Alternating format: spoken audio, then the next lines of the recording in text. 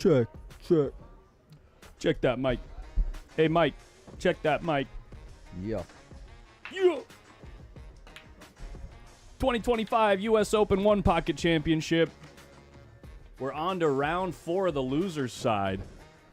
Tony Chohan sent early by, who was it last night? Roberto Gomez. Quickly, too. Yeah, quickly and convincingly, I might say. He's going to be playing a name that's been in the game for a while, Bob Herchick. Rumor has it he's performed well at Derby City Classic a few times. And one pocket is his game, as far as I've heard. We might have seen him last year. I can't remember. We did. We did see him last year. Yeah, I remember him from last year. All right, there you go. What's up, Gary Haas? Good morning. Ben Sutherland. Bet that farm. Yo, what up, Back Salad Front Blunt? Ike, good to see you. Brenner Holloman. Everybody jumping in quick. Chili Mo. This is what I love to see. Pete Frampton. We get to see T-Rex do his thing, probably. We'll see if Bob Herchick can keep him pinned up against a wall, but it's really tough to keep a leash on this guy right there. Can't tame a dinosaur. Nope. Cannot. Other matches going on still from round 3 of the one-loss side. Randy Walker versus Payne McBride. 2 hours and 15 minutes in. The score there is 1-1. Same thing with Tyrell Blowers and Cody Booth. They're grinding it out, trying to fight for their tournament life. Here comes Tony with the lag. We're going to get started. What do you say? Dap it up. Let's go. Let's go. And Tony's got this one. Yeah. Mike, you better feel energized this morning. That was a good dinner last night. Oh, man. That's actually why I'm so exhausted. Why? Still full from last night. Oh, yeah? Yeah. You better be. You better not eat for like a month. Well, it was a good steak. My man. Put a hurting on him. Yeah, you put a hurting on my wallet, that's for sure.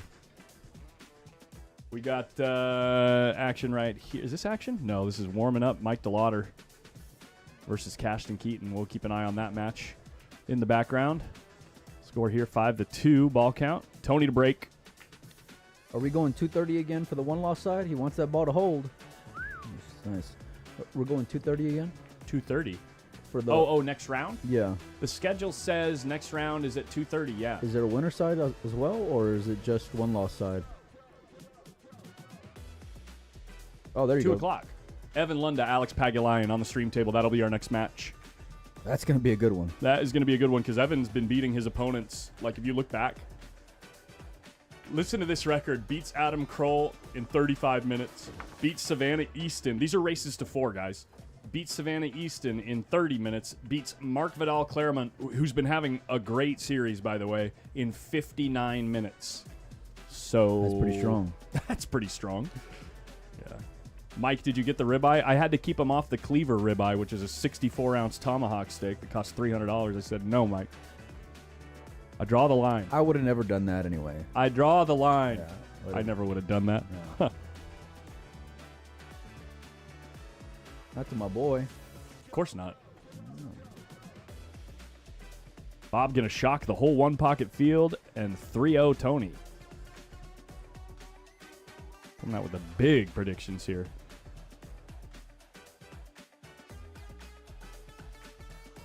All right, now, if you can hit the 2-7, I like that. We put him in the stack. Yeah, and then try to shake the 7 towards my side. I think the cue ball's cutting across it too much, and so to move the 7 to your side of the table, I think you need to open up the balls too much. And look how many are pointing. You know, you got this one pointing this way, this one pointing this way, this one. Yeah, I pointing mean, it just depends on how much of the 7 is going to hit the 3. You know, for me to make that decision. But if I can get at the 7 clean from the 2, I was going to say Tony's trying to bank this to his side and put the cue ball on the short rail. Made that look easy. Yeah.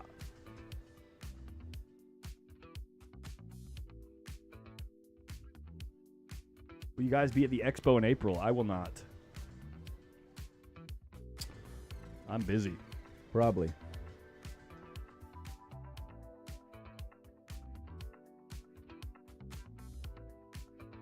How's everybody feeling this morning? How are we feeling? Ready for a long day.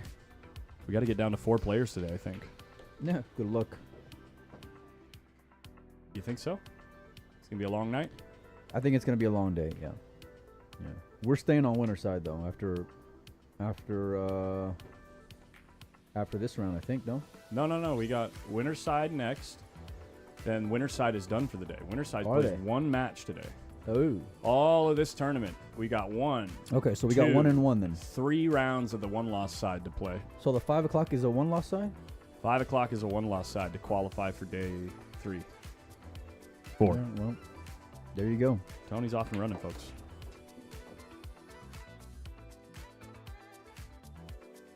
How was Cleaver's? What cut did you get? I kept it lean. I went for the filet this time.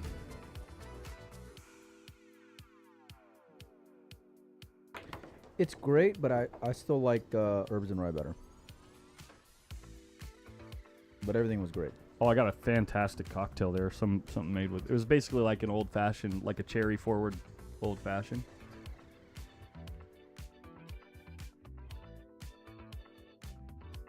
Keeping the heat on.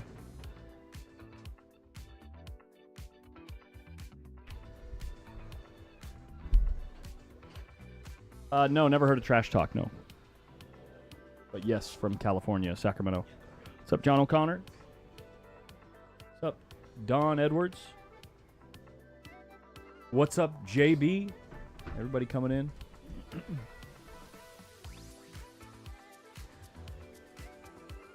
Is he looking at the 7 ball here? I'm sorry, the 7-6? I don't think it goes. No. Just trying to stay alive. I don't think you can get to the 5 rail first anyway. Can you?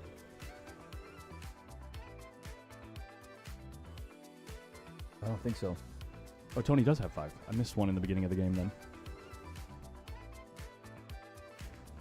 Oh, he got him. Wow, and he gets it cleared and leaves no bank. Nice shot there from That's Bob. a real nice shot.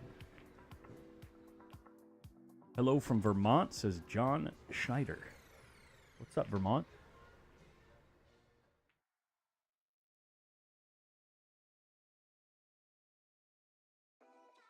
The Chris Brown in the chat says T5B0. I'm twisting this 10 ball back if I'm Bob. Chris Brown, please don't hit your girlfriend. Whoa. What are you doing?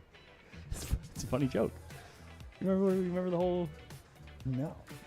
Chris Brown Rihanna thing? No. It's national news like 8 years ago. I'm out of pop culture, I guess. Yeah.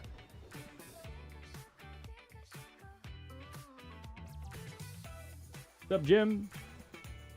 Overcut that one. Protected the... Ooh, almost. Molina Mike, what comes after ¿Qué pasó?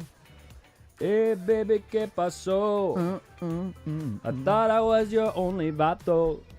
Man, you know that song? Of course, man. What is it? Freddie Fender, right? I don't know who sings it. Maybe, I don't remember. I don't know the words to a lot of, like, dude, I worked at Chevy's. I was a manager at Chevy's for, like, 8 years. Dude, that's not a Mexican restaurant, dude. But we had tons of, like, traditional Hispanic music, Mexican music playing in the kitchen all day, every day. So that's not traditional Mexican music, by the way, just so you know. But okay. No. Mike, you I'm just letting you know. How do you even know? I'm just letting How do you know. even know what songs we're playing? Well, if that's your reference point. The Hey Baby ¿Qué pasó? No, that one plays at hard times. Oh. Well, you'd be shocked. Like some of the songs that we're playing on the radio, I knew all the like I didn't know the words, but like I knew the all the melody and the rhythm and everything. I'd start singing along. Once you started hearing them on 3-peat, 4-peat, try 3 times a day for a year.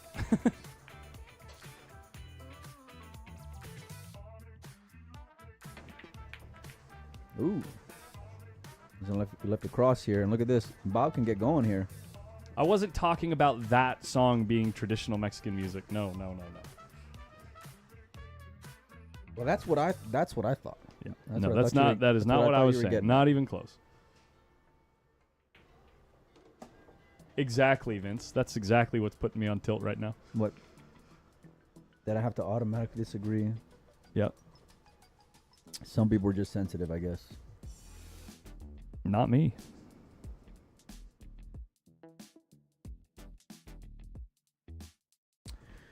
The most based commentator pool influencer. I'm Do you not even sure know that what based means? No. He doesn't even know what based means, guys. I don't know what base means.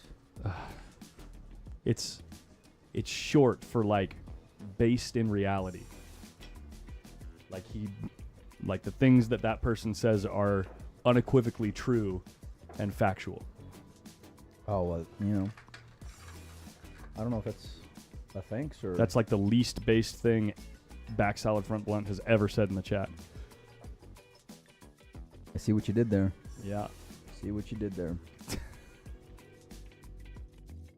Meanwhile, I see what Tony did there. He put him in a trap. Puts the 7 real close to his hole. There's nothing Bob can do about it. Can't shoot the 6. I think you can draw the... You can hit the 3 and draw it and keep him on the 8 here. Yeah. But you want it... When you hit the 3, it'd be real great if you could put the 3 ball, like, here. Yeah, yeah. That would be devastating. But if it's... if the incoming angle is so much that you can't hold the... Oops, the cue ball there. And put the 3 there. Oh, yeah, you could 2-rail the 3 to that position. Mm-hmm. Yeah, I think you're right. See there? I didn't disagree with you. Vince is smiling right now. Now you're just disagreeing with the fact that you disagree with me.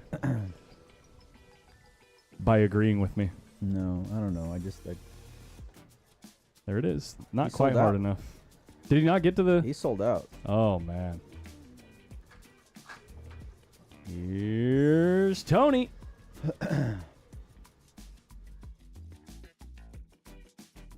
You're right, though, because it would have taken that path to go on that right first diamond over there. Yep.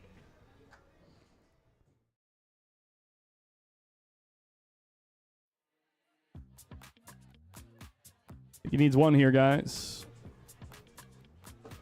But he can't see the 10. Unlucky. Just bank that 6 ball. Call it good. 2-rail the 10. Why not? You mean the 13? No, the 10. Oh, like Z bank? Oh, he just... Oh, wow. Okay, I didn't Why think you not? get there. Why not? Nice shot there. He from is Tony. out.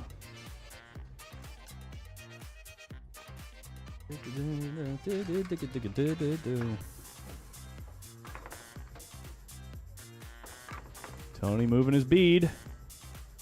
It'd be no fun agreeing with everything you said, by the way. I know. Zero fun.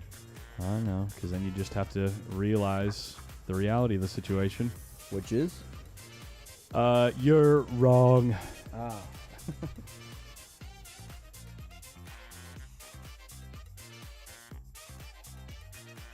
Match looks like it's about to go the distance. Did Randy take? We got a lot of camera shake here. Here we go. Payne McBride down 2-1. Randy can play a little 1-hole, man. Randy can play a little 1-hole.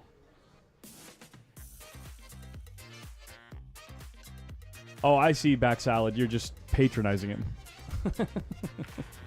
Whoa, 11 ball comes flying out.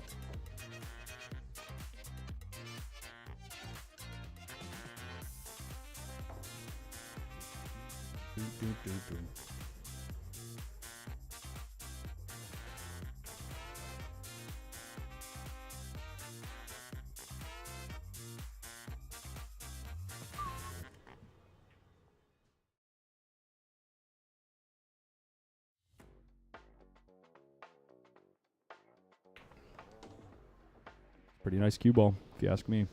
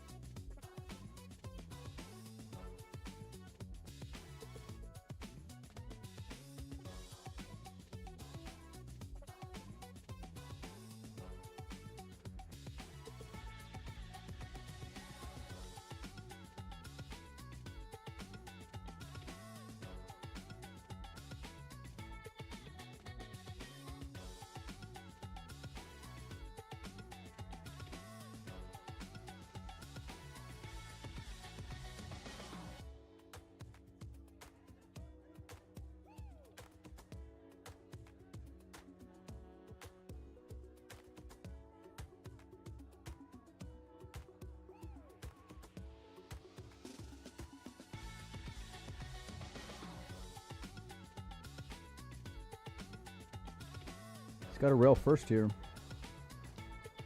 I like that better than shooting a combination. Only problem with the rail first is the cue ball's moving towards the 7, and you have to put a nice high inside ball to make sure you float across and hit the short rail before the 7. Real nice shot. Real nice shot.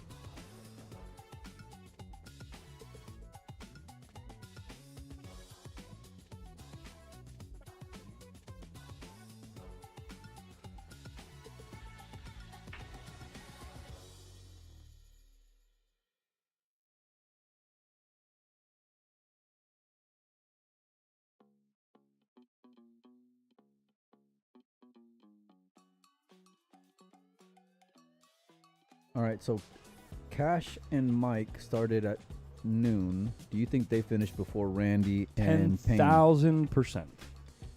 They'll be done in 30 minutes, 40 minutes.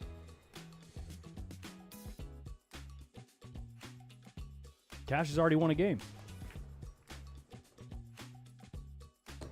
Nicely done there. How's that 12-14 looking? Not great. It ain't bad, though. I think you can get there. You could draw through between the 8 and the 3. I mean, you got to cut it, but I almost like cutting it to run into the 3 just a little bit. Only problem with that is if you don't make the ball, all of a sudden Tony's got 2 banks that he can choose from. Well, if you don't make it, more than likely that 14 ball may go towards Tony's hole, too, depending on your speed. So yeah. I think the better shot might be banking the 15 or the 13 with the 15. Can you just cut the 15 here? Hang on. That's thin. That's play it off the ball. Oh, yeah, that's a shot. You can play it off the ball, but it won't go in unless you hit it just perfect. But you're going to sell it the 4, though. Yeah. See, he's got to cut this just a little bit. Yeah, this is a good shot. I think you should avoid the 3, though. I think you just got to. It's like you're shoving here. See what I mean? Yeah, I like. No, I mean you make the ball. It. It's a great shot if you hit the 3. Yeah, yeah. But that wasn't without risk, though. You're right. Yeah. You know. I think there was just enough of a gap where you can really get dialed in on the spot you want to hit on that second ball. Score update: Cody Booth, Tyrell Blowers 2-0 or 2-1 in favor of Cody. Oh, I like the way he played that. Real nice. Yeah. He might get out here.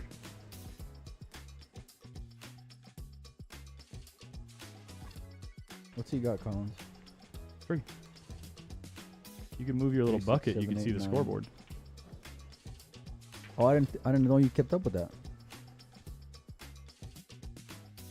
I'm 1 off. You must have 4. Uh-huh. Okay. Okay, Mike.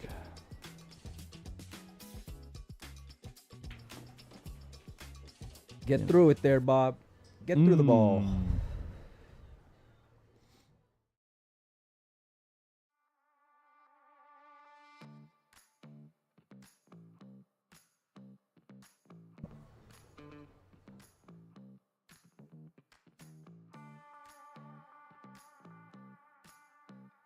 Bob's got Tony shook. I don't think so. Bob just made a couple really good shots.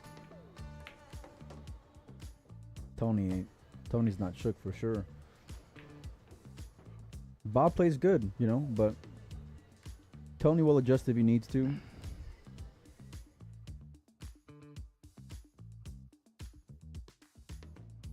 He's hitting them good, though. He is. That he is. Oh, he does 0-1. That's a good point. Oh, that's why I had my score off. Yeah. Come on, Mike. He's over here dogging me, making me second guess myself. What are you talking about? I didn't say anything. Yeah, I was just asking. You said you counted the balls up. You're like, well, the score's wrong. No, I didn't. I couldn't count. I couldn't see what was in the tray. Ooh, that's no unfortunate. Good. That is no good. You're getting real defensive today. Of course. You're starting off a little spicy this morning.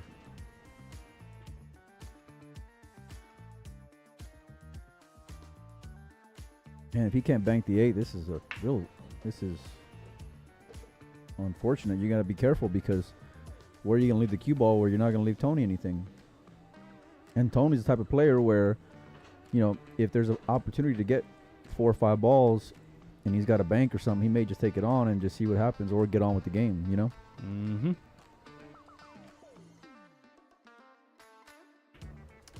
Natural path of the cue ball off the 12 does come through this gap, I'm pretty sure. You want him to shoot the 12?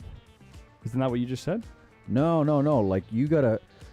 I'm thinking about just moving here, obviously, but, like, where are you going to move to? Where you're going to keep him off a bank off the 4, off a bank off the 8. Yeah. You know, and even if you have the 12 and let's say maybe the 6 ball by your hole, well, there's a good chance you're going to leave some kind of return bank depending on where you leave the cue ball. Yeah. And just knowing Tony, you know, even if you have maybe the 15 ball where it's at right now, well, Tony may go for the bank for the chance of trying to get, you know, 4 balls and get back in the game, you know? Or just rake the balls.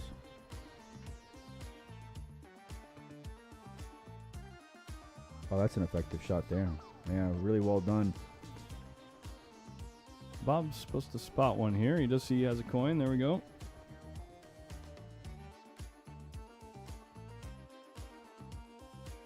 Oh, if he can run into the 15 ball, this is good for Tony.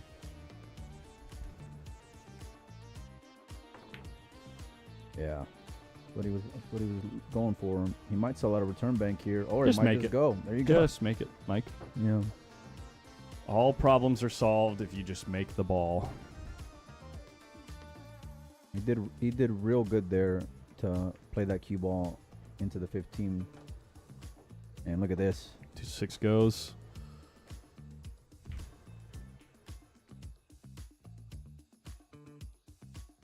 And that was just Tony getting a real good spot there to fall into that ball, because I think Bob played a really good shot. Overhit the ball by a mile. He was trying to bump the 15 out. He was absolutely right there. And now when you shoot at this ball, all the balls up table are on Bob's side. 3-6. Bob needs 2. Short. Just enough. Tie game. Well, Tony gets first move. Now Tony's got a pet back in his step. 2 rail towards his hole. Yeah.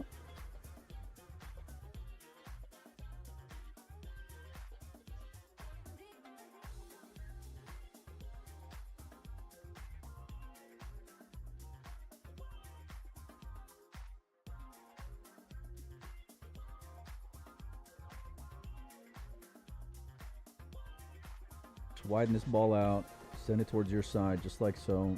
Did a great job of killing the cue ball there. Tony's a sicko. He might come behind this ball and just try to 2-rail it towards his hole. Hold the cue ball right there. Or just 2-rail the 4. He's going to leave a cross bank here for Bob.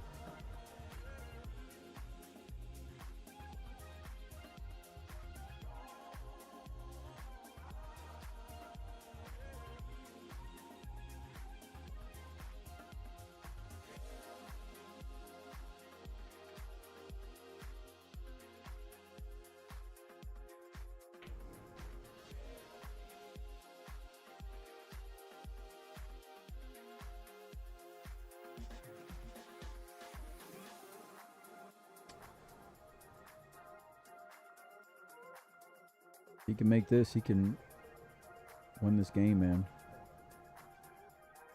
He'll have an option here afterwards. He kind of like jabbed at it a little bit there.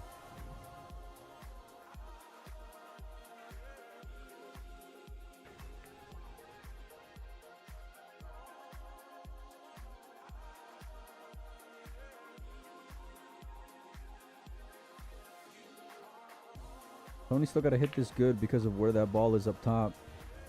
Bob may elect to take it on. Oh, okay. All right, Bob, you just got to bear down here. Is it cliche time? Yeah. Yeah. Just make sure you put this ball down. You got to really bear down. Didn't bear down. That's unlucky. He's gonna hook him behind the ball. No way. He had a trap in mind the whole time. And Tony's gonna cut this ball in. He has to try to cut it in, right? Can he get the cue ball underneath the 4 from here? If he can, I'm walking out.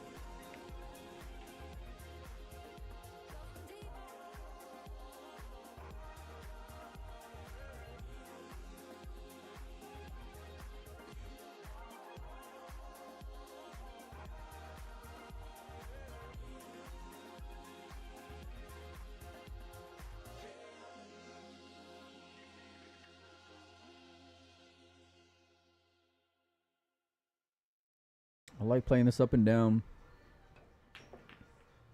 Come back for a game-winning shot on the 12 there. Ooh, it looks like it might be tie game here. Oh no, it's still 2-1. Is this the same game? Maybe I'll hit refresh up here, see what happens.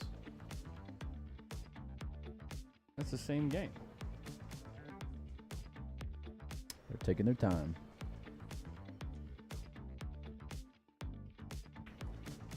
He wants that ball to go. Not the worst cross in the world. Nope, it's This not. shot. It's not. It's not easy, but it's not the worst one. Plus the 15's out of play, so you're like kind of free rolling on it, you know?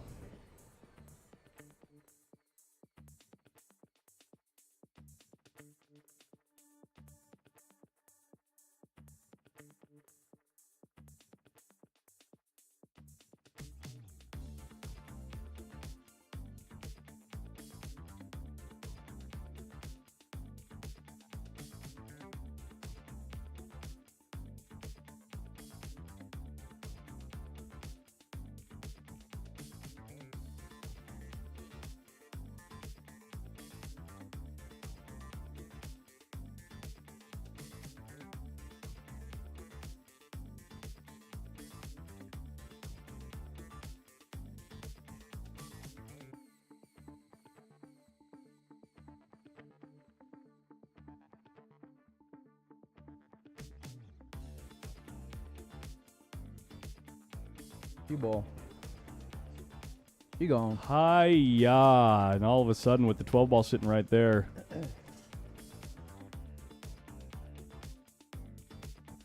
She gone.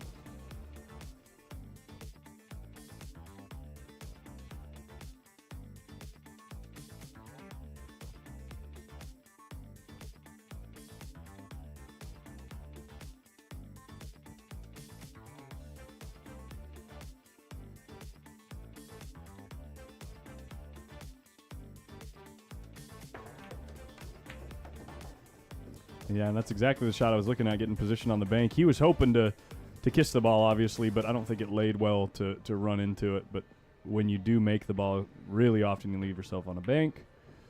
That is pretty favorable.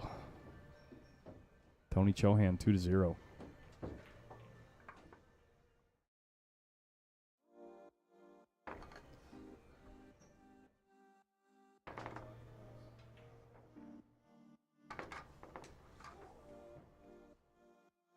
Tyrell Blowers trying to stay alive out here.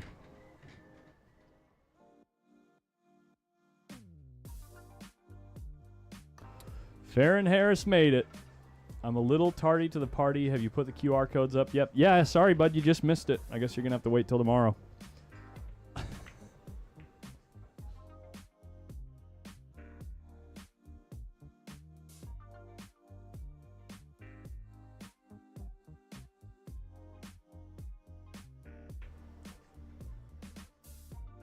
Yo, Dargan in the chat. How long has it been since I've seen your name?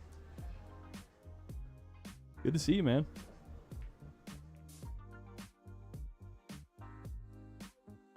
It's a great break. It's a great break. Don't really like thinning off the top of the 13. Everything's real touchy right now. Yeah. You can play the rail first, slide the cue ball down, and kick the 13 up into the stack and hopefully nudge one ball out on your side. But it's there's a scratch there, obviously, if you hit it too hard. I might just try to get him behind the one here with the cue ball. Okay. How do you get the cue ball there, though? Just take a foul. Oh, just kick two rails up behind it? Yeah. Might even just be one. If you got enough room between the 3 yeah. and 14 and the 3 14. I'll take a one, and it don't matter to me, you know, for the foul. As long as I can, yeah. What he's looking at. Obviously, I like that better than clipping off, than messing with that ball. The 13 and this coming down this way. Or the other side of it, you know, and then maybe run into the 5 ball. I think you run into the 5 if you go off the top of the 13. Yeah, I like that shot. You're just trying to contain and stay alive. Yeah, get out of the inning. Yeah, smart shot.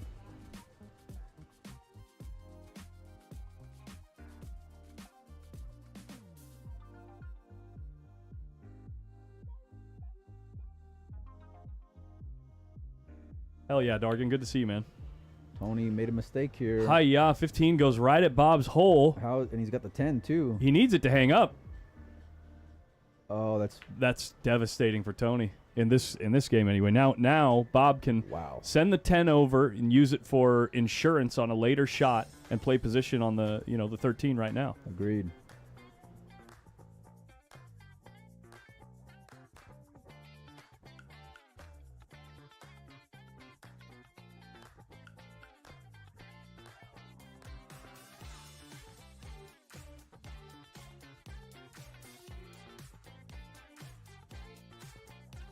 Ooh, he just got super aggressive there. Got the balls out of Tony's hole, but that'll work though. Look at this. Yeah. He's got a workable combo here.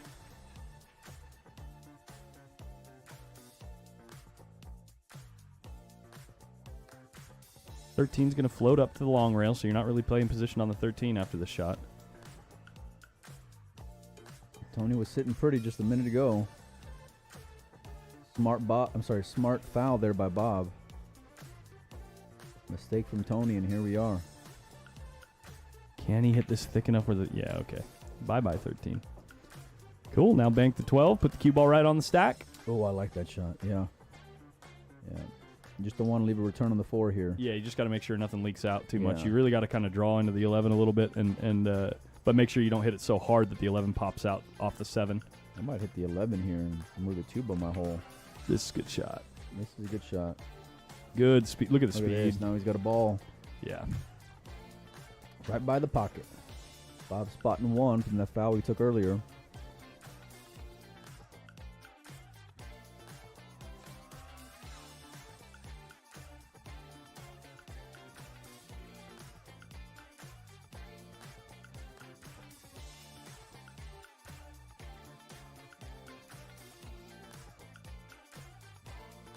And now Tony's got to be careful here.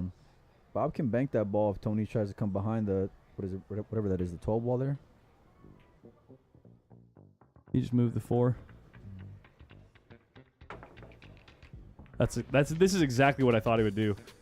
He's so aggressive, man. And he's so good at it. Mm-hmm.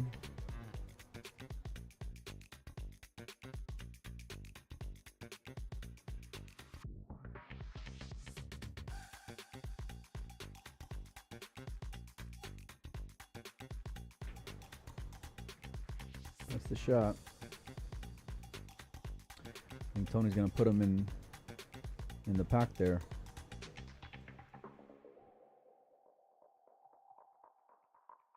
Be great if he can play this off the 14 ball here, but I'm not sure that he can. Oh, he can just twist the ball back. Now I think Bob can bank this 10 ball here, Collins.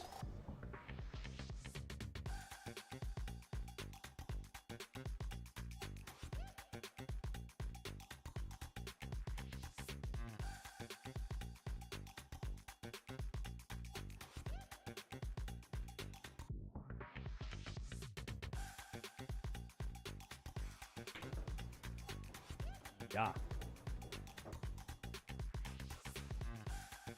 Bob's coming for you, Tony. Gonna go down without a fight.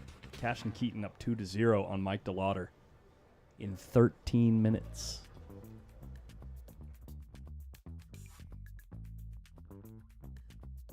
What time is it? Oh, wait, never mind. I gotta hit the refresh button. I was gonna say. In 19 minutes. Oh, that's a big difference. That's just absurd. It's too good. Yeah, well, he just came out a real grindy match with John Mora, so must be hitting him well. Must be hitting him good, yeah. And Mike DeLauder, obviously, we know is a very aggressive player, and if his play style isn't working, he's liable to sell out a little bit more often than other players might.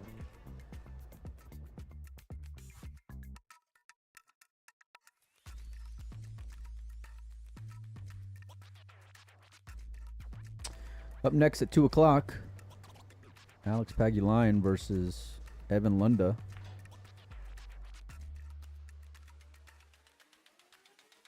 I don't mind the shot from Bob. Bring the cue ball around if you want. Yeah, shot there. I don't think Bob doesn't owe one still, does he? I'm pretty sure. No, his coin's sitting there, but he doesn't owe one. He paid it off already. Yeah.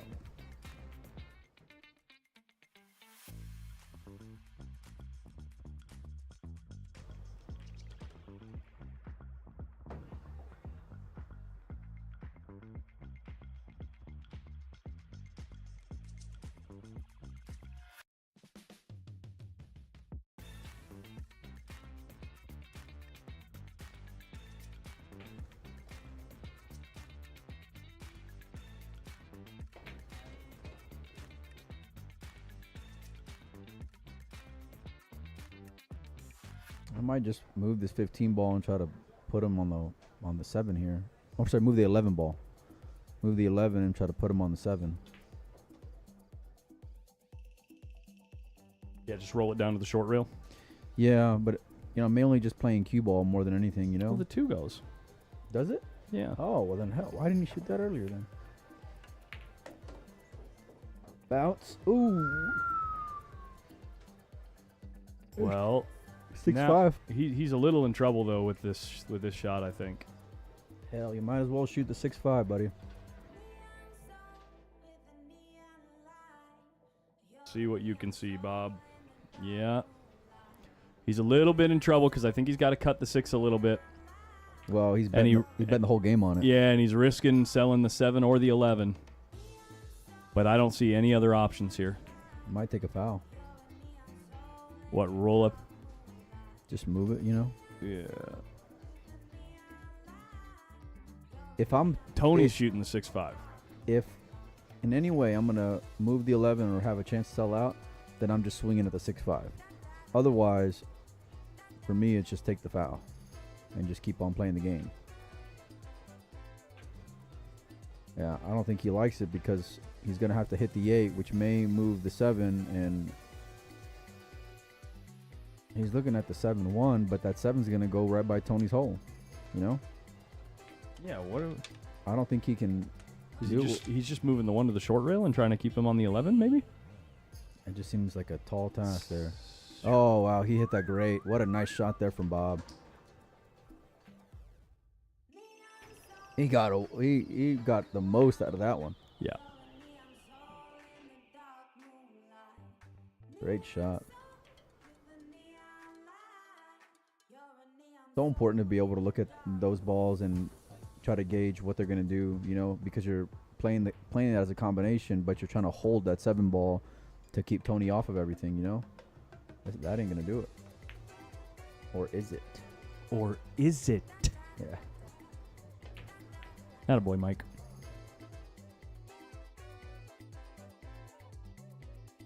Got him right on that ball, man. Yikes.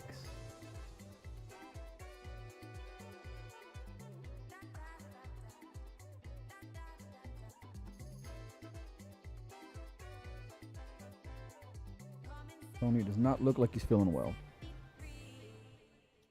Corey, it was expensive.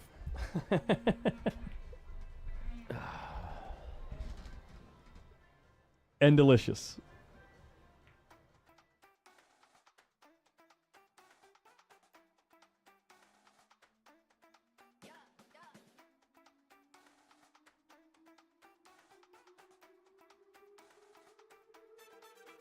Run it up.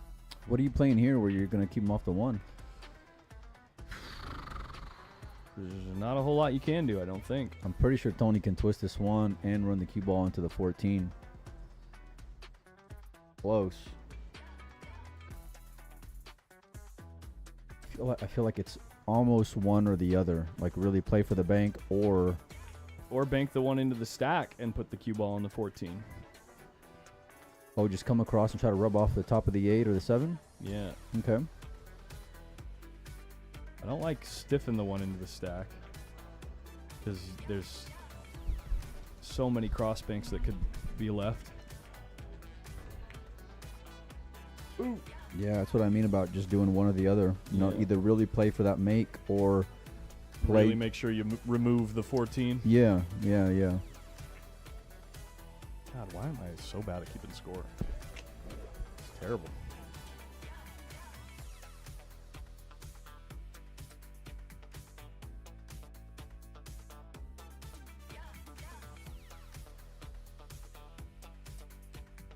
What was the appetizer? Bone marrow with a, what was it, a cherry demi-glaze.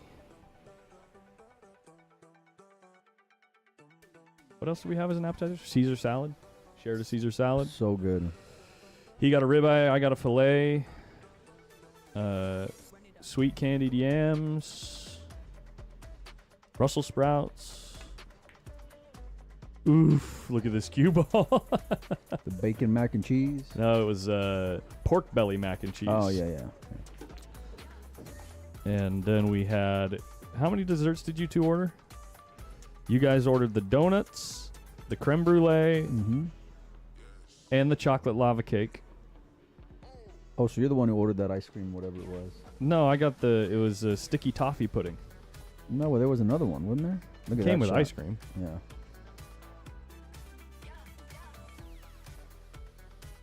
The bone marrow was awesome.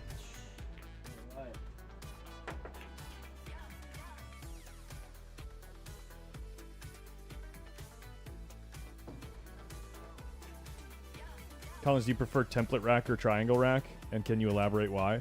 I think it depends on the game. It depends on the tournament format. Depends on if there's refs. Depends on if the player's racking their own. There's about a lot of different factors, I think, for my opinion. But like if I'm just playing somebody in like a gambling match 9-ball or something, I prefer to play with a triangle. Template makes it too easy to pocket a ball and play shape on the one. It makes the racks a lot less complicated.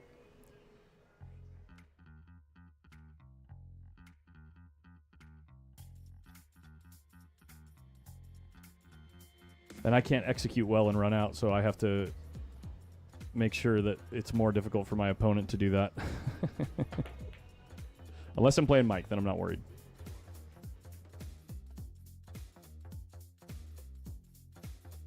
I'm just going to put that in the bank for the next dinner bet we make. Yeah.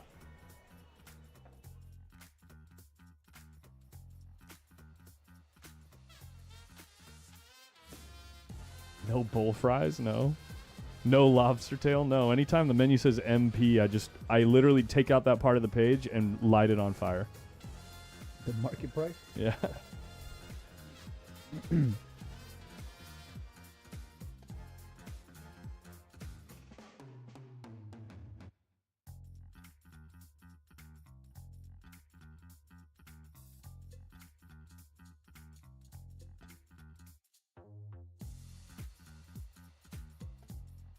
He's looking at comboing the 7 back to his hole and putting the cue ball. What is he looking at here? That's a thin hit on the 11. And now he's looking from up table. Obviously, he's got to do something about this 9-ball.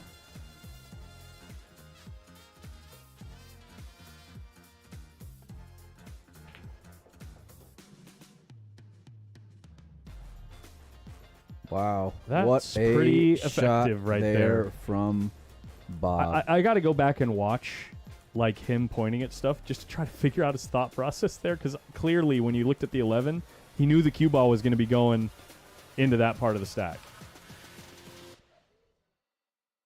Phenomenal shot. And he got a rail.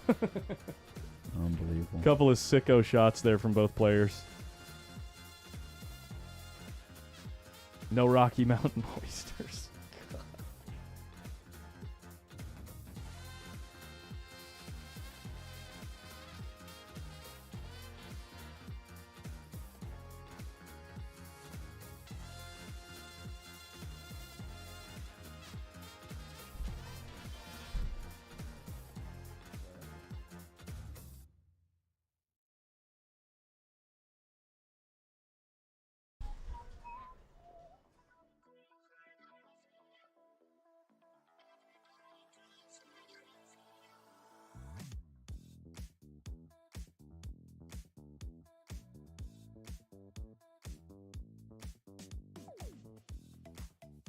Now he's looking way up table.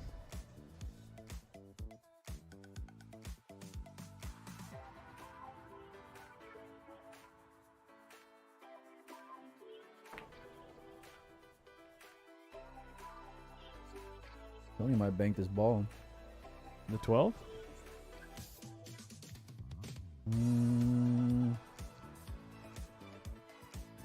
You got to get rid of the 8 and the 1, right? I don't know. I mean, they don't play. I mean, the 8 does. The 8 from the does, middle of the table, but yeah. you got to drag it over. Yeah, just like that. He's playing it, going to the 5, it looks like. What a great shot there from Tony.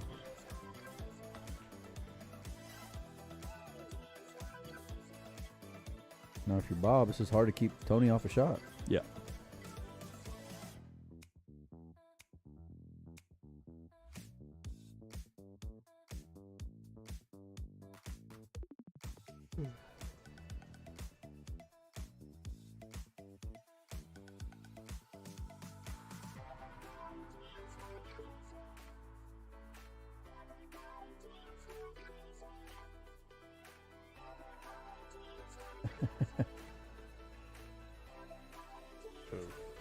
Somebody was right there. No, Jay went home.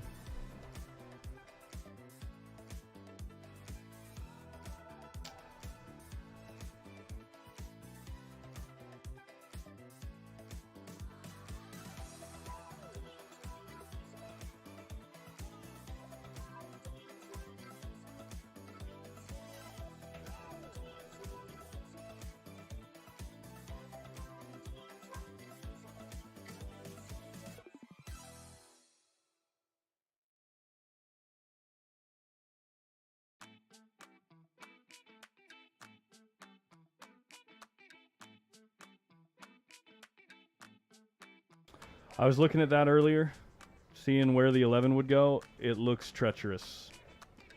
Cutting the 4, it looks like the cue ball is going to float through the 11 a little bit, like to the left side of the 13. But what's going to happen with the 11 is there going to be some kind of double kiss. You know, if the 11 comes 2 rails out back to the cue ball.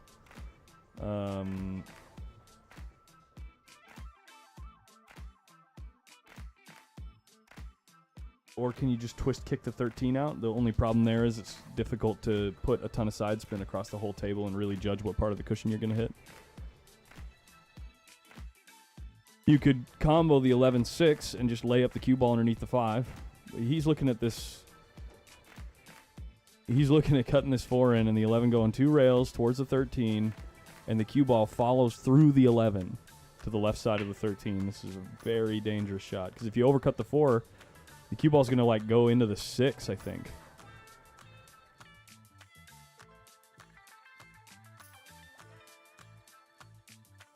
Or is he just... Yeah. Yeah.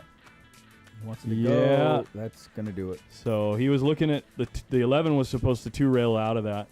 And you saw where the cue ball was going too, but you got to hit it at a higher speed than that too to get the result that he wanted, I think. Oh, Tony needs... Tony needs them all. All of them, yeah. Wow. I mean, not all of them, but needs 8. He's got a shot here on the 4 ball. Clean queuing.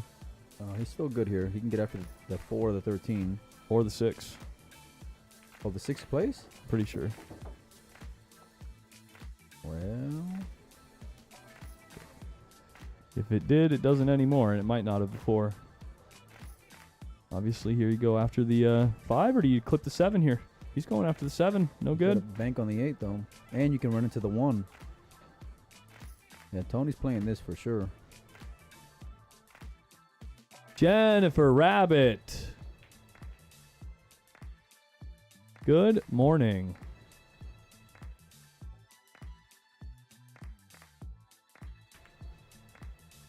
Yeah, Tony could really get dialed in there. Well, he's only going to get the 1 out of that bank instead of the game. But very much back in it from 5-0 down to now 5-4.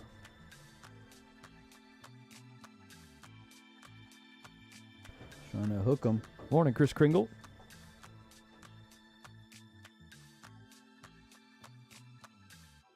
Score updates. Looks like Randy Walker, Payne McBride still in game number 4. 2-1. Wow, the other matches that started at noon are already done. So DeLauder and Cash are done.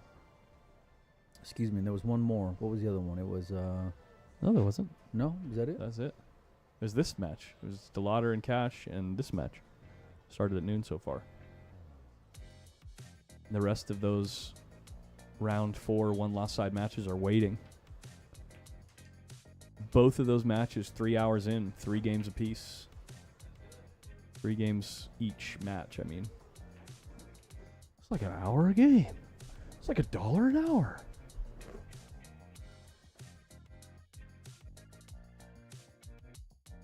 Dinner was great. The company was even better. See what I did there? Huh? See what I Say did it one there? more time. I was reading a text I from said- Jack Murray. Dinner was great, but the company was better, my man. That's so sweet, man. Yeah. That's so sweet. Yeah. Are you eating again? I just want a little piece of jerky. Still full from last night. We loaded up. Actually, dinner was so expensive, I just went back to my room and threw up.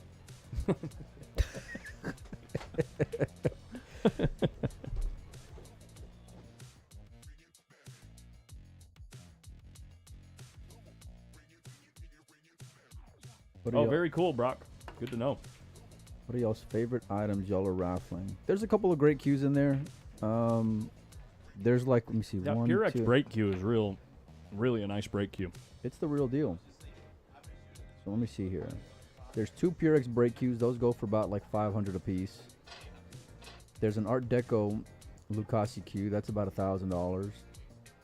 There's a Pro line with the shaft. So that's Tony about just sold out. 1,500. Then there's like another Pro line butt. That's 1,000. Then there's like a couple of the other side of the Pro line style cue. That's like another 600 a piece. Couple of like a few shafts. They're worth like 500 a piece. So some good stuff there.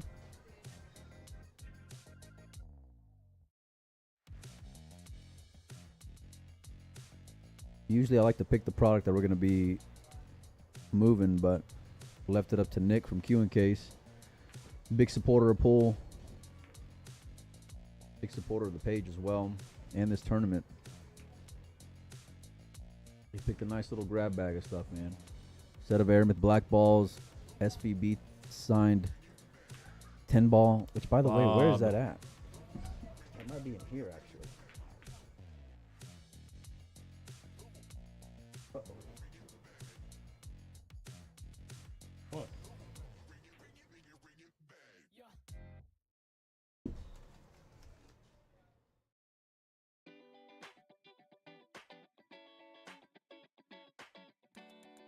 Lost the SVB signed 10 ball. Hold on.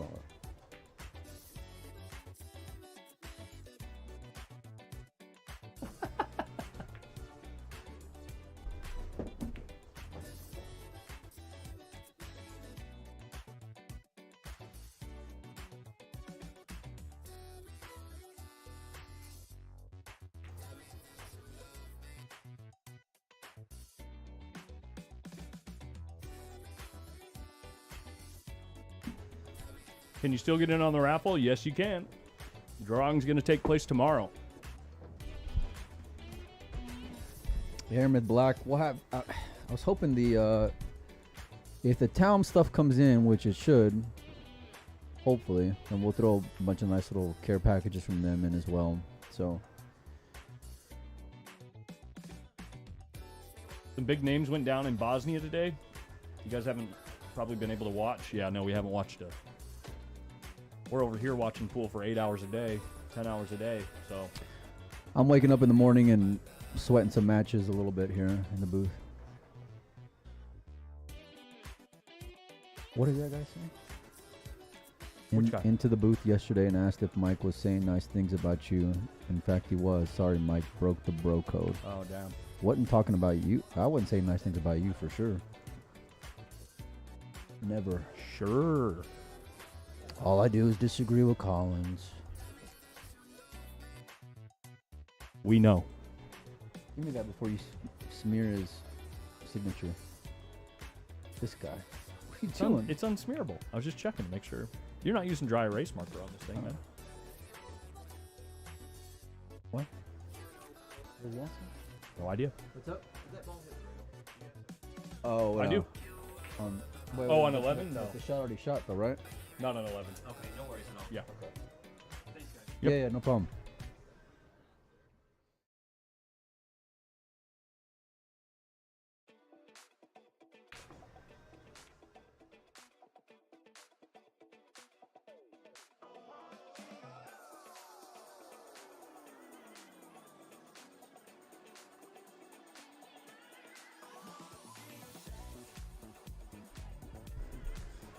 So names that fell out over there. Billy Thorpe is out. It's tough. You're going over there, Ralph Souquet, and you're spending probably... $5 grand. No, you're not spending that much money, I don't think. 3. Yeah, you're probably spending about $3,000 to go over there. Dennis out. Show me the payouts again. Mickey Krause out. Where? It was info, yeah. Go info. So you're spending like $3,000 to get there, and you got to get 9th through 16th To break even. in a field of 256 killers to break even, and that's before tax. You know, that's... Well, your expenses are tax deductible. Yeah, well... Mickey Krause out. Who else is out? Nice shot there. All right, Mark Roman, we got you in. Good luck, brother.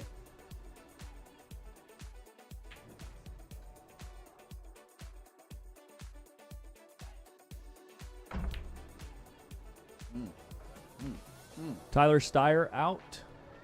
Tony just pressing.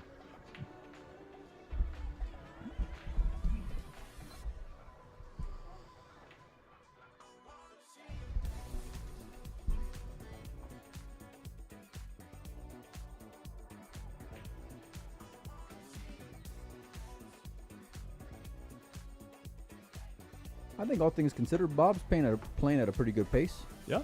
Making smart choices. He's just, I don't think he's overthinking like I see some guys do, you know?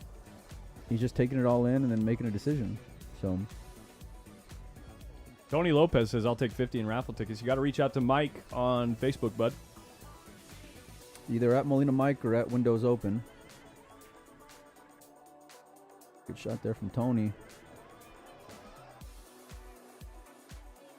I like playing the 14 here.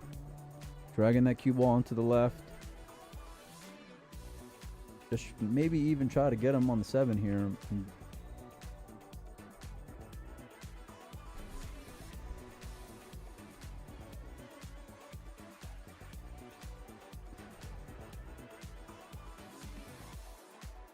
Yeah, Tony, you can hit me up in Messenger.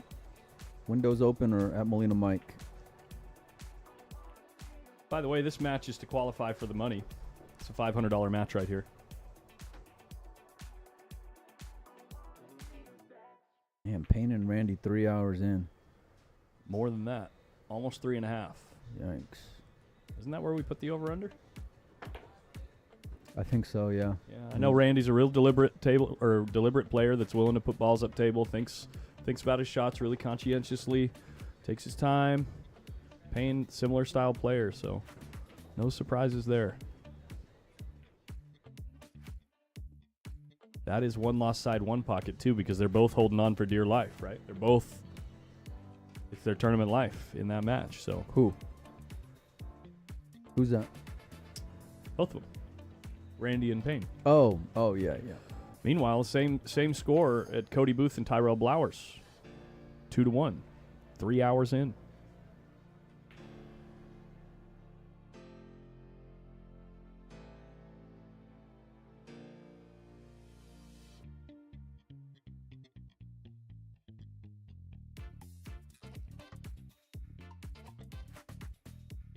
Yeah, we had another, well, look at this shot.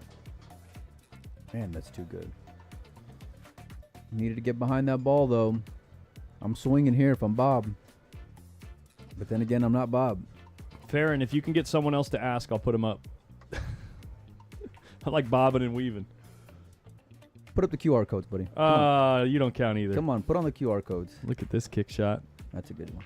Just make it. Come on. Get you on the hill of this game. Cool stories. Put up the QR codes. Come on. Let them show you some love. All right, man. All right. If you want to support the stream, there's the info there. PayPal, Cash App, and Venmo information goes directly to the booth. We're 100% free thanks to our sponsors, but if you want to show some love, that's the way to do it. See, and everybody thinks I'm mean to you. You know what I'm saying? It's all an act. Guys, it's all an act. We go back to the room and cuddle. Steve, thanks, buddy.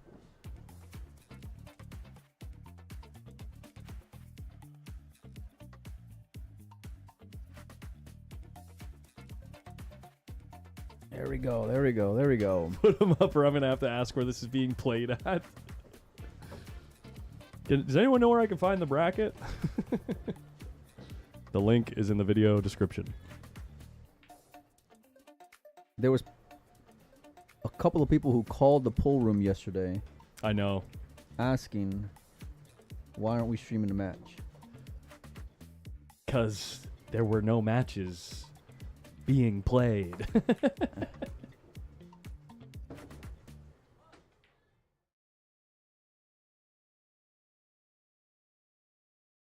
Who's the little spoon? I don't think you can get behind the 6 ball here to play anything offensive on the 1. Or run into the 6, I should say. Did Griff set up a booth for you, or did you bring your own? This is the one that I bring with me. Anywhere on the West Coast, I can take this thing with me. Great shot by Bob Look at Herchick to that. win the game. Wow, all right. Never say die. Goonies, never say die. Dargan, it's this one. You probably recognize it. See that thing?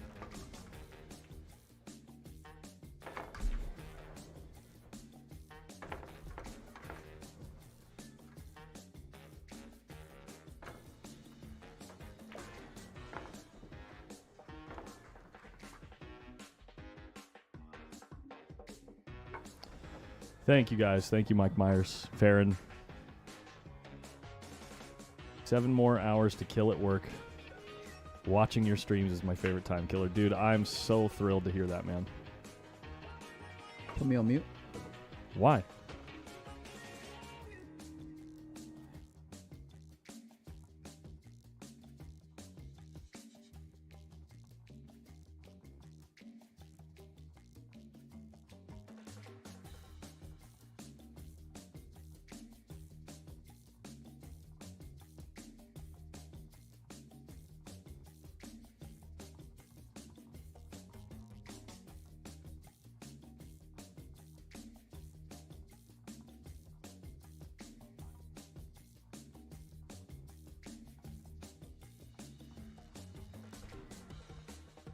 Get more details for me or whatever.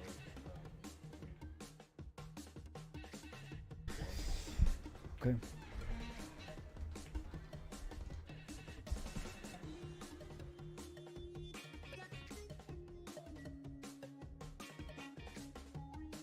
Yo, David, if you want to support the stream, you can do so with these things right here. Just pop out your cell phone camera if you're watching on TV and scan one of those. Everyone works best for you. Everything is greatly appreciated. Farron, Harris, and Mike Myers just covered about a quarter of the tip last night. No, I'm giving Mike a hard time.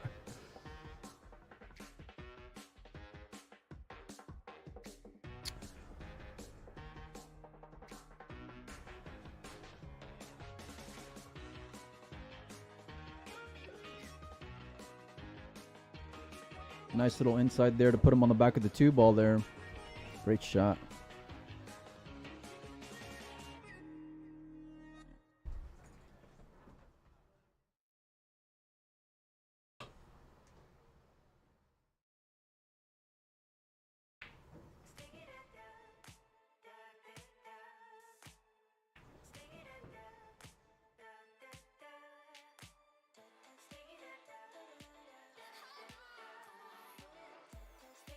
Oh my God, Mike Powers. What do you mean by waffle? Oh, waffle. Okay, I'll make sure that goes to that. I'll make sure Mike gets it. I got you, buddy.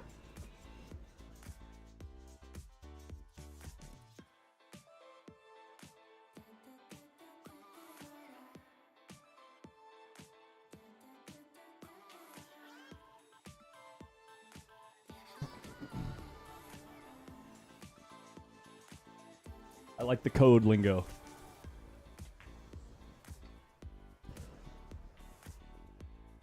Yeah, Mike is handling all of the entries for the old raffle. But I can definitely make sure he gets it and get you in there.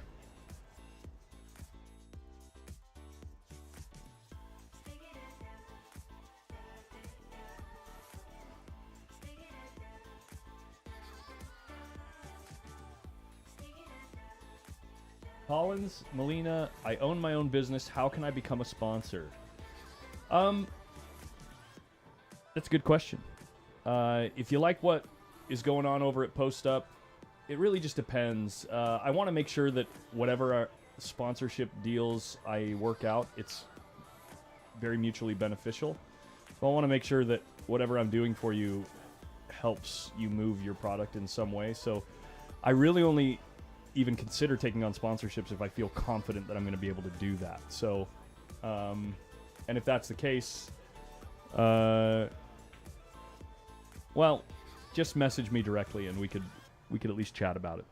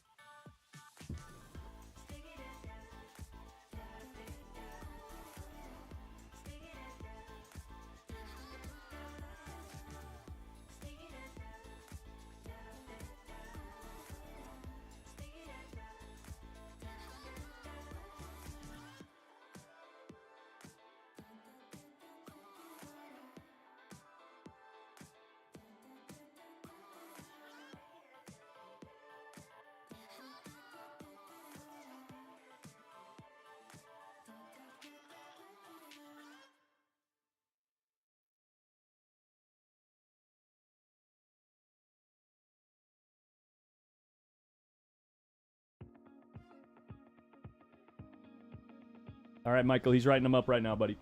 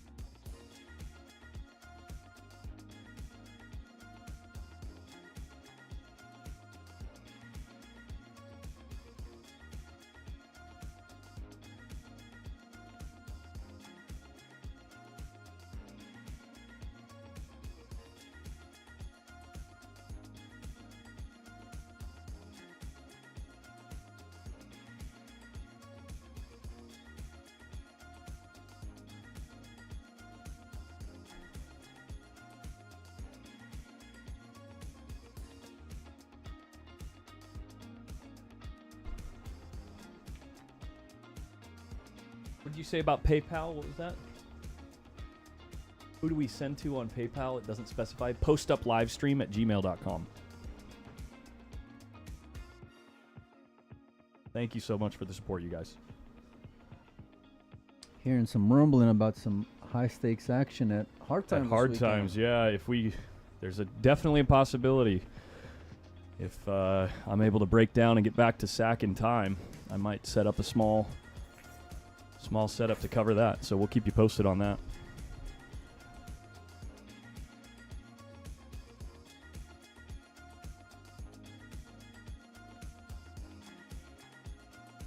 Okay. Meet one more time.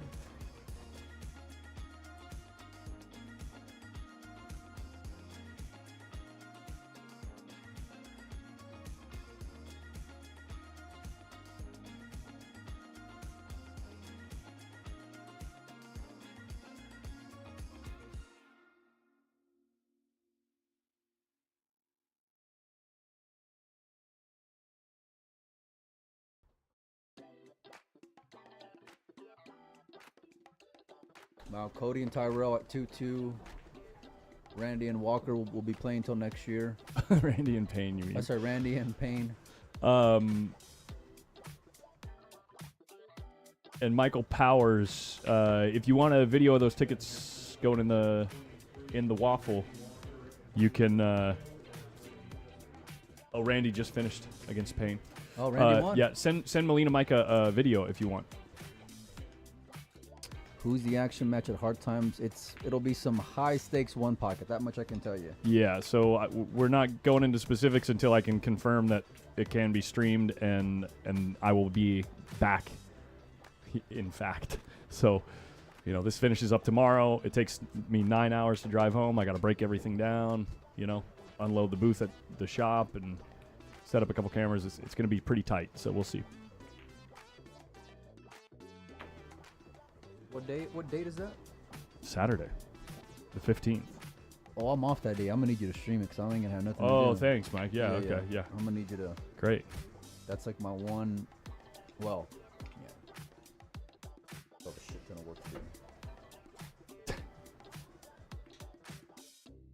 All right, Tony's got two here. Now that we've been waffling about, kicking a bucket of fish. Lena, you accept Zelle for the raffle? Yep, we got all forms of payment. Just hit me up and I'll send you the info. We're drawing tomorrow. Tomorrow is the day.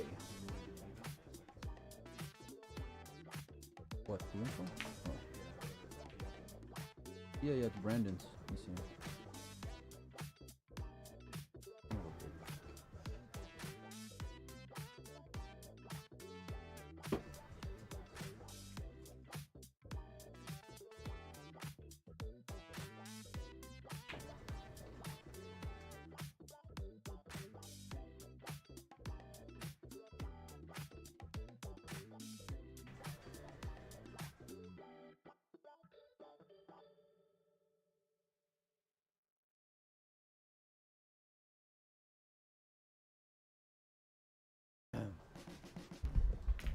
All right.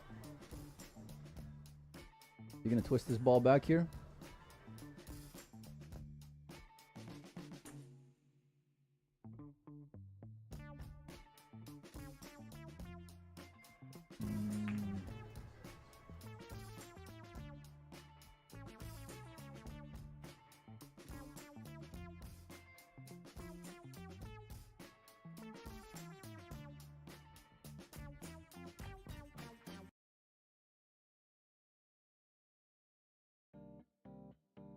Collins, is this your full-time gig? No, very much no. No. I am probably going to work a 60-hour week at work this week doing windows, siding, and HVAC. So starting Monday. It's a busy month for me.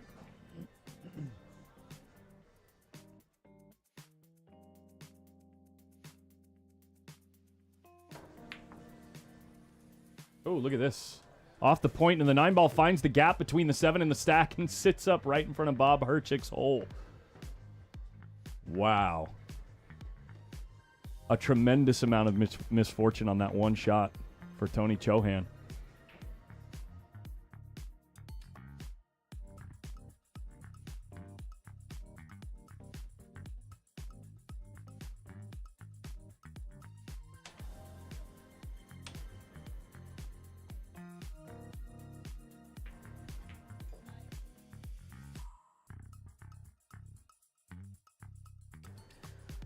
Could Bob pull off the upset here?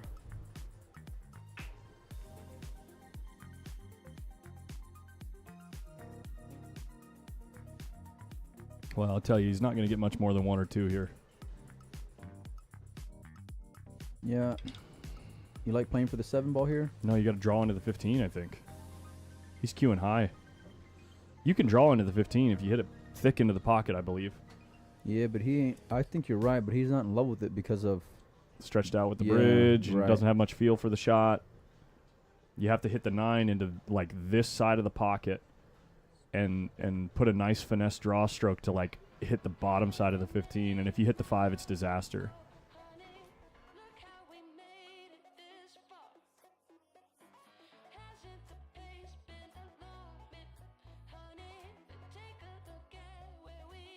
Collins, if it was made financially viable, would you consider running the stream full time? I have, how do I say this? Personally, I am pretty far from that. Like, I live in California, first of all. But second of all, if I was able to do content full time, yes, there would be many more things that I could do, and I would think in the long run, it should be a positive, a very positive expected value play, but the problem is in the short term, I just can't make it happen.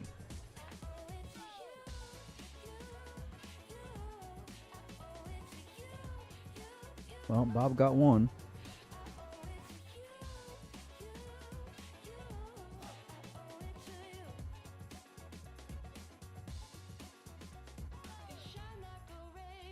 Two rail on the 14, maybe?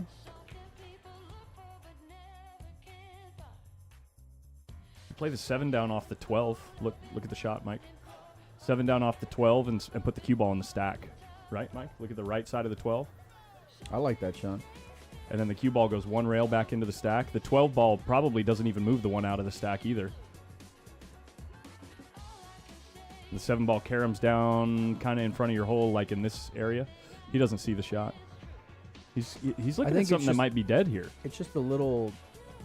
To hit it like that, I feel like you're gonna hit it real thin, and I don't wanna have any speed on that cue ball. What's you know? he looking at? Does he have a dead one? What, Swing at it, Bob. Let's go. Oh, he's banking the 7 off the back of the 15 what into the a 5. shot there. Cue ball way up table. Wow.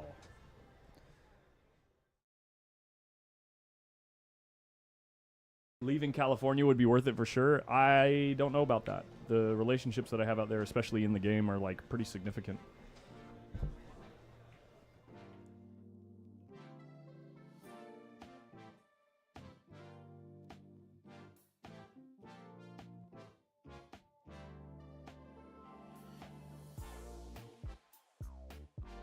Ooh, are we dropping frames here? Is everything okay with the feed? We dropped a couple frames, but it looks like we're back.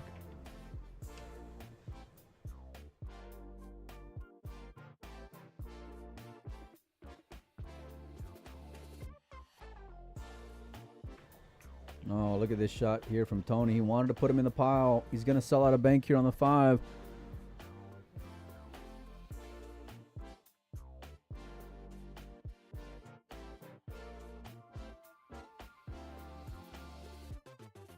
Up, John Weichert? Weichert? Is it Weichert or Weichert? It must be with the K sound.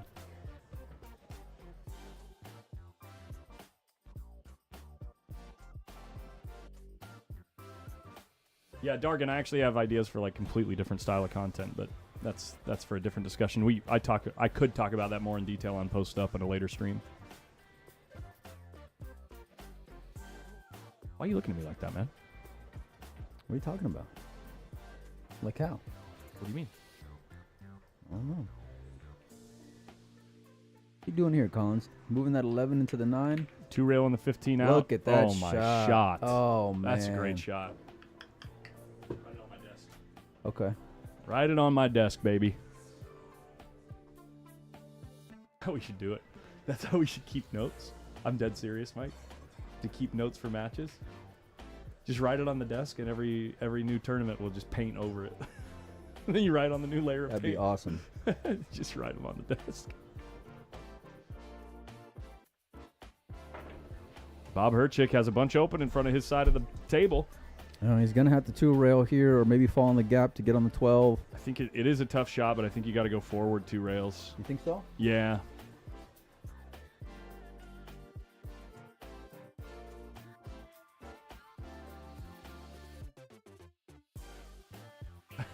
Corey.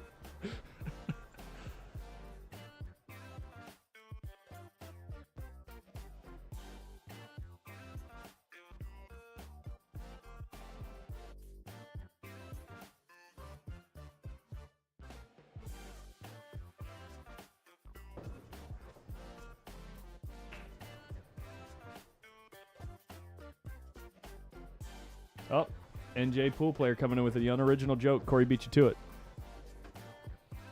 Yeah, he hit that ball pretty nice. I wonder if he can draw out of this without disturbing things. I mean, even if he does, the 8's going to move to his side if he hits the 13. The 10 ball slides out to the long rail on Tony's side, which is no good. Kind of like widening it out, you know, come around for it. Can you dodge the 1? If I can, then I like it. He's drawing the ball. He is. There it is. Give him the gap one time. Wow. Bob Herchick, ladies and gentlemen.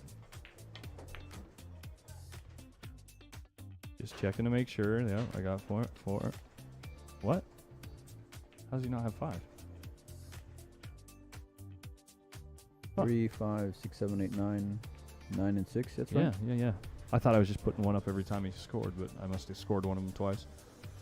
Next up, we got winner side action at 2 p.m. local time, about half an hour from now. Evan Lunda, Alex Pagulayan. Yep. Hula Muchacho, what's on second?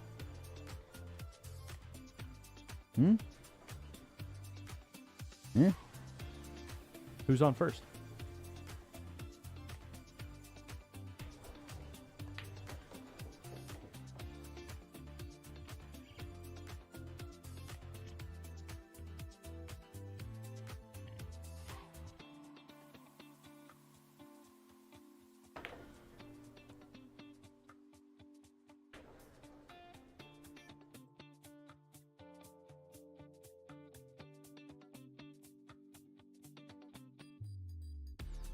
This shot's dangerous. The way it feels like he wants to float the cue ball down, to leave it down there. If you hit it too thick, you're gonna leave a deadly return bank for Tony. Might even bank the 15 and put him on the floor. Is he trying to draw into the 10 ball right now? No. Just make the ball.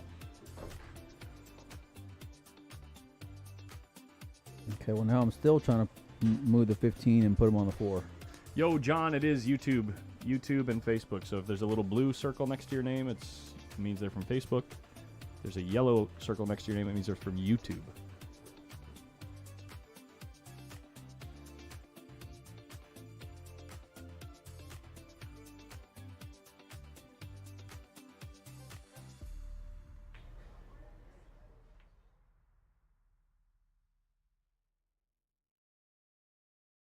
Now it's just time to send them and play the score. Send them and play the score. Tony's in a bad way in this game. Randy Walker just started his match versus Lou DeMarco. Table 23. Cody Booth, Tyrell Blowers still locked up at Hill. 3.5 hours in.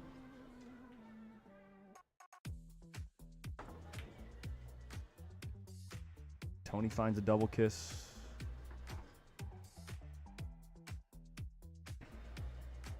With the 15 and 4 doubled up, you ever shooting at this 8 ball? Say that again? With the 15 and 4 doubled up, are you ever shooting at this 8 ball and rolling up? I don't like it. I don't like the 8 ball. I mean, I don't like it even with the double up, but especially being jacked up over the 15. Yeah.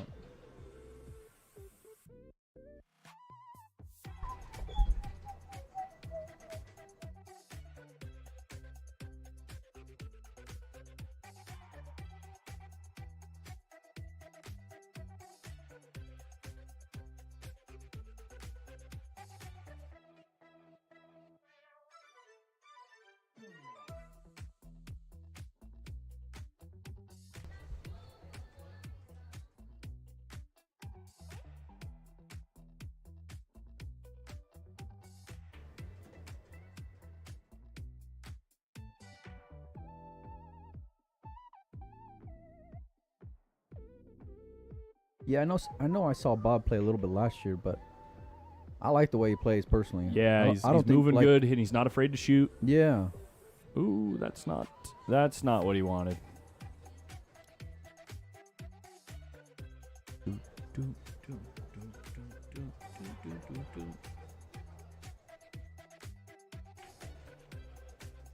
Oh, he left the bank here. He left a real good bank, and you're just playing the speed to leave it in the hole to guarantee that you get on the hill this game.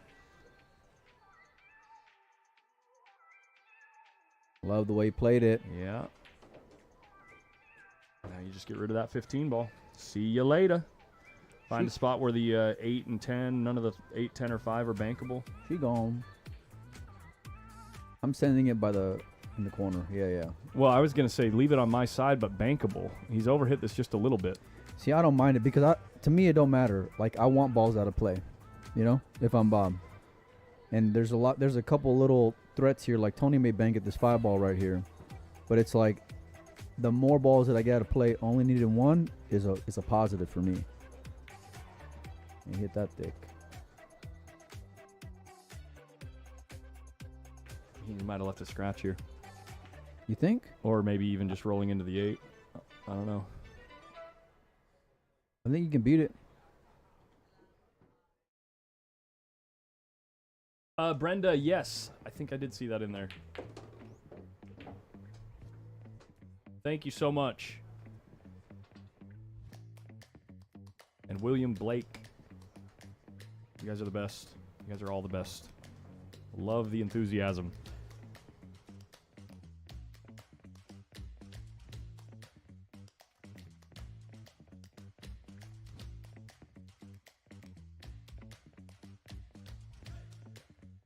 Catch this 5-ball thick, you're scratching every time.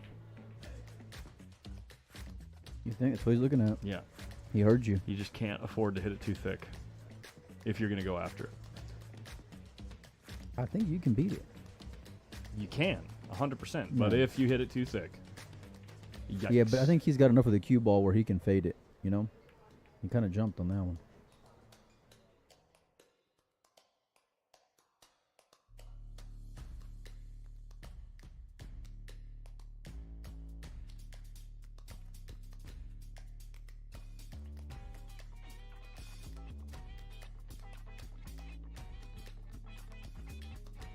I'm swinging. I'm swinging here, Collins. At what, the 8? No, the 5. How are you swinging at the 5 without selling out the 8? I mean, I might leave by the hole. I'm going. Uh-oh. Oh, God. Not today, son. Oh, uh-oh. That means Bob's got to go. That means it's time to go, Yeah, Bob. You come got to on, shoot Bob. here.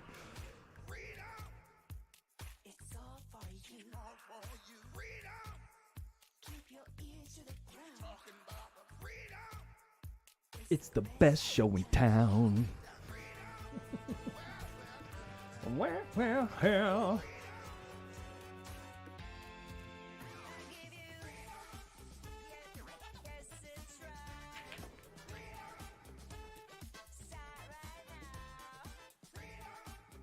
Ike.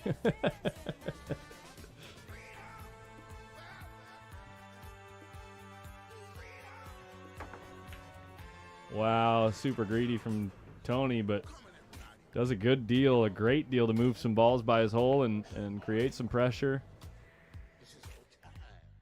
Bob, all he can do is get rid of them. Easy shot is to roll through the 8. He takes the more difficult approach. Where's the cue ball? Little looser cue ball this way, but all right. leaves a shot for Tony to bank this 10 ball. Yep, sure did.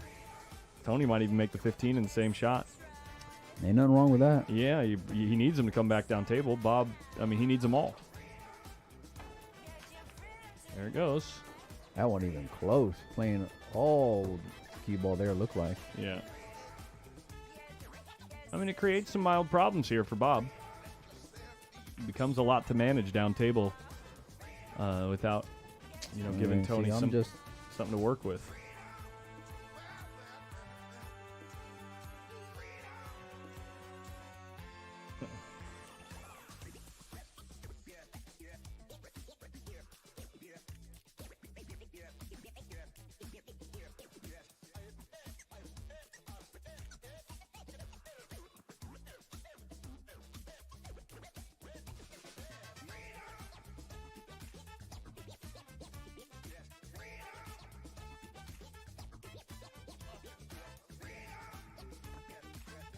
What's he looking at? The line off the 8? I think he's looking at the cross here, and then if he would chip the 10. I think he wants to bring the cue ball back down table. Well, if you go into the face of the 10, the cue ball drifts to the short rail and the 10 goes up. Maybe that's what he's looking at. You know what I'm saying? What do you mean? I don't understand what you're saying. Bank the 8, cue ball comes into this side of the 10 and drifts out this way. and Ooh, the cue no, ball no. goes up. I think that's what he was looking at, though, because he was lining his cue up along that Well, line. I think you're going to hit the left side of the 10 if you hit it at all.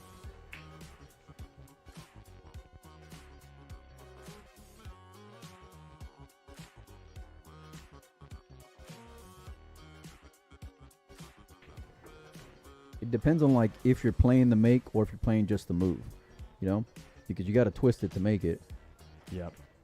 Where if I'm just moving it, well then I'm okay with just hitting it a little bit more flat and a little bit inside. If I clip off the 10, I'm still going on the inside. The Yeah, 10 the ball cue ball's going to be on the short rail, and if you overcut the 8, you're going to leave a bank. No. I'm playing it to come back down table. Oh. Yeah. At speed. Like medium. I'm not firing a missile at him, you know. Uh-huh. But I want to make sure that I get through the ball, you know.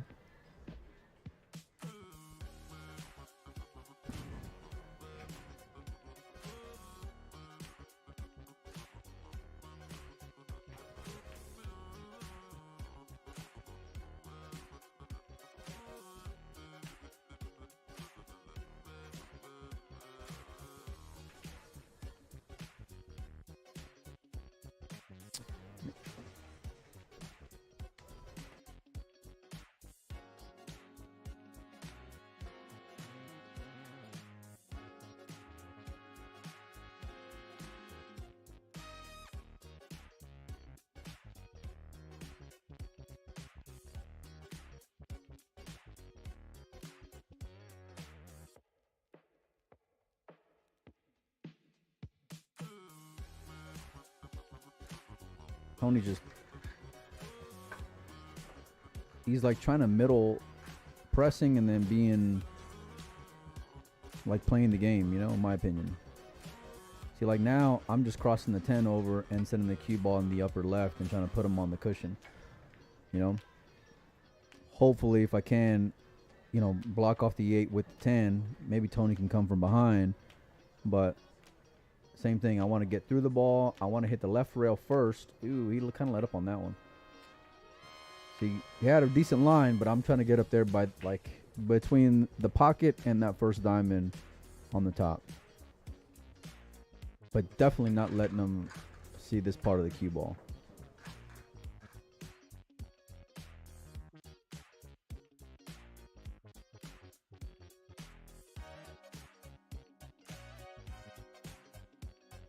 Tony's going to go here. And he's going to sell out. And that's going to be game.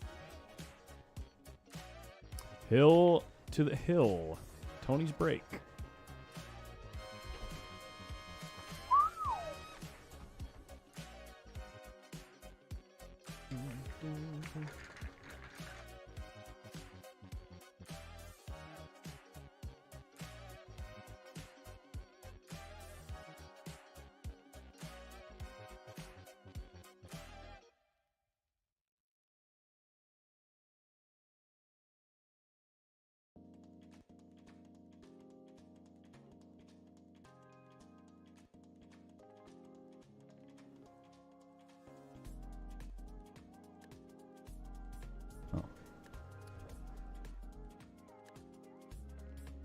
Pretty good break here from Tony.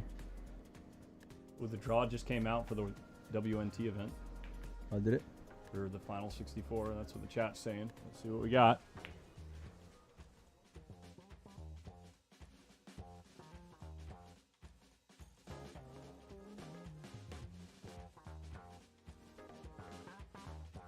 Ooh, Shane got a tough draw. Not first round, but he's got Ko Ping Chung up next, I think. Nope, Daniel Macho. And Chang Yulung.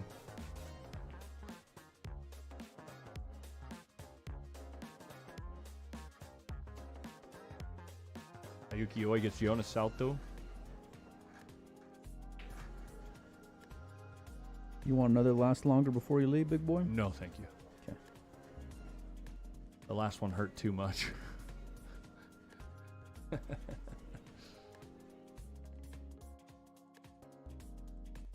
Let me see the draw. Duan Kwok Wong draws Torsten Homan.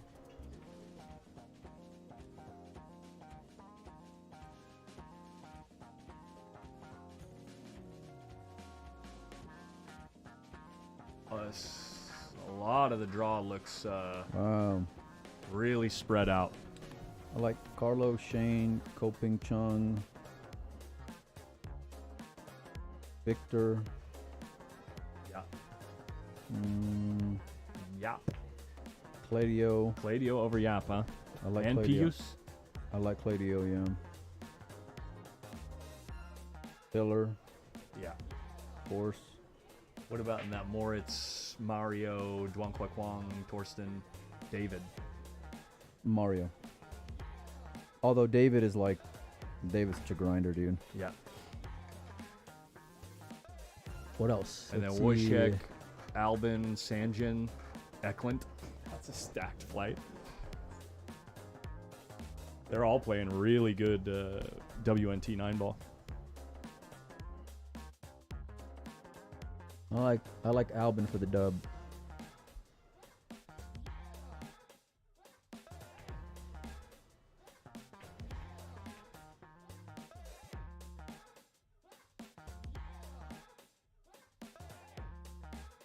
You're not going to get even with Mike if you don't double down, Collins? True story. It's so true. Mm-hmm.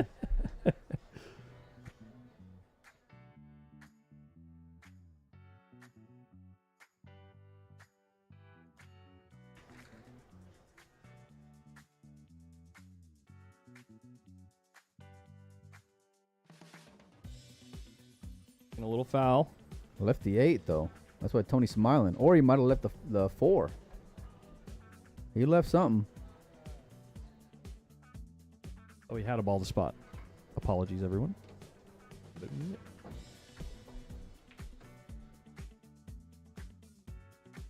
Johan could get games at Griff's right now for Mucho Mula.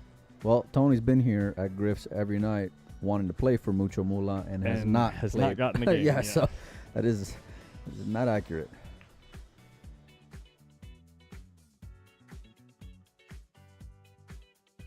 Claudio and Eklund could make the semifinal.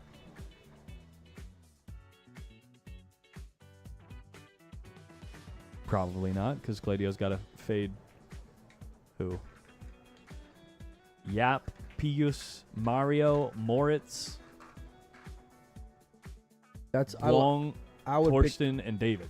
I would pick Claudio as I want to see what kind of odds I can get for a Final Four appearance. Yeah. What would you want? Like 10 to 1? Are you kidding? 15 to 1? More than that. Well, there's only 16 in the flight. Why do you say flight? In the group. You've been watching too many of Federer's podcasts. Whatever. It looks like an airplane. Look at it. I like. Yeah, but I'm saying Final Four though. Oh, Final 4. Yeah, there's What? 16. He's got to beat 34. 15 other players. 32. One 16, player from this 8, group of 16 makes it to the Final 4. Four.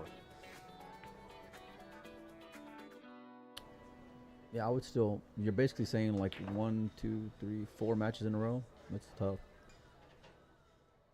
So even odds is 1 in 16.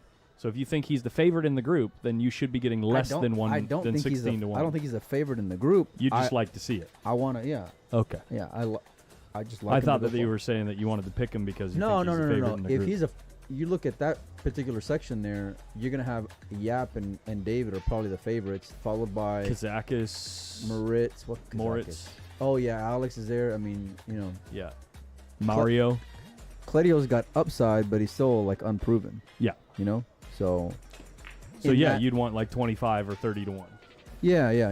And when I saw him play in Hanoi, kid was just a monster against Chua. He ended up losing that match up in a dogfight, but it was it very much could have gone in Claudio's way, and he of course Chua went on to win the Hanoi Open. So Yeah. Meanwhile, Tony Chohan running out. He's got them all right there. Got to do a little finagling with this He wants the Formula 8-12, this 8-12, 4-7 issue he's got going on, cluttering up the hole. It's time to go into it now. It depends on how it's going to open up right he's now. drawn here up the one. No, he's playing highball. No, Oh, he got fortunate not to dead sell out there. He cannot believe he didn't make that ball.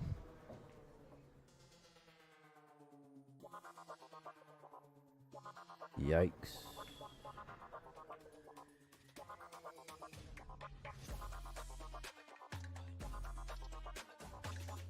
Yeah, I like clipping off the 14 and coming and putting them on the 3.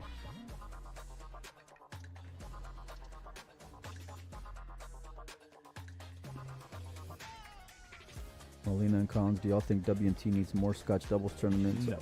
All we have is a World Cup of pool and bits of the Mosconi. 100% they do. They do? Yeah. 100. I don't like the same. All they have is the same format tournament, plug and play in different parts of the world.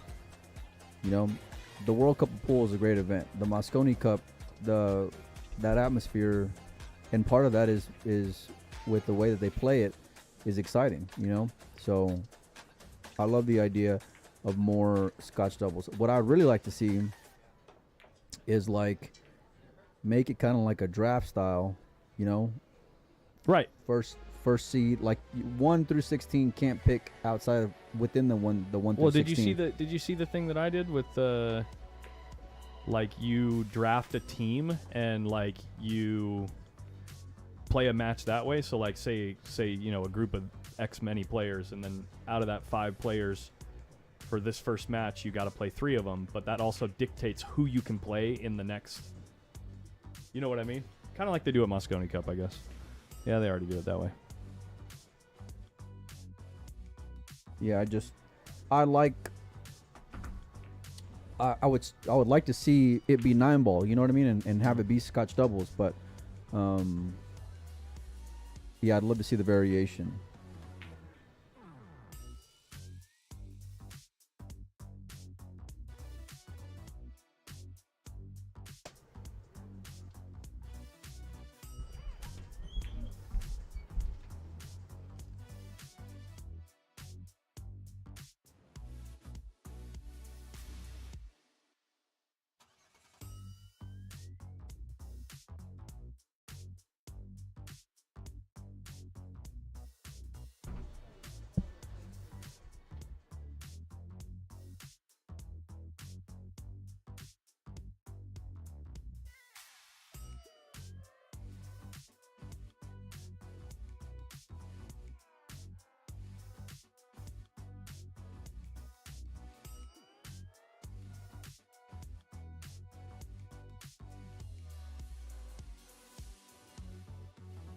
Tony's winding up here to put the cue ball on the 5 off the 14. There's a good chance this 14 might come back down to Bob's side. He sold out again. Did he really? Yeah. Oh my god. He didn't even cut the 14 ball. Tony might lose this match, folks.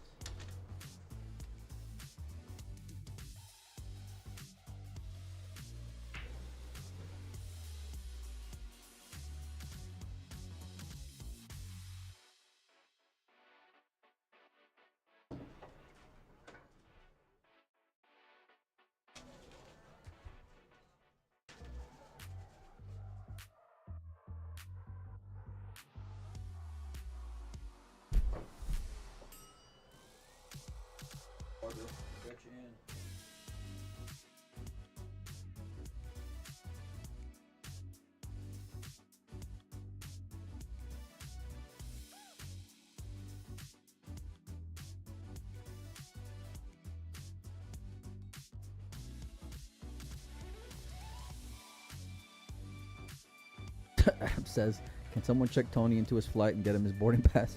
Oh my god. He's ready. Did you guys know that there's supposed to be a lunar eclipse coming up soon?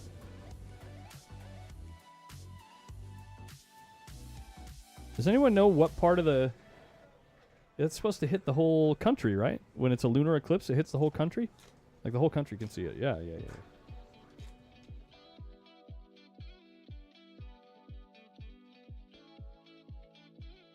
Big opportunity for Bob. different with the solar eclipse. Oh. Yeah, at 2 a.m. No, 2:40 a.m. on March 14th, there will be a total lunar eclipse until 3:30 a.m. I'll be asleep, man. Oh, Eastern time.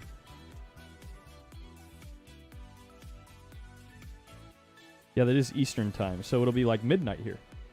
Oh, maybe I'll be up for that.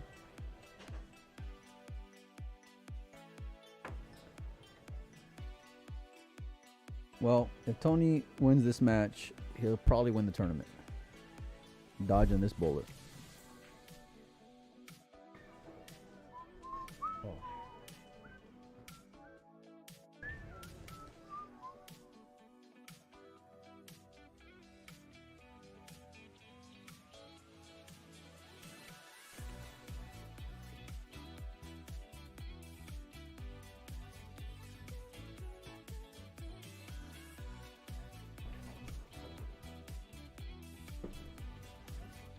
You want to do some trivia on like the lunar eclipse or something?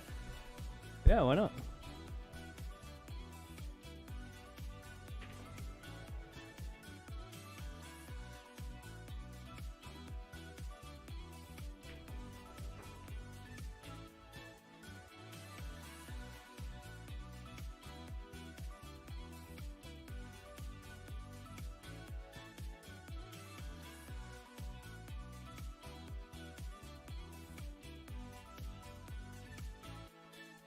I might try to put him on the 3-ball here.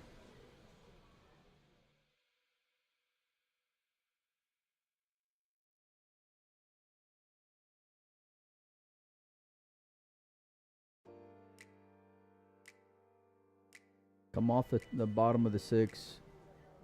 Hit the 3. Try to protect. And really, like, I've said this a bunch, but like, the way Tony's playing, Look I at want this. a lot of nice shot there. Look at this. I want to use that to my advantage. You know, I want to use the aggression to my advantage.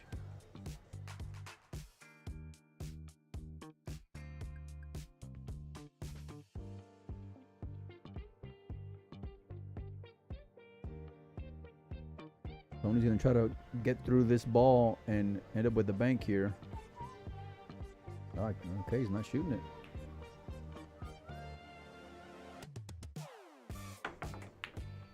Nice shot there. Really opened everything up. He's not thrilled that the 1 ball came down Oh, so low. that's right. And I think you can get into the 3 here, so Bob can really do some damage. I think you can get a nice full hit here. Twist the 1 ball back just enough. You're almost dragging the cue ball up table. You want to hit the 3. Give yourself something on the 6 or the 9.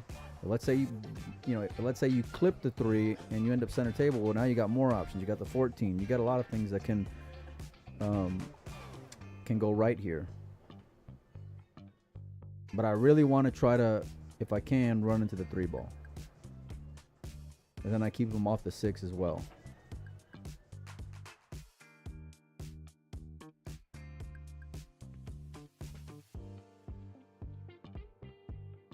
Franco, it doesn't work if you put the question in the chat, buddy. You got to text me these questions.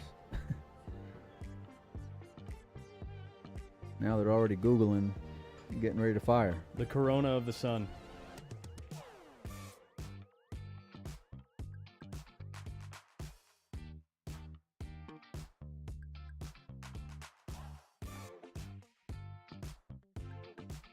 Okay, he went all in on this one.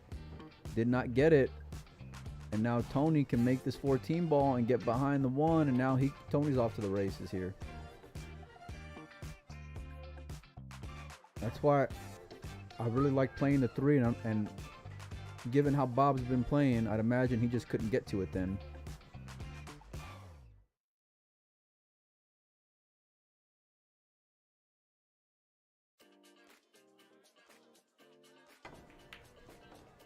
Yeah, he doesn't want to be straight here though.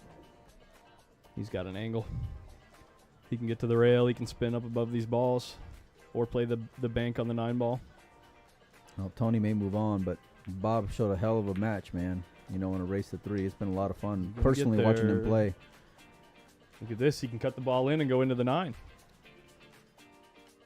Or bank the 7, roll forward to another bank on the 9. Tony is playing for 3.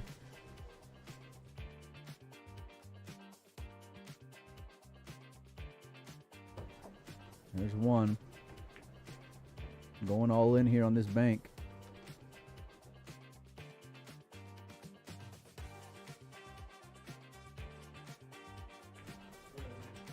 And even better, hitting the 7, but he didn't make the ball. Bob's just got 9 lives, man. Yeah. I like sending it slow up into the... Oh, wait, no, never mind. He needs more. Uh-oh. Uh-oh. It's going to be trouble. Perfect speed. Little twist. Going to try to trap him here as well. Put him behind the 310 and the 15. He overcut it. Bob is going to move all 6 balls, all 5 balls to his hole right now. He might. I'm just kidding. No, he might. No, you can't get to the 3. The 3 doesn't move. It might if you hit the 15 might move the 3. But I'm saying the 3 probably, one of them probably goes down towards Tony's hole. Like if the 15 hits the backside of the 3, it's going to slide down the rail. If it hits the top of the 3 is going to slide down the rail.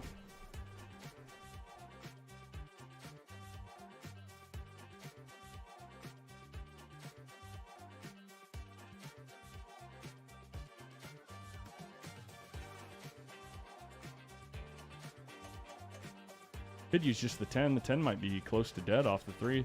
No, it hits a short rail, I think. Bank the 3 to your side with the 10. Stop the rock. The 10 goes over there too. Yeah. Oh, I love the way he kept him on the 15 ball there. Tony's going to have a bank on this 3 ball. I think he can cue cleanly through the 2 balls too. I agree with you. Or enough, I should say. Yeah. Yeah.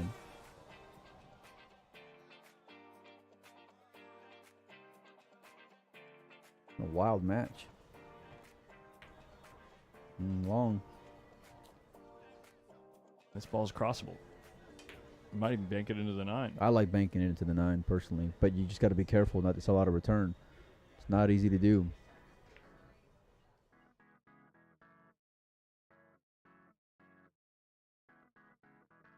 Do a documentary on Little Owl before it's too late. I think you're almost playing it like 2 rails at the 9. I like that a little better than going 1 at it.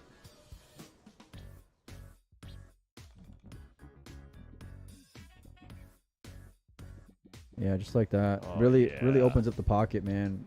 Hell of a shot there from Bob. That's why I like playing the 2 rail that way. He just executed that. He made it look easy, but it was far from it. Good shot.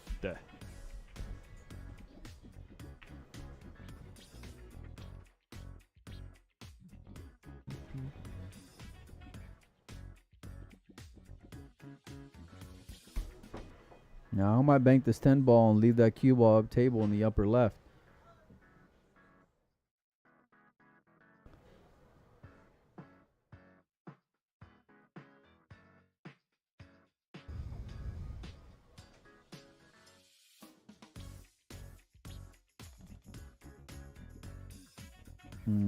I think that 7 ball is just in the way though.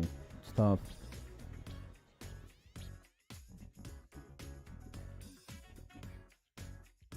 Bob looking what he's going to leave him.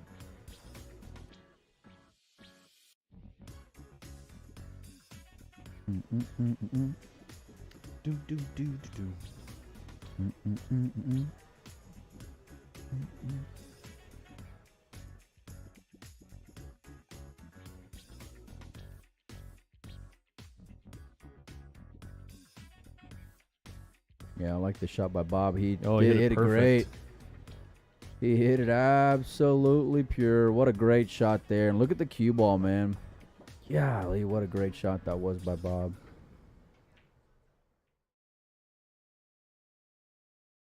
I'm a Tony fan, but you got to admire the way this gentleman plays the game. Yeah.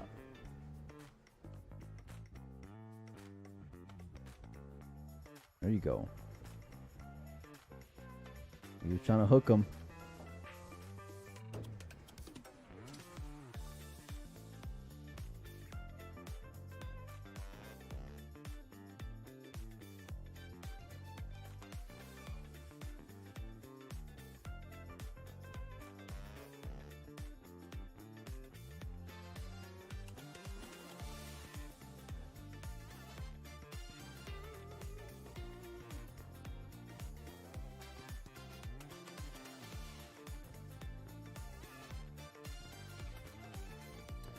They're already calling the 2 o'clock round.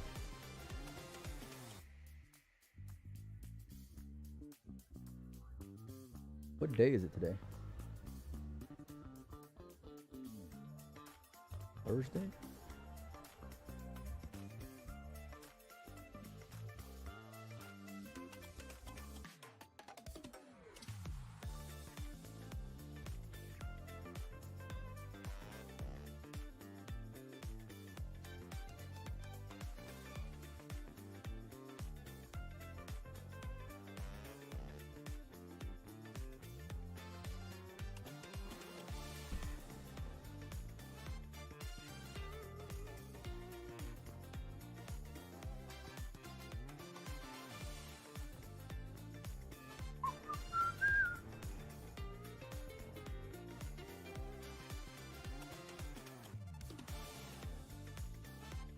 Yeah, I mean, look, Tony's always going to be high highs and low lows with his style of play. But the guy's won Buffaloes a few times. He plays any and everyone for money and is still willing, even though he's lost to guys, willing to play them for money and not adjust at games that he's lost to. He's easily been the #1 American player for a few years before the last few years. In terms of one pocket, but you know, Tony's a hell of a player.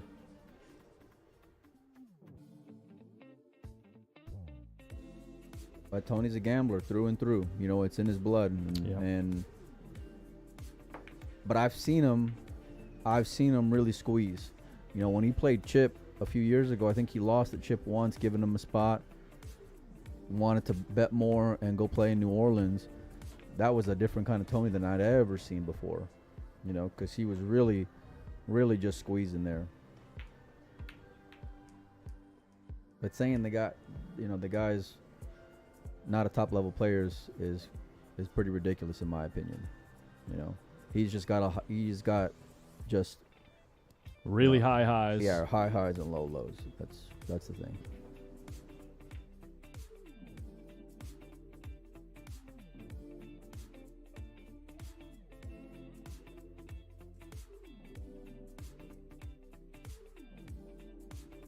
This is like saying when Shane loses in the round of 32, oh, he's washed up, he's done. Right. And then like, oh, he's in another final of the U.S. Open.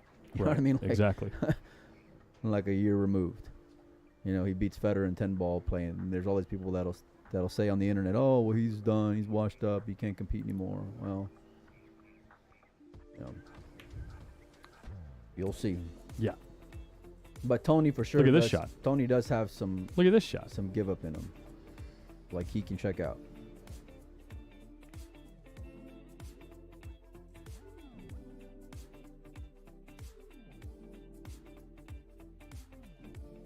I like trying to kick at this 3-ball if I can. The 8 doesn't move out enough to shoot at it. Okay, well then you know what I like to do here, and call me crazy, and you're probably betting the game on it, but I'm firing that 8 into that 13-15, sending everything to my side, drawing the cue ball back, and just daring Tony to shoot the 3, and trying to leave him as straight as I can. Yeah. And I know it's a ballsy approach, but you know, you'll be done one way or the other. Either you'll be done on the winner side, moving on, or you'll be done on the loser side. So But I ain't gonna be mad at him for playing this way either. Tony's gonna 2-rail this 3-ball towards his hole. He hit that pretty well. Might come up a hair short though, and he does. And now Bob is out of it. Okay. So smart decision there by Bob. Is the raffle for cues and carry back still going on, or has it been given? We're drawing tomorrow for the raffle. Over 20 winners, over $8,000 worth of product, cues, shafts, butts, everything, you name it. So you can win more than once. You can't win more than once with the same ticket though. It's 1 for 10, 7 for 50, or 20 for 100. Does the Amar Kang include one pocket? Oh yeah. Oh yeah. Oh yeah. Oh, and by the way, look at the speed here. Look at the speed. 8's covered up. By the way, I saw the queue that Franco's building for the Amar. It's a monster, baby. Really? It's a monster, yeah. Huh. It is unbelievable. Yeah.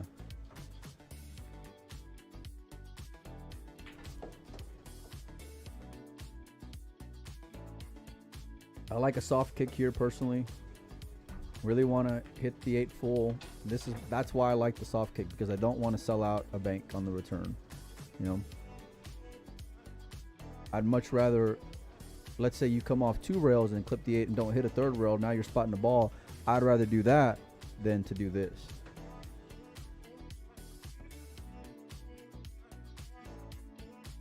Yeah, this is gonna be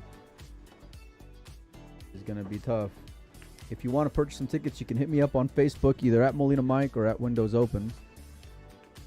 Look at this. Look at this shot here from Tony Chohan to close out the match. The actual Tony Chohan. Wow. Like the patented Tony Chohan shot. No, but he's washed up, they say, right? Yeah, he's totally washed up. He's done. I don't even like watching him play. He's done, yeah. I don't even know why we got him on the stream, you know?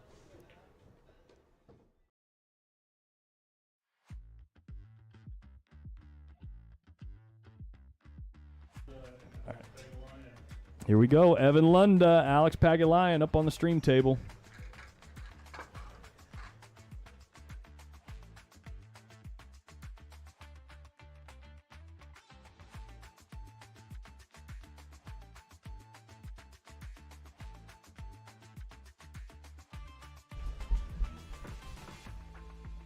I just love that Tony hit that shot.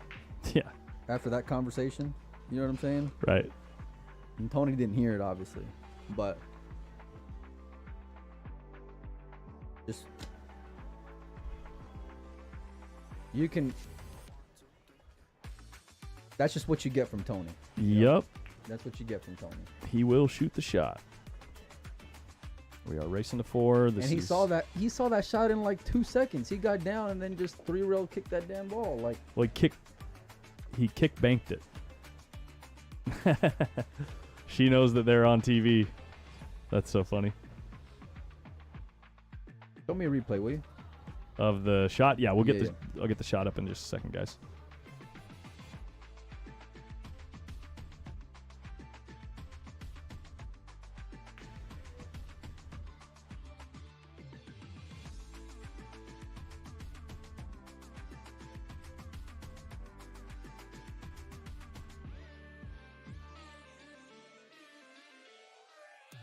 Got to do a couple of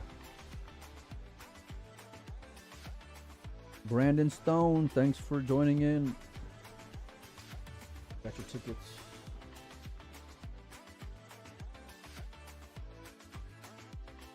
All right, Stone, sorry about that. 20 tickets for 100. Good luck, brother. titles are correct.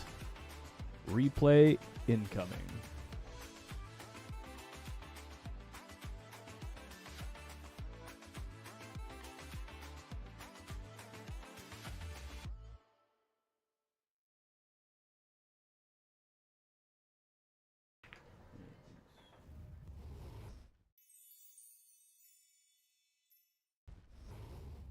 Just realized I queued up the wrong spot. Here we go.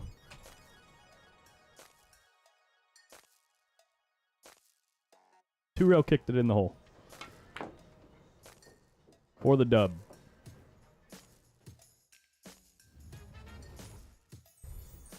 Yowza. Tell you what, I'm a Bob Herchick fan. I like the way he plays pool, man.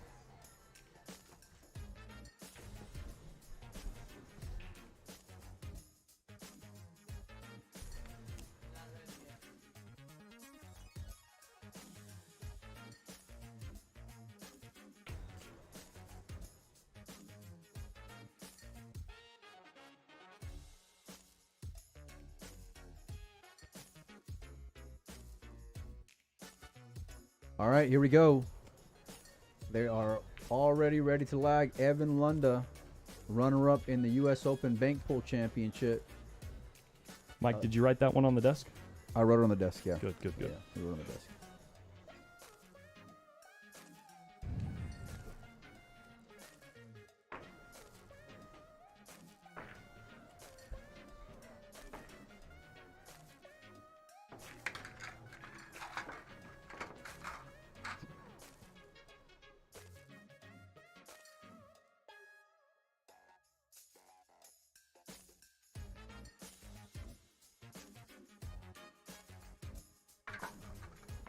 Can you show me one more time up there? Sure.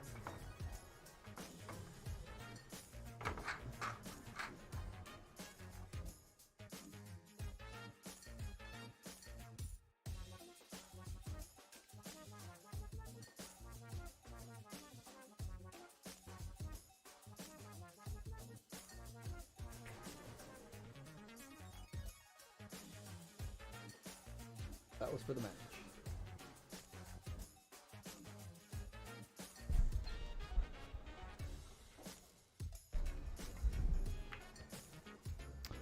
All right, as we mentioned before, Evan's been making quick work of his opponents so far in this tournament.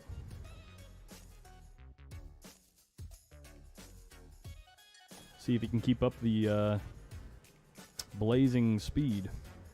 Blazing speed. Blazing speed in this match.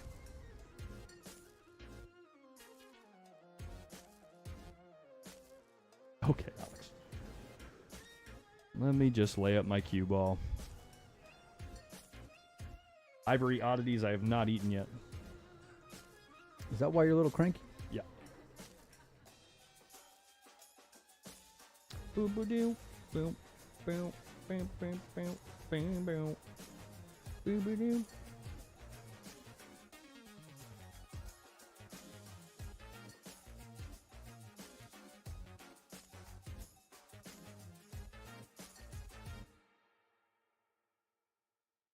Is he going to keep everything protected here? Or is he going to leave a look at this 12 ball? Ooh, can he move? Can he bank the 12 and spin it enough to come down behind the 9? 10's a big ball there, I think. Yeah. 10's a big ball for the cue ball. Okay. It's such a nice shot when guys execute it, man. They put on like that running English and it just rides the rail all the way behind that ball. That's whatever, furthest to the left or right, depending on what side. I love seeing that shot, whether they make the ball or not, you know, just like the move I love. Yeah.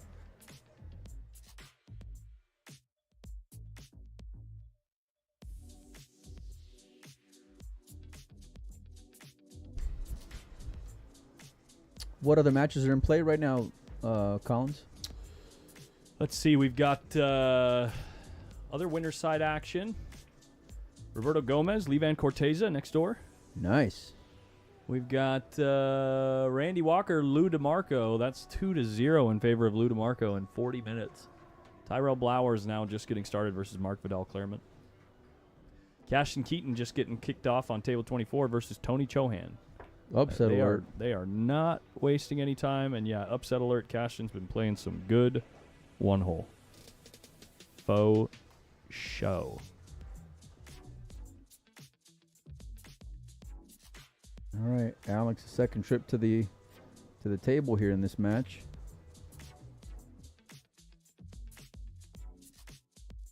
If I can't, I think I want to put him behind the 10 here, maybe then, if I can. I mean, I can't do it, but he'll probably be able to do it. What's he doing here? Clearing out 3 balls? Shaking the trees here. A little bit of Shake 'em, speed. bake. Put him on the 8. Okay. Well, Okay. really putting a premium on the cue ball. It's tough to tell if he left the edge of the 14 to cut in, Collins.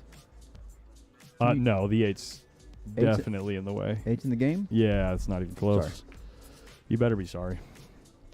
Apologize.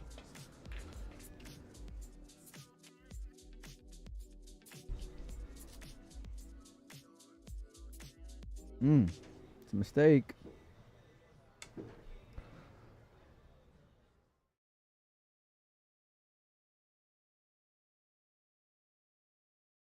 I'm saying if you can get a picture-in-picture of Roberto. Ooh, that's probably doable. Let me see what I can do. It's probably a good idea, too. I mean, they're winner side. Let me see what That's a I great can match. do.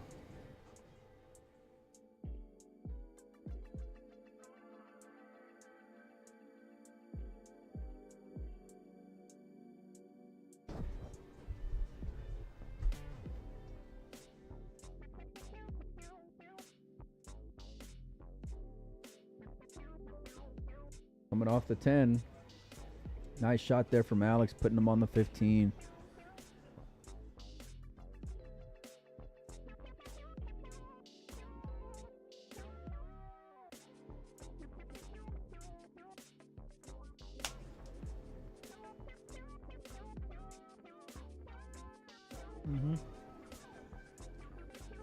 Best angle in the world.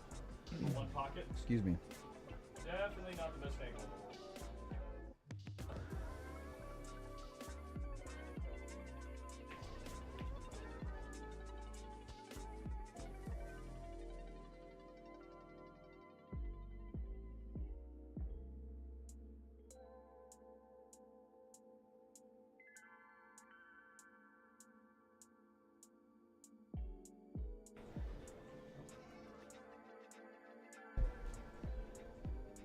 At least you can kind of get an eye, or keep an eye at least on the other winner's side matchup there.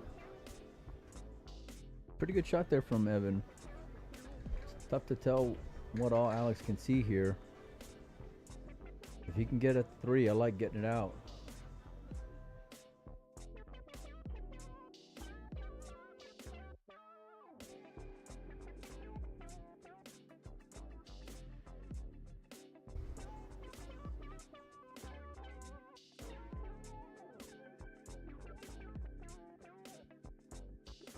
Get That's this. going to be pretty effective with the cue ball there.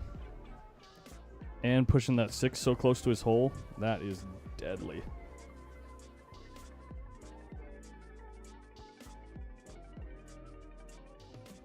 Yikes.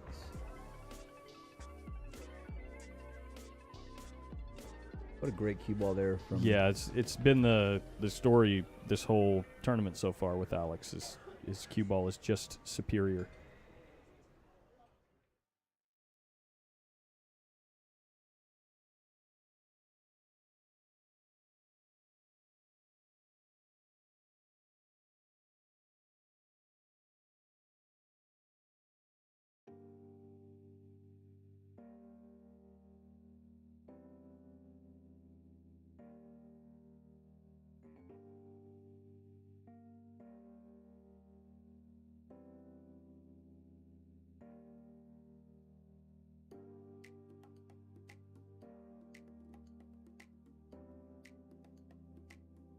Evan trying to take a foul here. I don't know if it's going to work out for him. No, he's trying to kick it at the 2. I'm sorry, at the 6. Yeah. Oops. Great shot, just unlucky there.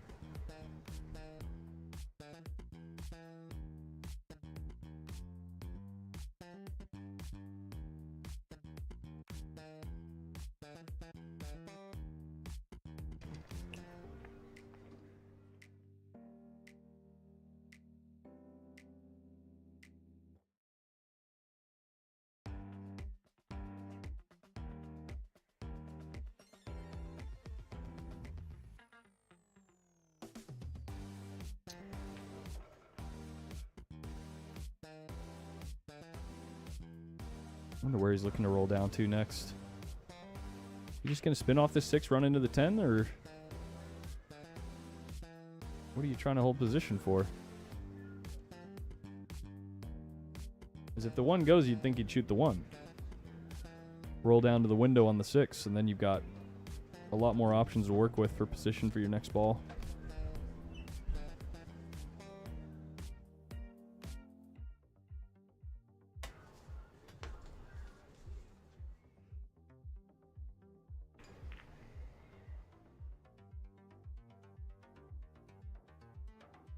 Kissed off the 6. Does he still have the window here? No, he's overhit it a little bit, but he's still got a shot at the 5.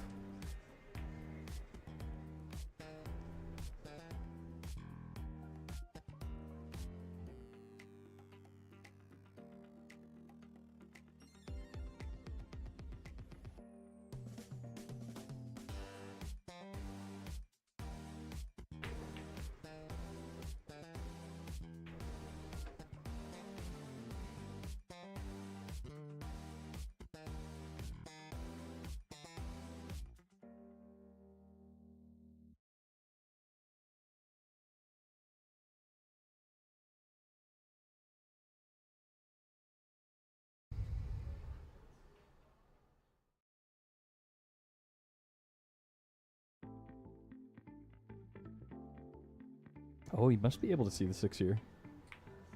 All right, Dana, we got you in. Good luck.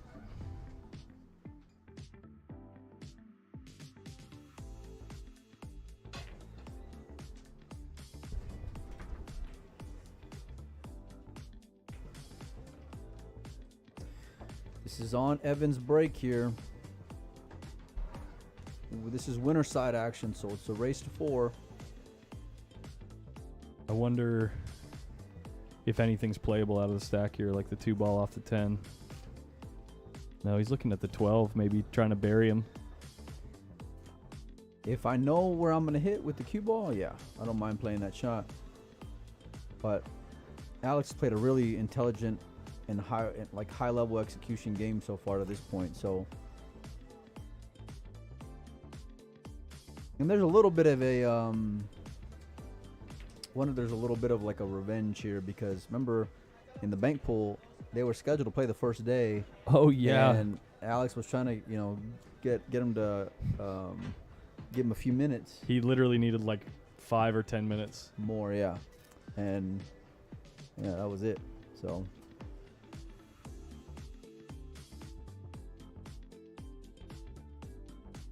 Evan's a big favorite here in this bank. Overran it though. Fortunate not to hit the point. Got to assume Alex is just going to come off the left side of the 12 and ticky him up behind those balls. Could also punch the 12 out a couple rails and send it up table. Stick him down there too. Can you 3-rail it or no? I don't know if it will go to the pocket. But just to hold the cue ball there, yeah. The cue ball's great. Yeah.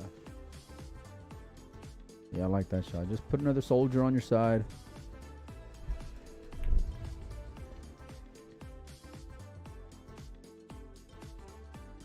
I'd be careful here getting too aggressive. You don't want to sell out the 4 ball.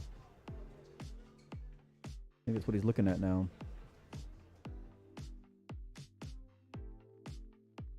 Evan just fighting to shoot this bank.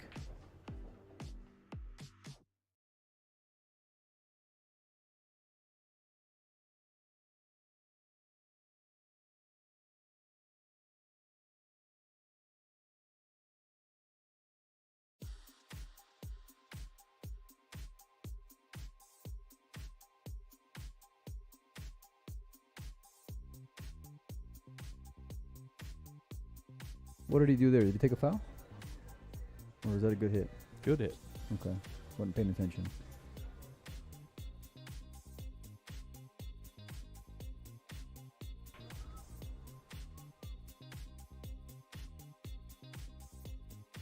No, it wasn't that Evan didn't give him 5 minutes. It was he needed like an additional 5 minutes versus the timer that they had. Whatever it was. Yeah, like 15 extra minutes. The whatever. TD, the normal standard for the tournament is if you're more than 15 minutes late, you forfeit your match. Oh, chat's saying foul. That means he owes 2. Well, I saw him go up and move the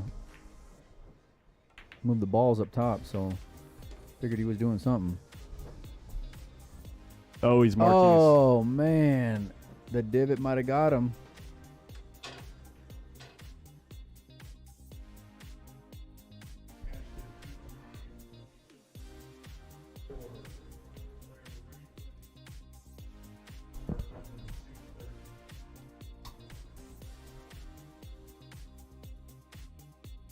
Looks like Roberto's doing work over there.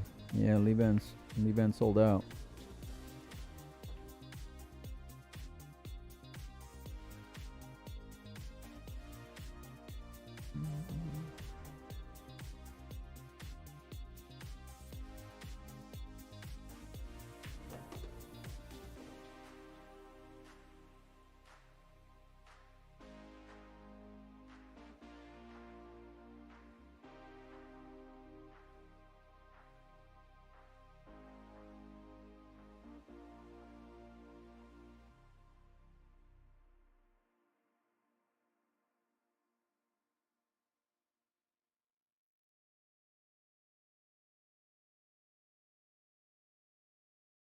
He's just looking to see if he can move this 12 without leaving I see some the whole type of thing. Okay. carom or look at these balls down table.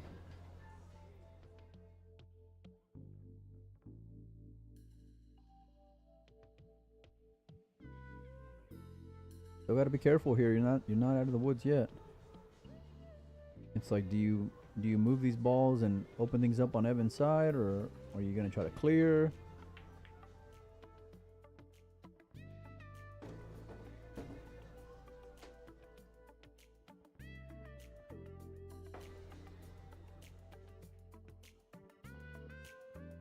Touchy. It doesn't look like. Can you play the combo and get the cue ball behind the 15? I can't tell. I kind of like just playing the bank, trying to miss the 4, and then sending it, 2 rails towards on my side of the table. If I can get enough of it. Dink. Okay. He didn't like it.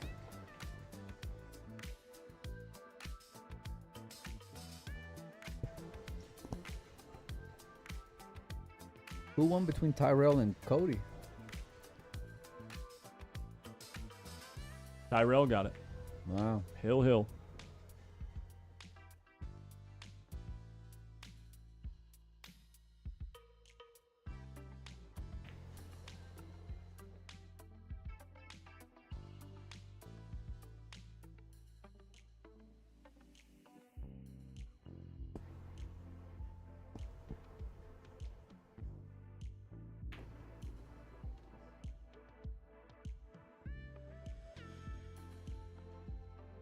Great cue ball there from Alex.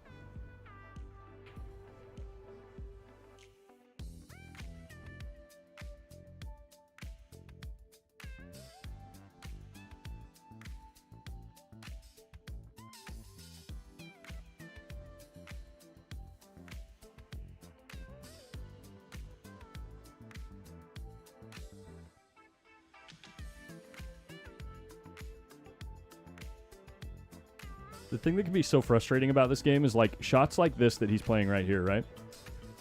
It feels like unless you get perfect and tucked up on a ball, Alex just has so much to work with on your side of the table to punish you.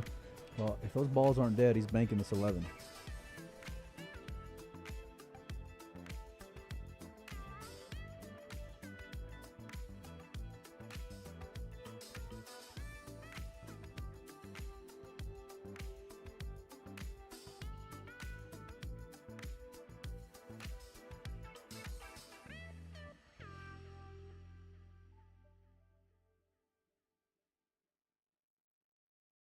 He's not going to bank this into the 10-2, is he? Is he? Oh. Watch his cue ball. This is the sick part. Oh, he got unlucky and caught the point. Look where his cue ball was headed. His cue ball had the perfect speed to just tuck right up on that 15 ball. It was coming down at this angle. off the long rail. I mean, off the short rail. Sorry, let me draw it better. It was coming down like this, like it was going to come right down in here. Evan dodged a bullet there, and the side pocket helped him.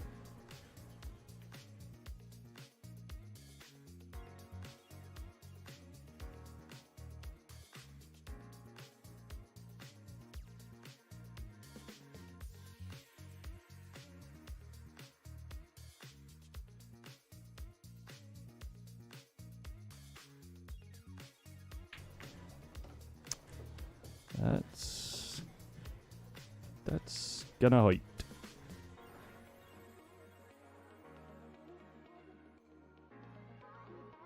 How hard can you play the stun run through shot? He's dead perfect right now to just obliterate the stun run through, where the 2 ball comes off the bottom of the 15, slides this way, and the cue ball runs through to here. The 15 can't pass the 4 going to the right. No, the 2 hits the short rail, then the 15 is what I'm saying. Obviously, this is more controlled, but if you like Feder or somebody like that can just hit the stun run through dead straight without and play cue ball speed perfectly.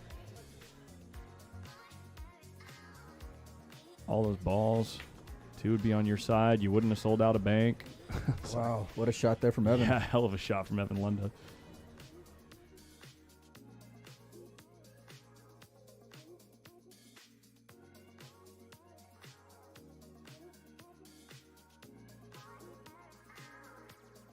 EO 1 or 2?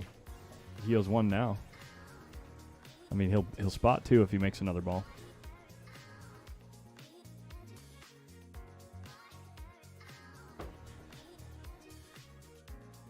Oh, and Alex has 5. Apologies again. 7 doesn't pass. It looks like he's trying to play the 7 off the 3 here.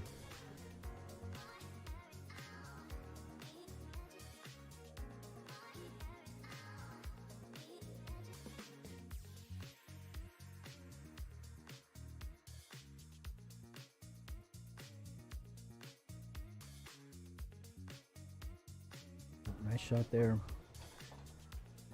Such a great shot. Great touch by Evan Lunda as always. Now you're just trying to think, like, how can I nudge that 15 out right in front of my hole and not let Alex move it? The bank on the 11's wild, right? Because the cue ball comes around 3 rails, and you might leave a return bank. How can you nudge the 15 so it sits right in front of the hole, but also keep it protected?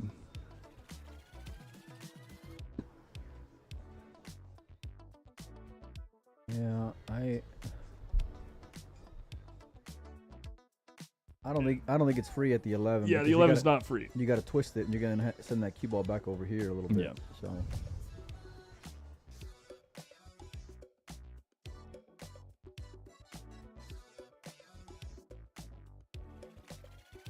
But he's looking at it.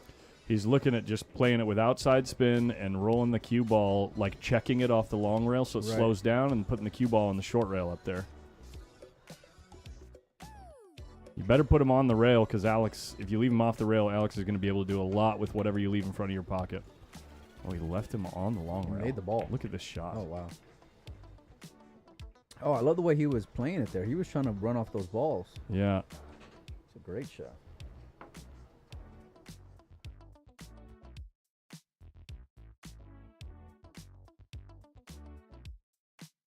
Oh, he got the cue ball to slow down faster, too, by banking it shorter.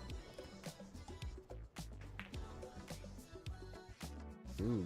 Evan loves this bank. He's good at these. The 4 goes, too. The 415's sitting a lot better now, right? No, it goes into the long rail. I don't know.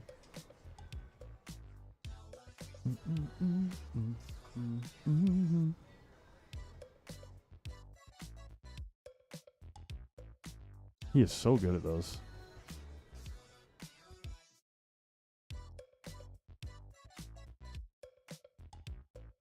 All right, well, now Alex gets to move again.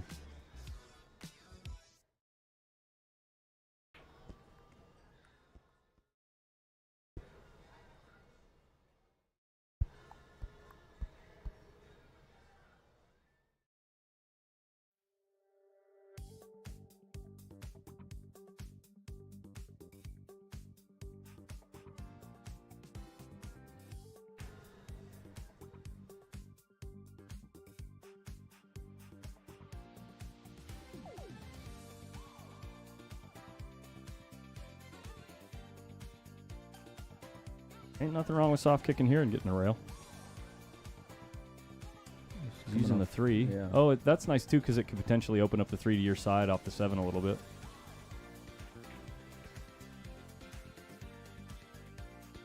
Yeah. Buried him.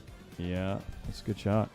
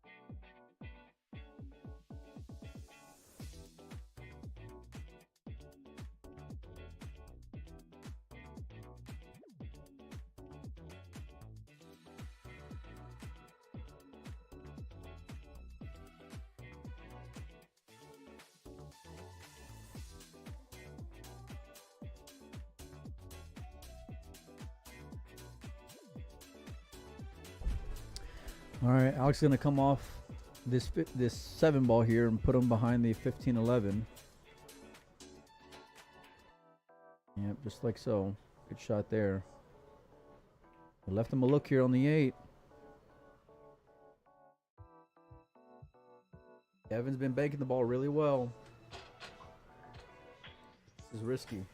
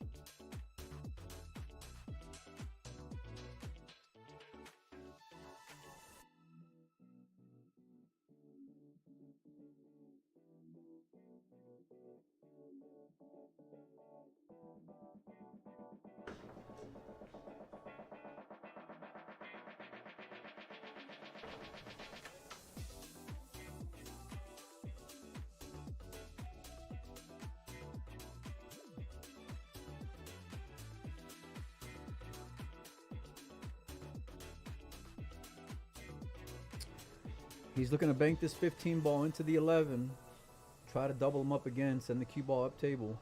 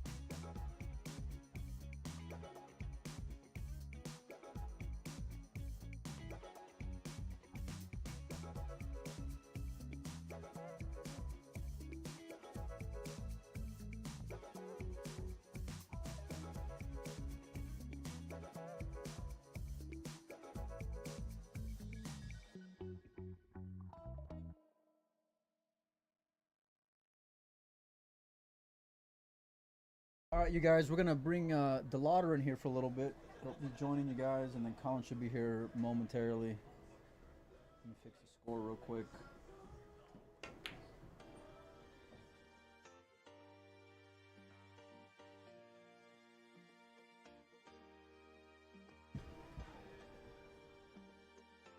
All right, buddy. You're gonna be. Colin should be back here in just a minute, but the mic should be good. That's cool. Right? Thanks, bro. If they say it's muted, that's the button right there. But you should be Really? Good. You want to check it before I leave? Yeah. Let me know in the chat if you guys can hear me all right. We're gonna be joined by Mike Delauder in here.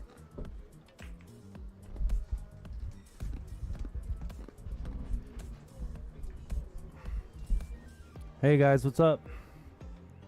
All right, another live one here. Alex PAGULAYAN versus Evan Lunda.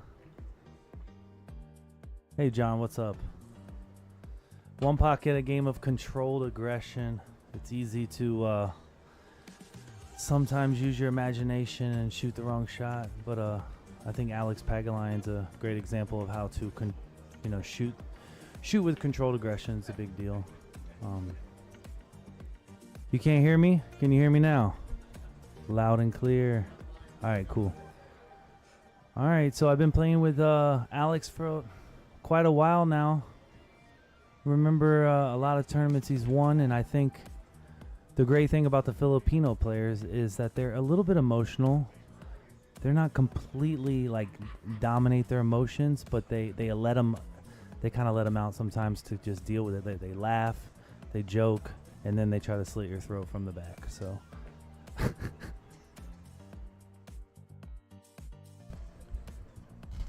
all right, let's get into some pool.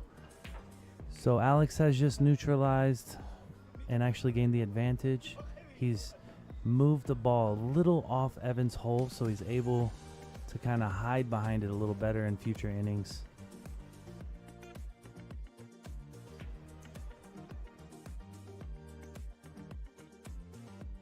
All right, Evan's going down table using that 8-ball as a blocker. Definitely a good strategy.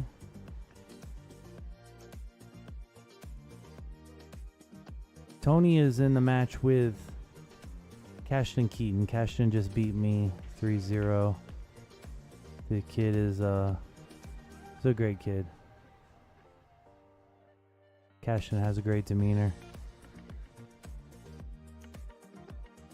So yeah, well, one pocket can be a little boring at times, but the key is protecting your investment, right? So, you know, sometimes it's not about improving your position, it's about protecting your position. So in this case, Alex has the lead, so it's no need for him to get too hasty. He's going to try to shoot shots that have like an offensive and defensive shots. So for instance, like a Floyd Money Mayweather, he's gonna defend you, then he's gonna pop you in the jaw. But you don't want to take a lot of risk when you have the lead. Oh, he's leaked out.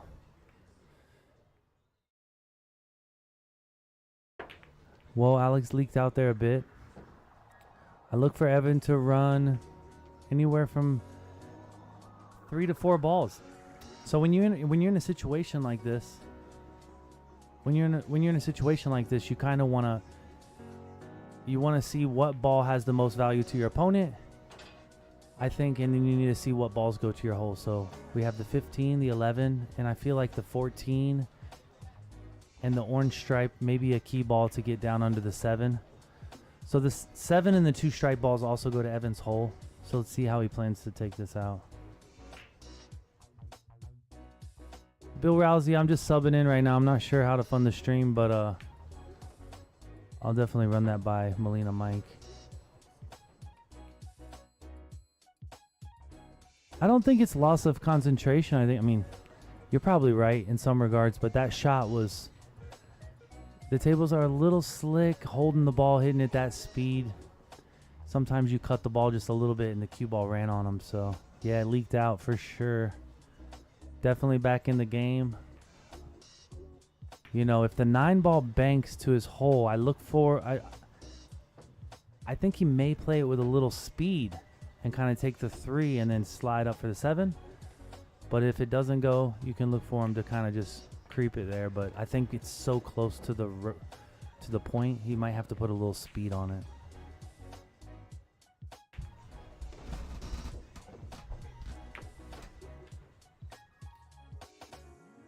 All right.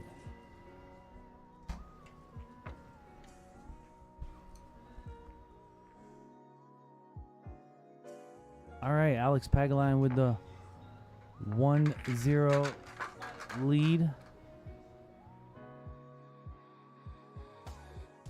And he's going to be breaking the second game. Let's hear an Alex Pagulayan rap.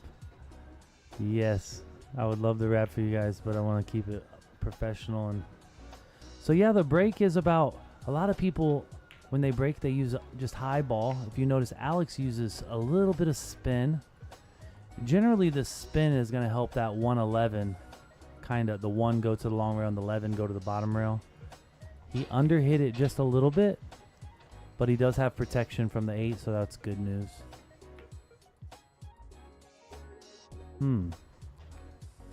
So yeah, the fact that he underhit the break made the 111 stick together, and it kind of hindered him a bit. I look for him to just roll the 2 into the 7 and just lay it above the pocket. Hey David, it's Mike DeLauder. Yeah, so the key here is creating value for future earnings. So it's kind of like a seed you plant. And so what you're going to do here is, my opinion would be, shoot the 2, roll the 7, and freeze him just on back of the 10. Then he will have equity in the table by placing one of the balls closest to his hole. It looks like he has something else in mind, but I just don't see it because he might open up the game, you know? Mike, how you doing? Doing great, Colin. I really appreciate you having me back, guys. It means a lot to me. Thanks for just hopping in and getting after it. Yes, somebody was asking for how do they donate to the stream. Oh, and sure. I didn't have the answer for him. So. Yeah, if you guys, it's very much, thank you so much. Yeah, if you want to send anything directly to the stream, it's with these QR codes here. Yeah, and somebody asked who's on the mic. It's Mike DeLauder, and you got Colin here. Colin's Newey from PostUp. Yeah, legend. Colin, Stop. you've been killing it, bro. Your booth is second to none, and I really like how you bring pool to the masses. It's beautiful. So yeah, the shot I said, I think he would have had about the relative value, right? He opened the table up. I really don't think that was the absolute best shot, but once again, Is Alex shooting in the left pocket here? Alex shooting on the right pocket. Ah, okay. And he kind of opened up the balls. So the 14 is going to be in play for Alex in the future innings. So it's kind of... Alex was trying to play the 7 off the bottom of those balls. I like that shot a lot. Yeah, for sure. Thank you, David. Yeah, I got in the one-hole tournament. I lost Hill to Lee Van Corteza. Ah. And then I lost to a young player named Cashton Keaton playing pretty good today. Played John Mora real tough. Sent him to the rail, rather. For sure. You know, Evan's a great banker. He's an attacker, so you can look for him to take some bank shots, like take risk. However, I just don't know if this is the spot. If he elects to shoot the 2, there's really no insurance and there's no future earnings. So it's kind of like, I think he needs to live to fight another day and look for another shot. Maybe he might bank the 2 and roll up to the bottom rail and try to double him up on the 4 ball. So kind of placing the cue ball on the center diamond. That's kind of... Oh, he's going to bank the stripe over to his side and leave him down on the bottom rail. Yeah, so he needed to get the cue ball on the bottom rail. He may have left the 7-1 combo. But if you notice, he may have to cut the 7 to his right or left. So that might kind of take away his future earnings. I like banking the 2, protecting your position here. I play with a Chris Nitty.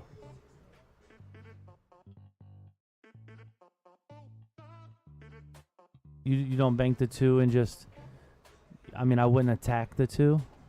I would probably just hit it kind of like slower with outside spin and just kind of kill the ball right there, protect my position. Yeah, once again, there's a lot of ways to skin the cat. He could also bank the stripe ball, just go forward and freeze him on the long rail near the 2.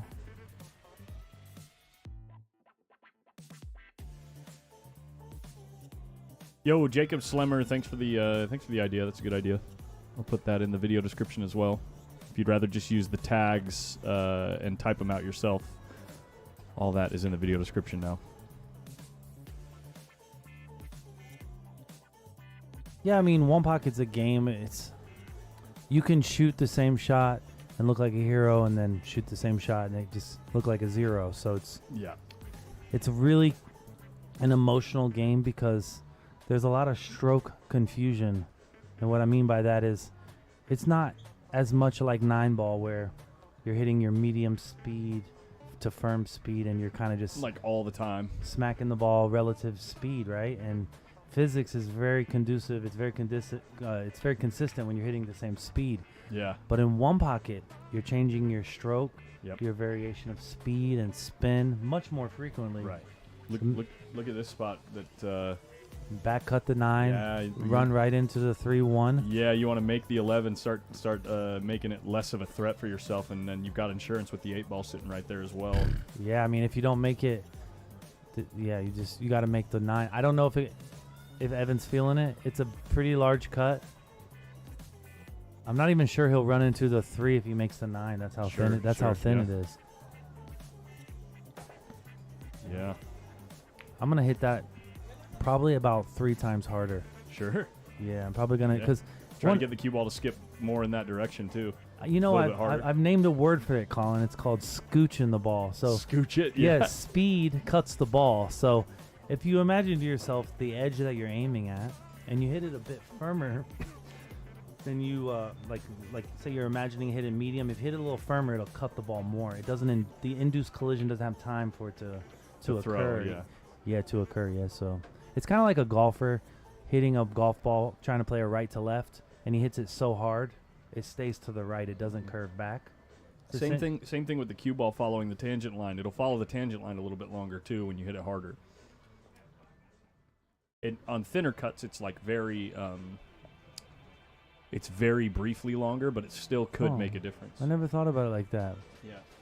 So like if you've ever had a shot where like you're putting the ball up in the corner here, you know, with the cue ball here, and you're like, I'm sure I can get to the short rail here. Yeah. But even though you hit it with top spin, if you hit it harder, all of a sudden the cue ball follows the tangent line longer, and you end up in the corner pocket. Really? That can happen. Okay. Yeah, because the cue ball doesn't gather forward roll as fast. Yeah, it kind of delayed arcs. I guess. Kind of a delay.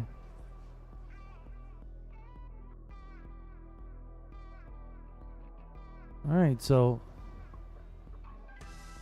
Alex is trying to size up future shots, which, if you think about it when you're playing one pocket, it's really important to measure the whole table. So Alex is going to play shape, potentially, I think, to the 8-ball here. 8-3 combo. Now, the reason why Alex did this is so he can get back to the 9. Now, I know there's other balls that go to Alex's hole, but you always want to consider removing the ball that has the most value for to your opponent. Yeah. So it's not a big deal if he plays shape to the 9, you know, earlier than not, because no matter what, you've done good for yourself, you know. Might shoot it now. Yeah, I look for this ball to congest and clog the. No, it's wide enough. Yeah, he's definitely gonna shoot it here. So you don't want to shoot this ball with outside because I think it promotes a little bit of a kiss. I kind of just hit a natural ball like a kill stroke and try to go into that 2, or even if I can kill it more than that. I don't think you want. See how he's cueing it inside a little bit? He's going to overcut it a little and just twirl his ball just a little bit, and it holds. So most people use outside there, and on the smaller angle, it overthrows the ball. Mm-hmm. And then in addition to that, it leaks the cue ball because the spin grabs cue ball off rolls. Yeah, sends it up table, yeah. You know, I'm a big advocate of using outside to kill the cue ball. However, that angle is so large. if used outside. Yeah. You sleep in the street. Yeah. Mora, I believe that's the question. Mora is out. John Yeah. Mora is out. I play with Chris Nitty, and he's a 2014 Q Maker of the Year. And I'm getting a longer Q made from his son, David Elliott. So, You bet the game on this combo here, 10-8 combo? yeah, I mean, it's a little sketchy because the 8's on the left side of the pocket. But all the other balls right down there go, oh, he played it off the other ball. I feel like he kind of left Evan Well, an escape here. let's talk about what he did there. Colin, what he did is he said, hey, Colin, I'm going to make this game 15. This is a fight that's going to be 15 rounds. Now, if he cuts that ball and misses it, Evan's liable to run 4 or 5, be back in the game. Yeah. He said, Colin, we're going to fight for 15 rounds Sure, this match. sure. That's why I asked you, are you wanting to bet the game on it? Wow. He's proven to you Mm-hmm. that he's not taking risk. Sure. And if you're the best player in the world and you take not a lot of risk, he's going to be a very hard man to beat. Yeah. Like, that's why a lot of people, when they play champions like myself, you feel like you have to do more than but you don't. You just have to do what you're capable of, you know? It's easy to try to I'm playing Alex. I want to shoot this tough shot, but he's going to dominate you if that tough shot doesn't work out, you know? Right, yeah. Yeah. Well, I also look at it where sometimes I'm going to put myself I'm often going to be in a position where I don't even have a chance very often at a tough shot. So when I get one, I feel like I have to make it in order to try to steal the game, you know? Yeah, I mean, if you're in a deficit, Play the low percentage. I vibe with you if you're in a deficit for sure. If you're in a deficit, Colin, you better throw haymakers for sure. Yeah. All right, so I just want to bring this to y'all's attention. When you're banking this ball one rail in the corner, you want to use not a lot of spin. The corner is where you're aiming's on that short shim on the long rail, so it tends to go long like this, right? Don't use spin and aim it short. It promotes length naturally because the conditions are fairly new, and it also very dry. and it also acquires a bit of spin off the long rail. I mean, so when it hits this rail, it wants to go long. You know, it promotes the length. You know, the year of my nitty is the early 2000s, maybe 2007 or something. I've been offered quite a bit for it. I don't sell it. I'm just not gonna sell something it's my boo. You know, it's like selling your dog because he got old or something. You know what I mean? I'm never selling it. Can't fetch anymore? Can I get 100 for him? Yeah, that was funny.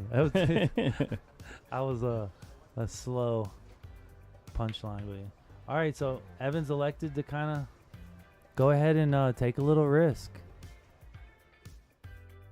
You know, it's like being in a fist fight, right? If you got 4 guys beating you up, let's just go ahead and throw some haymakers and make one of their lives hell, right? Sure. However, if it's 4 versus 1, don't take any extra risk and be the guy that gets knocked out. You know what I mean? Let's go ahead and just relax, let the game play.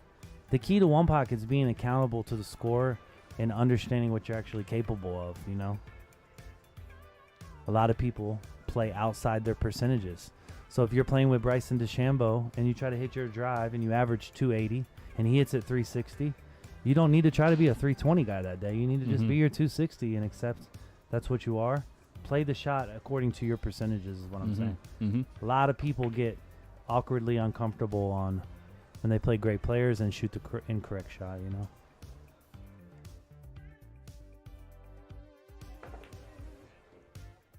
I like the shot from Evan, guys. He put a ball in play, right? Yep. Now, if you were the leading player in the game, you would never do that. You would clog the hole. But since Evan's in a deficit, he go ahead and he pockets a ball. Now, Alex is probably going to try to take a ball out of play here, if he can.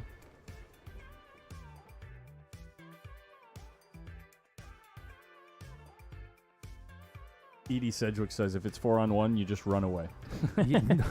Amen. But like I said, if you're one of the 4, He's drawn into the 5 you here. know, Cue ball, a little bit tied up, but he's put himself in a trap that he's got to shoot at. yeah, he's got to shoot here. So this goes against the standard thinking of You normally wouldn't attack if you had a secondary shot here having the lead. I mean, I guess you could thin off the side of the 10 and just give up the position of those two balls, you know. I like your shot just banking it and holding it up here on this long rail. Yeah, yeah. But once again, you know, it could leak and Evan could shoot a desperation shot on the 6. The key here is playing the cue ball. If the object ball goes, it's just a blessing. You want to just play the cue ball to the long rail. Oh, he didn't get there. Came up way short with his cue ball. So yeah, here's a chance for Evan to steal the game. Once again, if Alex, I more and more I'm starting to like your strategy because the 10-7 has really made Alex's life difficult in this game. Yeah. By thinning it, he might have changed the position of those balls a little bit. Yeah. Well, but then you're also kind of just giving up those balls also. Like Evan's going to probably do something with them, but it's not like they're doing you any favors where they're sitting. For sure. Evan's going to miss a ball. Yeah, when you're in a deficit with these great players, that first shot is always going to be a little more, I wouldn't say intimidating, but it's just real, recognizing how important each shot is. And, you know, if you're playing with Michael Jordan and you have a three-pointer and you finally get the ball, you know, you can't be thinking about Michael Jordan. You just got to shoot your shot. Sorry to eat something right in front of you. I'll try to keep it off mic, guys. Off microphone.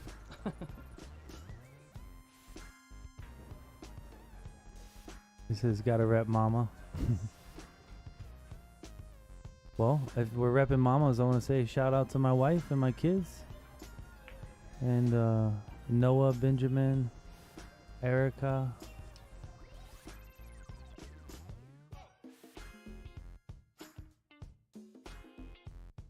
And Melissa. Great calls and great advice. Thank you, Chi-Town. All right. So, controlled aggression, that's a prime example of controlled aggression. Alex was able to remove a ball off Evan's side and get a ball towards his side. I like the shot because there's not a lot working for Evan's side of the table.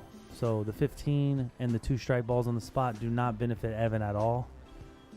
And Evan's going to have to come with something here. He may play the 2-railer off the 6 and run into the 10 with speed like that, yeah. That was a pretty good call there. Holy smokes. So Evan is the kind of guy, if he's got his back against the wall, you don't really want to bait the guy. You know, He'll swing. There's great guys. You play an older gentleman that maybe he's not shooting too straight. You might put him down on the end rail, or you might bait him with a tough shot thinking, oh, I have the lead. It's no big deal. Listen, leads slip away with great players. So it's important. Right now, all the balls are out in play. What's the goal? Get them out of play. Do not take risk. I mean, I'm so guilty of this. I'm probably a poor example to be telling y'all what to do because I don't always do it because it's such a creative game, you know? He said there's a dope beat. Oh, right here? Can they hear this? The music, yeah. Oh, okay. They want me to rap. That's funny.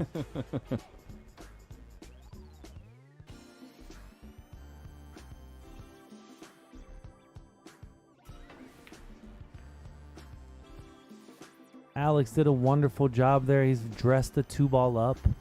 I look for Evan to probably shoot the 2 stripes off Alex's side and go to the bottom rail. Alex did a great job. Oh, Evan's just going to fire at this one. It's going to come short about 3 inches, though. Like 2 feet.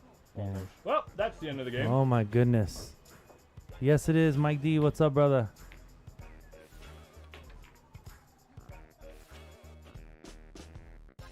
So, yeah, like in every other sport, guys, momentum is everything. You know, don't get a big head because you've won a game. Don't get too high or too low. It's not going to benefit you. What's there to celebrate out? Job not done yet. Yeah, for sure. Shout out to the Black Mamba.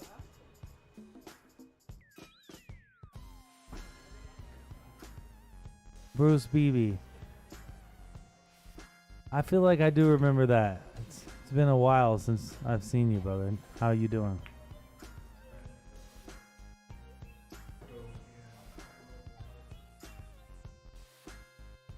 Yeah, I mean, when you're talking about banking in regards to low deflection versus maple, I think the key is going to be for you to have basis lines, kind of like start off with a softer line and then kind of add spin and speed accordingly. Mm-hmm. I do give bank lessons, but I've banked with a lot of these guys, their shafts giving them lessons.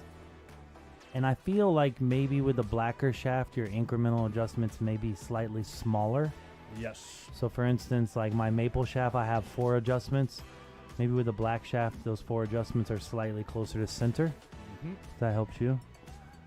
Transfers more spin And to then the also, object ball. the more you veer off center, I know that you work with a parallel shift, but for those that don't parallel shift their cue to add spin to the ball, when you do it with a low deflection shaft, the more you move from the center, the more the ball's going to cut as well.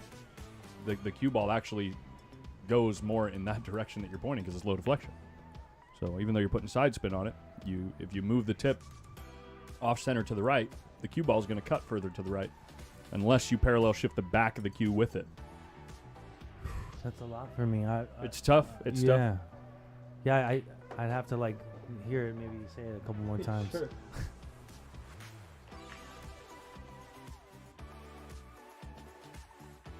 Yeah, the bank green game was really cool, guys. Billy's beat me a lot, and I probably over celebrated a little bit, but you know, I work. I don't consider myself a champion like these guys, but yeah, I rap a little. Yeah, freestyle. I feel like I could definitely freestyle with Harry Mack for sure. I think he raps off word, like he uses keywords, and I'm kind of like I like to be more, I guess, abstract. I'm not sure. I don't need the words to be able to group it all together. I kind of flow about my life and so on and so forth. But Alex is here with a big introduction shot. I look for him to run into the 6-2. He's going to hit it with a little speed. Okay, I feel like running into the 6-2 there was going to give him a little more value of the table. Now, the first thing that I look at is I notice that the 5-14 is working slightly against Evan. The 14 banks Alex whole for future investment. You guys really got to pay attention to the future shots in a one pocket rack. It's not always about, okay, the 8 and the 11. Yeah, that's great. Great players are going to run those 3, right?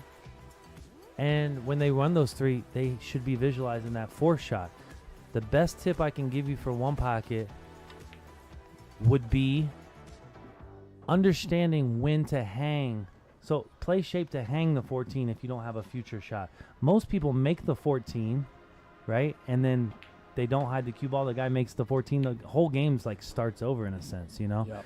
My point is if you have the value of 3 on the 4th ball, your goal is to hang it, not to make it. If you make the 4th ball and you have no fifth shot, you've actually done yourself a disservice. You know what I mean? So Here's a shot, Mike.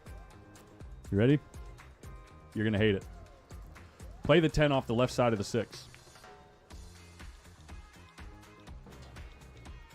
It's a crazy shot. 10 off the left side of the 6? Yeah, if it's dead, it's a 6 shot because then you open up the 2. But he's obviously going to cut the 10 ball in. Yeah, I mean, I he wonder could. if the 6 is playable with I think the 2 he's going ball. to shoot the 10 and run to the strike ball on the long rail Mm-hmm. and take it to his hole. You know what I'm saying? Yeah. I think that's what he tried to do. I think Yeah. he tried. I think if he was a little more aggressive and just ran into the ball, is it the 13 or the orange? The 15? The 13. Sorry. 13, yeah. So if he would have ran into the 13 with a little speed, it would have gone to his side, and Put himself in a trap here. he did. Yeah, it's okay. I think. I mean, he could kick the 14 in. He could jack up and do something and try to do like a takeout. It's a little sketchy, to be fair. Is the words gone right here? Oh, yeah, the chat. When I go to the overhead, I have to turn that off. Otherwise, it covers the table. Somebody asked me, do I have any technical tips for a tall player? Yeah, I think a lot of, I start with my belt buckle, kind of like CJ Wiley, and then I try to get over the shot line. that way. I've had a lot of guys. I don't know if that has anything to do with taller players. I think sometimes taller players, we tend to try to get too close to our work, and then the longer shots become more difficult. But if you notice, the Filipinos, they play an average of more distance in between each shot. So he's going to take on the combo. Yeah, here. he's almost forced to at this point. I mean, he could just one rail kick and nudge the 14, move it like 2 inches. If anything, shooting the combo here, like in game theory, shooting the combo is like one less ball for your opponent to run as long as you can get it real close. You know what I mean? Because he's in a really bad spot here. He could kick the 14. I think you just roll to the 14 and put it on the long rail of the pocket. Yeah. Right? And then the next shot, Alex is going to, or Evan's going to dink it, and then you're going to try to move the 14 little by little. It's not a terrible plan. You won't scratch if you get under the 14 here, one rail. But it looks like Alex is going to jack up and use like some sort of masse, like inside English, and kind of like disturb the 5-14. But now he's going back to the combo. Putting the cue ball up by the 15.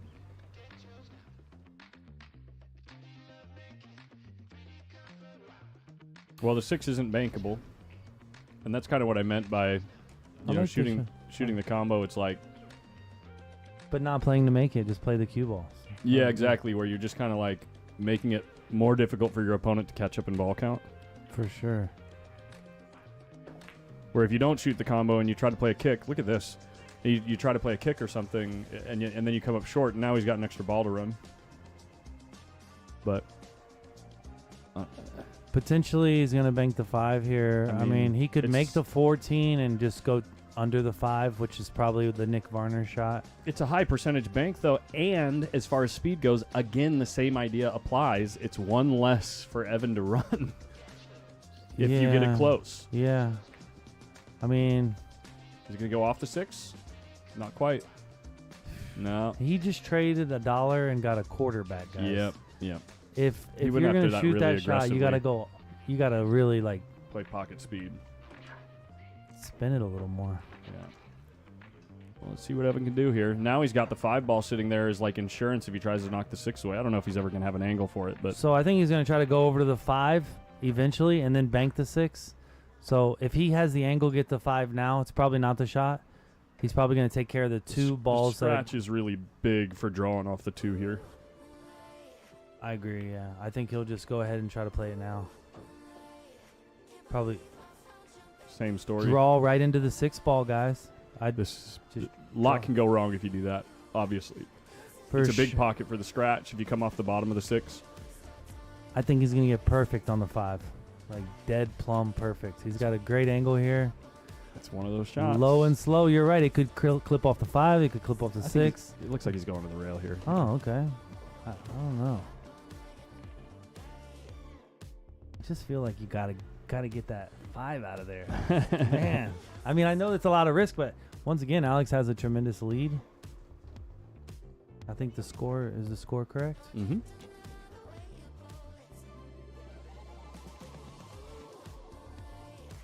He's going to hit the left side of the 5 and take the 6 out as well. Good shot. Yeah. Evan's very creative with these tickies. He's from Detroit. And I'm not sure if you guys know much about one pocket, but there's a couple different styles, like a Tony Chohan style.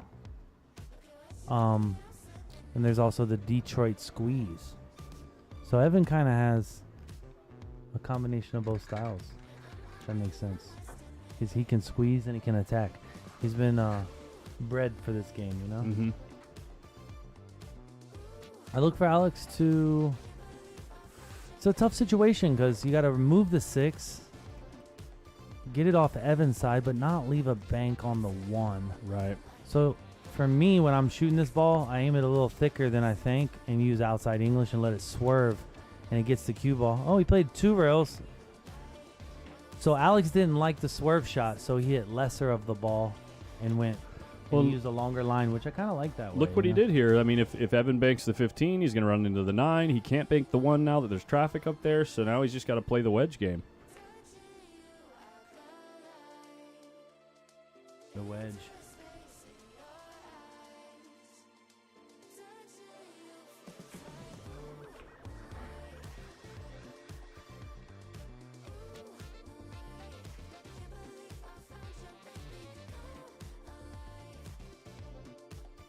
I mean, guys, it's just a saying. It's a technical. I wouldn't say they only play that way in Detroit. I'm just telling you.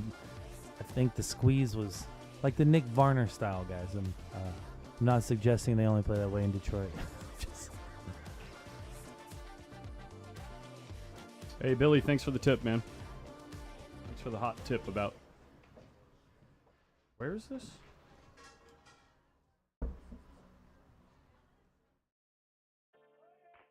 Cool. Thank you, Billy.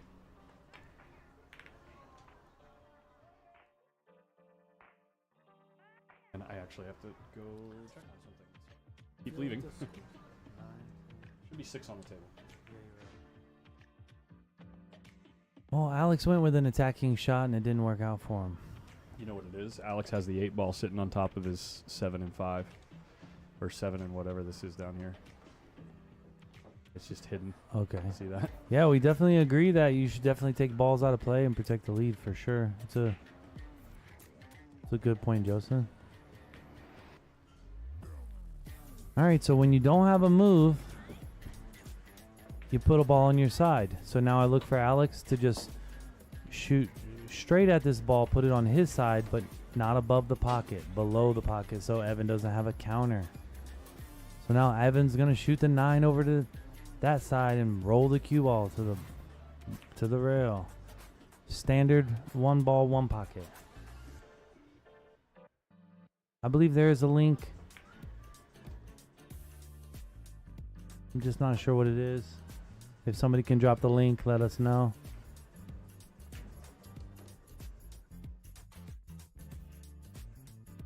Yeah, I mean they yeah, up in New York they do play a little 14-1, don't they? What's the guy's name? There's a guy, I forgot his name, he's a good player. He lives out in New York, he's a straight pool player. On the other table, we have Roberto Gomez versus Levan Corteza. Levan Corteza beat me Hill yesterday.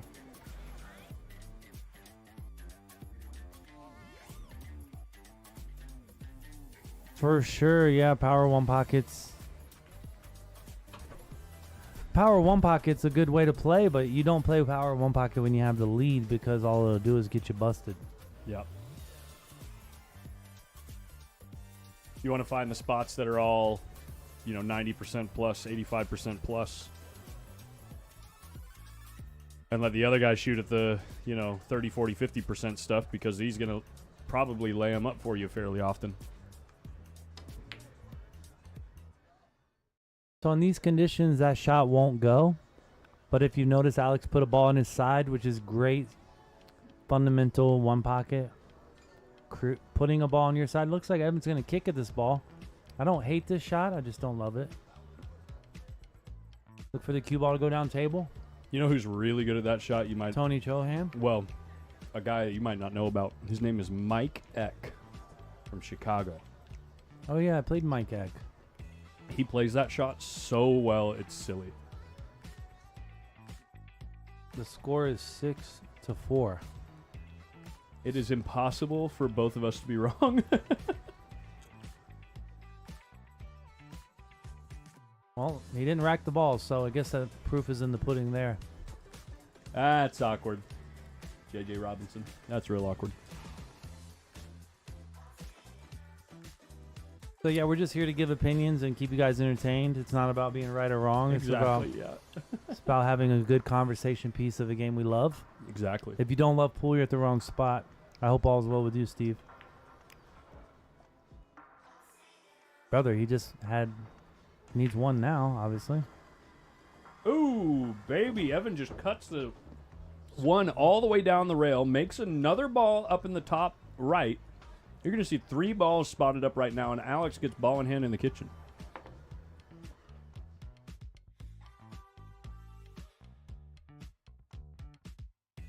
So last night, I bet on Roberto Gomez. They were playing a set for 5,000 against Little John. Mm-hmm. He's giving Little John 10-6 in the breaks.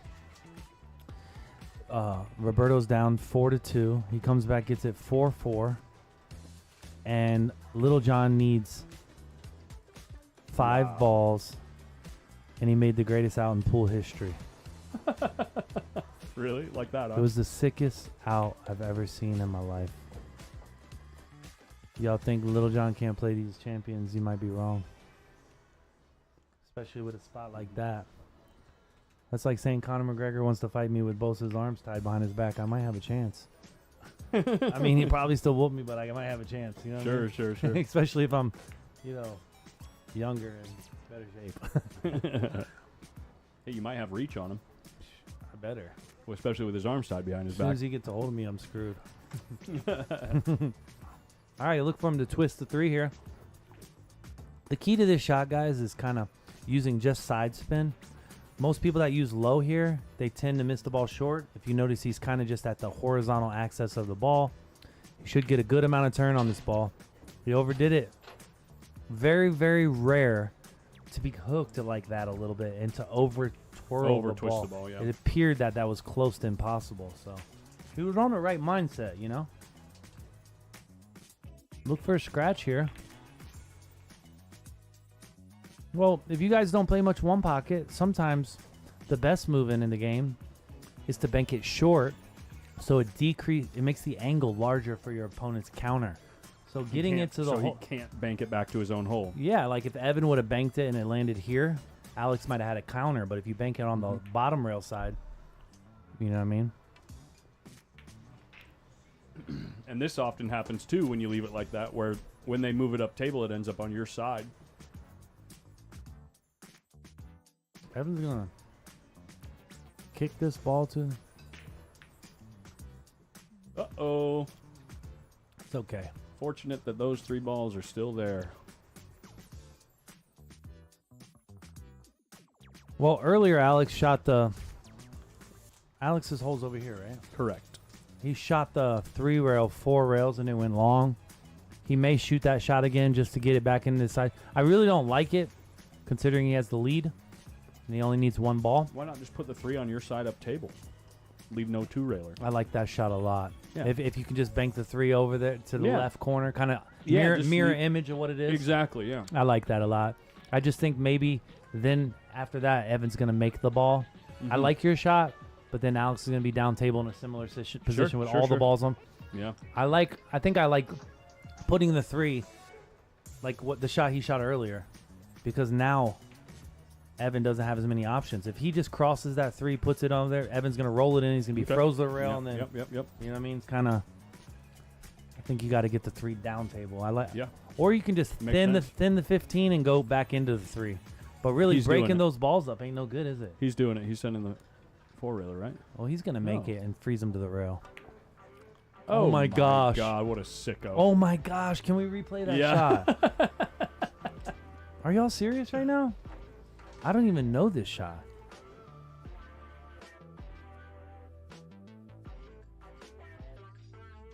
Just a cute little kick bank. Get the cue ball out of the way. I've never seen this before. 1 second after Evan shoots his shot, we'll show everybody at the same time. Good bank.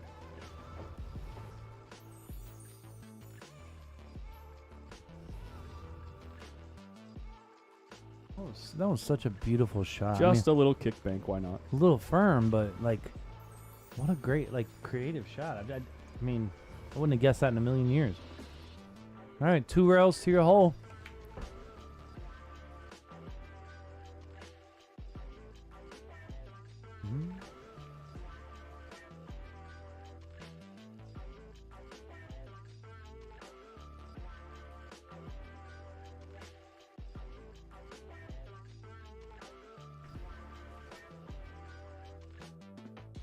Look for him just to kick this ball out.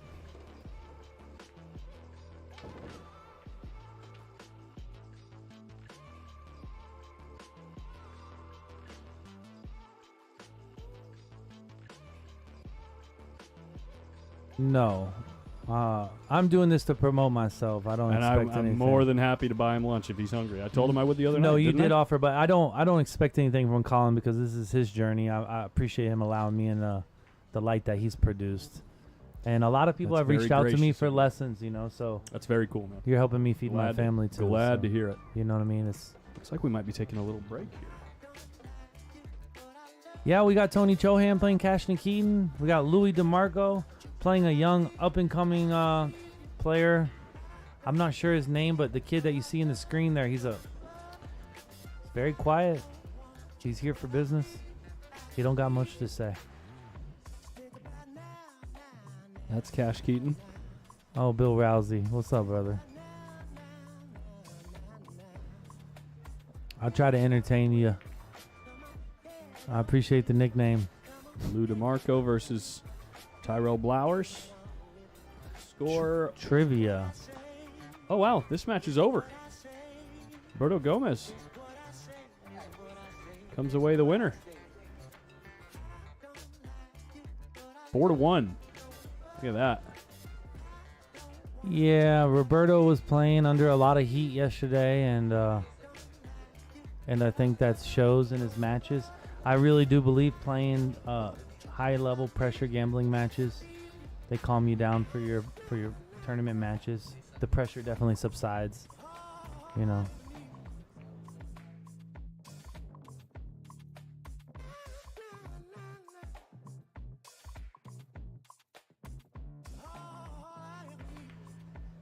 Is Mike in the chat? What do you have to say? Drip. I'll take lunch, though. Dude, you're buying me lunch, dude, after last night. Jeez. Took me to the cleaners last night. My favorite bank, I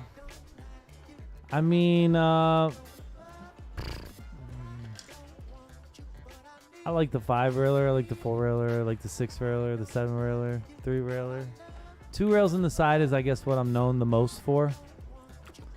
And I think what people do not execute well on the 2-railer is they actually throw the ball instead of shoot it straight with spin. Like, you have to use outside English so it doesn't shorten up off the second rail.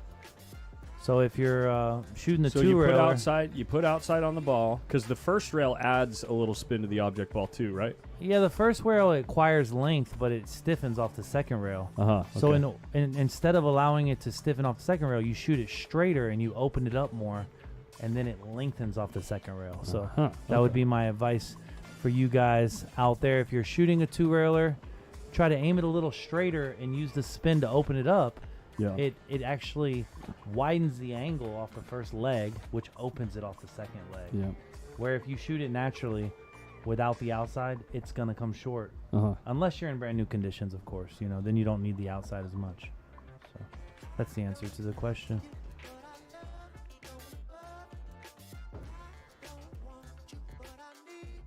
Yeah, I was a young drunk sailor. 5 years, no alcohol. So something to be said about that. I don't need anybody to pat me on the back. However, it's a great feeling to know that one of the monkeys that are off my back, I think we all got them. You know what I mean? Oh, yeah. DeMarco he's an emotional player. So there's that. You know what I mean? He's an emotional player. So I'm going to tell you something, guys. If you're playing somebody and they're an emotional train wreck, or they're an asshole, or they're a Republican, or whatever, whatever it is, I'm not making this about politics. Yeah, yeah. Democrat, sure. Republican, Clearly. whatever Yeah. the opposite of whatever it is, right? Sure. You cannot allow that. You have to be fully accountable, okay? So if a guy has a girlfriend and she's sharking you and she's being weird, you just say to yourself, hey, that's none of my business. Right. Let me just go about my business. The number one thing that I always say about things like that, especially if I have friends that are like telling me some sob story or something about whatever happened in their match. Yeah. The thing that's happening to you, you are doing it to yourself. Yes. Because whatever the thing that's happening outside of your own mind does not cause you to feel a certain way. Yes. The story that you tell yourself about the thing that's happening outside of your own control, that's what causes the emotional response. So we can all do, just try to make a better story for yourself about what's happening. For sure. Right? Be accountable to your feelings. Yeah. If something's bothering you, you have to address it, and you have to tell yourself, hey, I recognize Colin doesn't see eye to eye. Maybe he's a vegetarian, but I'm not going to disrespect Colin. Yep. But I may, if I'm a vegetarian and you're a meat eater, I might not eat near you because that's my I have to form a game plan to not be offended. Sure. You know what I'm saying? If I'm offended by you, it's my own fault, just like you said, Colin. Exactly. You're wise beyond your years. Okay. I don't want to call you kid, but you're a little younger than me. You know what I mean? How old are you? 35. Oh man, you still got it, Colin. You still got it. Oh yeah. You got some good years ahead of you. Just back cut the ball. Free shot. Creates a big opening for himself. If he gets this one ball right by his hole, he is right in this game.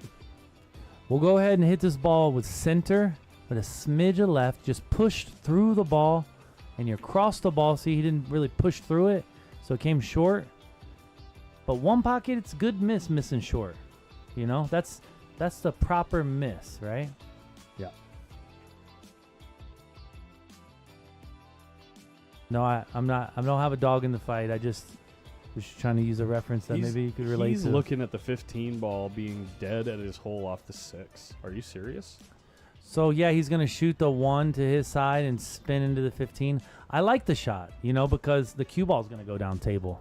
He's going to hit it with high right, spins into, he overcut the 1. Now, if he shot the 1, look, and the 1 was down table, that was probably a pretty decent shot. Yeah, if he doesn't catch the point of the pocket on the way out, That was a lot. That was a lot, Colin, for a lot to ask for. To have the lead there and to really just, I mean, I like the shot, but I don't think I'm not in love with the shot. You know what I mean?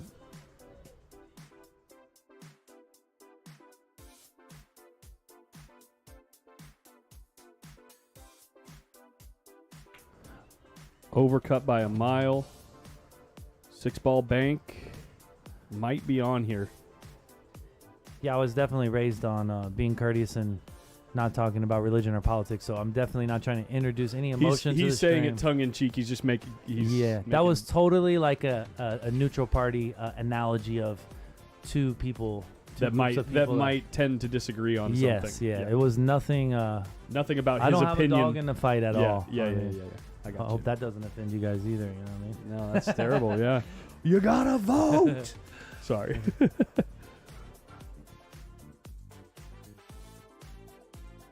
Yeah, I mean, in different cultures, like, I'm going to tell you how I learned to fade gambling and sharking. You know, because when I was younger, I was like Earl Strickland. I used to, Colin, you're a jerk. You sharked me. Oh, yeah. You should be ashamed of yourself. You did this to me. I'm going to call your mama. You know what I mean? But guess what? One day I was playing these Spanish folks, and they were partying, they were drinking, they were gambling, they were trying to shark me. And what I did was I pretended that they were having a fiesta while we were playing. And I said, man, if somebody was having a fiesta, Colin, how would they be acting? They'd be acting like these people. Yeah. Good for them. I didn't allow it to infiltrate my critical thinking. I just gave an excuse to why their behavior is like that. And that's exactly what I'm saying. You created a new story to tell yourself about the situation that created a different emotional response. Exactly, bro. Yeah. You speak my language, brother. Yeah. You speak my language. I was gonna call you kid, but man, you're 35. You're well over the. I'm young enough. Young at heart. Just to win the game, it's a really ideal looking bank for Alex.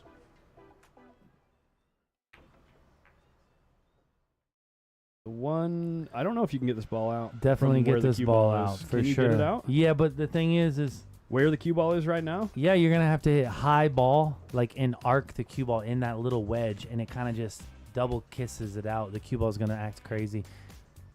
High ball, just flick it. You got to hit it almost like a break shot. He's going after the 6. Oh, he's going for the 6? Well, the thing is, if you make the 6, you might even get on the 15.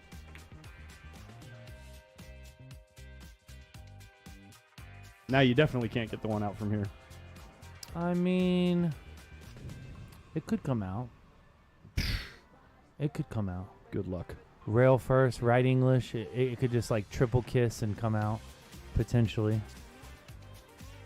How often does that happen from here? You put the words back? It covers the screen. Oh, okay. Yeah, like that. See that? You can't see the Oh, action okay. when I'm on the overhead. Somebody said, how do you avoid road rage?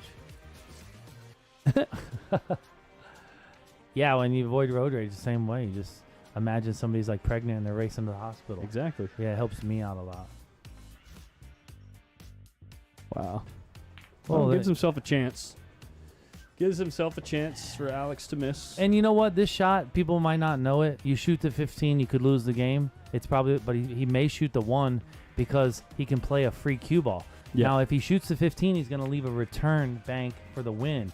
So he elects to shoot the 1 and play the cue ball to double up. So you're playing the cue ball down table. It's a real natural two-way defensive attacking shot. Mm-hmm. You know what I mean? If he shoots the 15, it's because he's feeling himself. And if he shoots the 1, it's because he's defending the score. So it just depends on how you feel about the situation.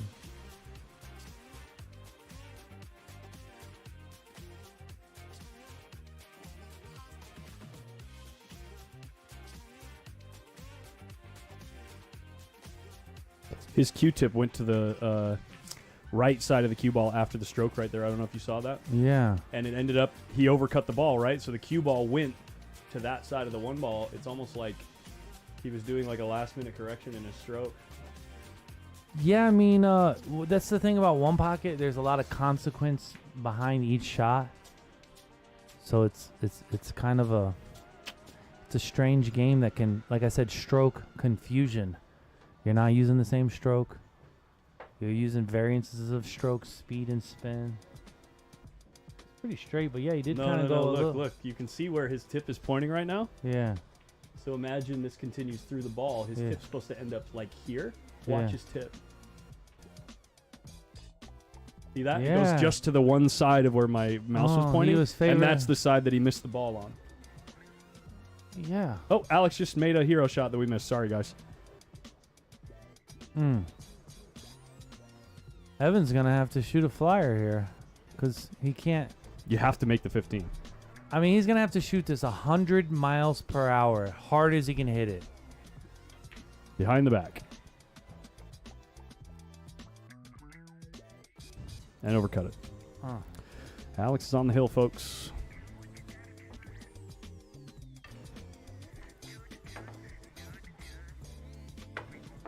So yeah, 1 pocket can make you look silly a lot. It's not a cut and dry game, guys. No. Like 9 ball, you can see when a guy kind of, you know, I don't know what the word you want to say, like shits down his leg, I guess. Yips yeah. at the ball. Yeah, you know what I mean? But 1 pocket, it's so much more difficult. It's a reason why a lot of people, European players and stuff, they don't play a lot of 1 pocket because it kind of takes them out of stroke. And I really think that's a credit to Alex's game that he plays such a high level of all games. But you got to admit, Second you talk him up, man. The second you talk him up. the reason why he doesn't win a lot of big rotation tournaments is because the 1 pocket, I think, it really breaks your fundamentals down, if I had to say so, you know.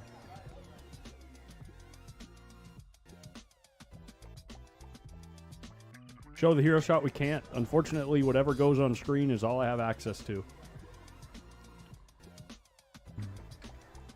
To have a setup where it's constantly recording all cameras has cost me a lot more money.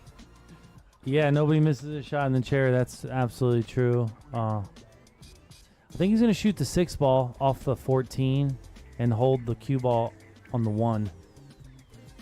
If you notice, Colin, the 6 banks 1 rail, 2 rails into the stack, and then the cue ball slides under the 1. It's a common opening shot playing 1 pocket, you know.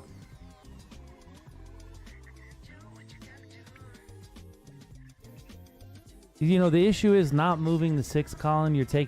If you move the 6, you're taking away the most valuable ball on the table for your opponent. But then the 11 is kind of there. He almost could bank the 6 3 rails to his hole also. That's not a terrible way. It may hit the 4, which I wouldn't want to Trying do. to stun his cue ball down on the 1. Yeah, I like trying to advance the 6 ball there. I don't really like running into the 4 personally.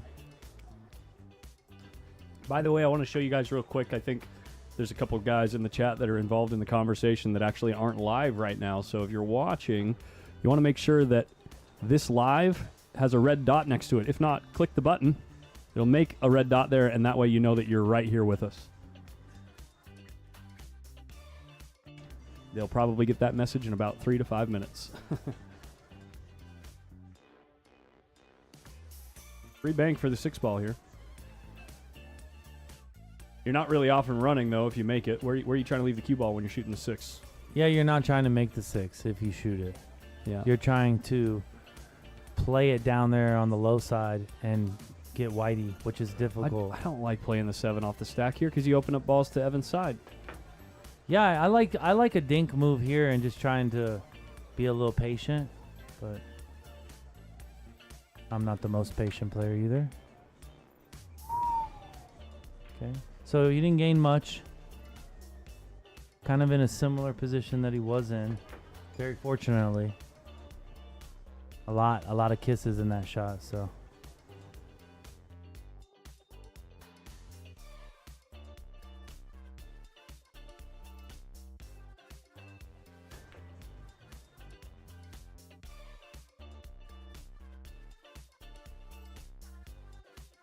Definitely in the GOAT conversation. I've been watching Alex win for 20 years, and yeah, he does it with charisma, and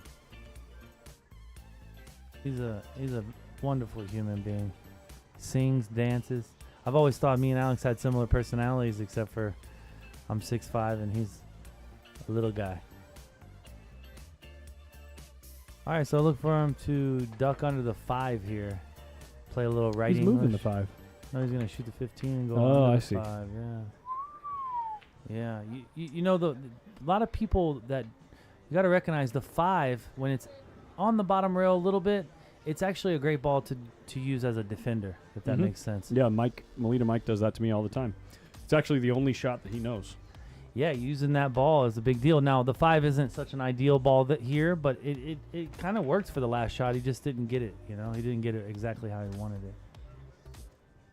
Evan kind of throwing his hand up there, worried that the 9 ball was really going to tie up the 5, but it lays up pretty good as a combo to be shot at some point. So Alex has to make sure he protects his cue ball here. Yeah, I recommend him go 2 rails here. I almost like taking a foul instead of trying to contact a rail. So I'm going to try to roll right in between the balls. Oh, he's coming a little hot. Clip the 9, baby. What a play shot, it Alex. Just play it perfect. No big deal.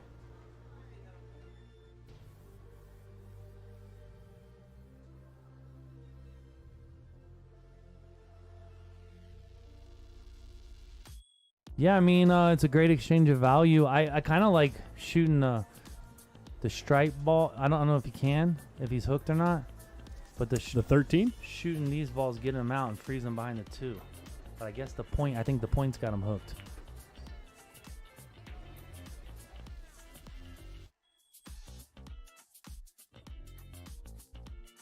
Did he leave a rail first here?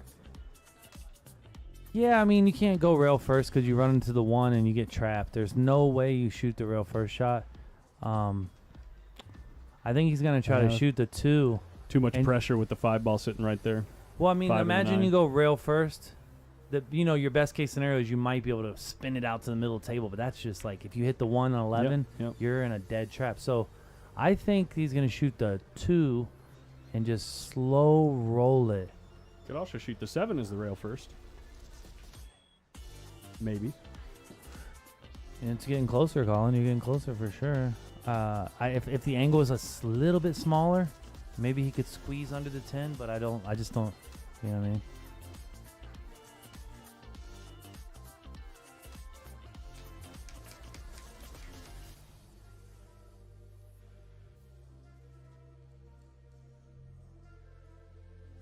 Yeah, Alex has tremendous focus. He's a fierce competitor. He's going to shoot some stun takeout here. He's going to stop it right on the 4 ball and just shoot the takeout. The 5. Oh, the 4. Oh, I see.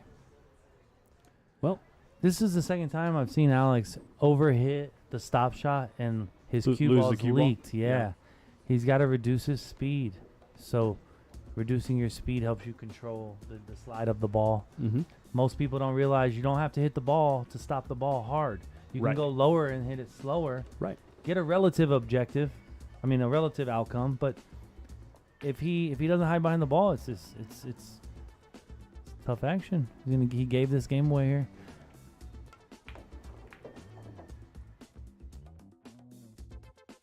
I mean, he's not got ideal situation here. Evan Lunda, he's got all the balls are on Alex's side. The 410 is kind of suspect up there in the top, in the middle. Definitely suspect. Small window for position there. So I look for him to snatch it back and maybe get an angle on the 11 or the pink. 2 rails.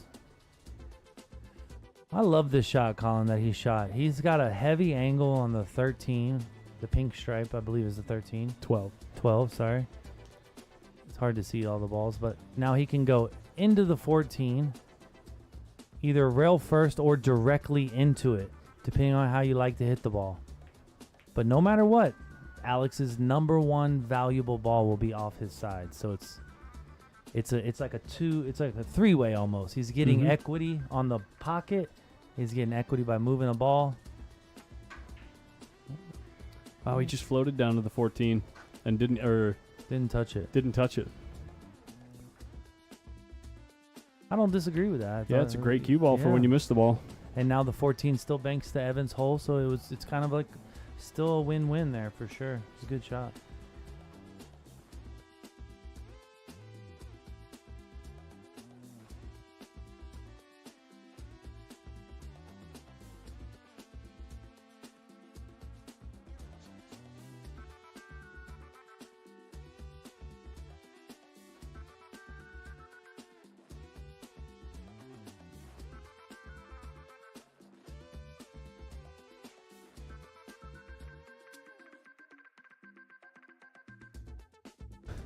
Man, when he's looking like this, I don't know whether to celebrate or to be scared.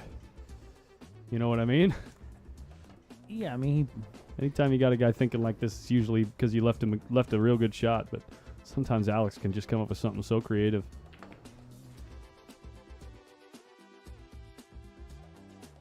Trying to keep him tripled up. how many people on the planet would have thought of that shot? That's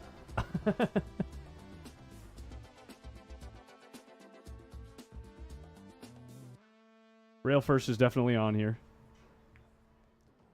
But it forces him. Similar situation. It forces him to lose position, yeah. He really needed to hit that with like a high spinning ball if he wanted to have any chance of getting past anything. Exactly the same situation as earlier. That rail first shot, he just kind of wedged under there and trapped himself. Yep. All right, so bank the 11 over to your side and just kind of stick it right there on the 1. Oh, he did the combos. It's not a bad shot. Just managing the 14 ball, tying things up for Alex.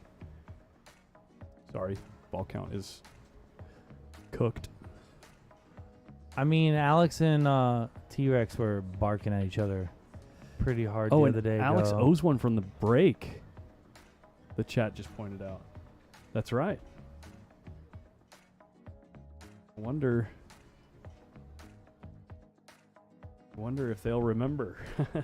They must be using the beads to mark the balls that they owe. I'm used to looking for a coin on the table. By the way, which I would never do that. Huh? I like never. Yeah. Because you can get cheated with the beads, right? Easy. Yeah, You got 3 coins. They're on the table. Yep. They're right there. Check, you know what I check mean? this out, Mike. On this table, table 11, the action table, and the table up here, if you reach underneath the lip of the table right here, behind the M, I left some markers for you. They're magnetic markers. If you ever don't have a coin, you don't have to worry about it. They're hidden on the table for only pool players. Like only the real one pocket players. Some pool hall drama. You got to be here, brother. You know, it's not good to talk about other people's business, but it was quite exciting. I'll say that. Tony doesn't hold back at all. We'll just put it that way. Tony's trying to lop the head off the dragon.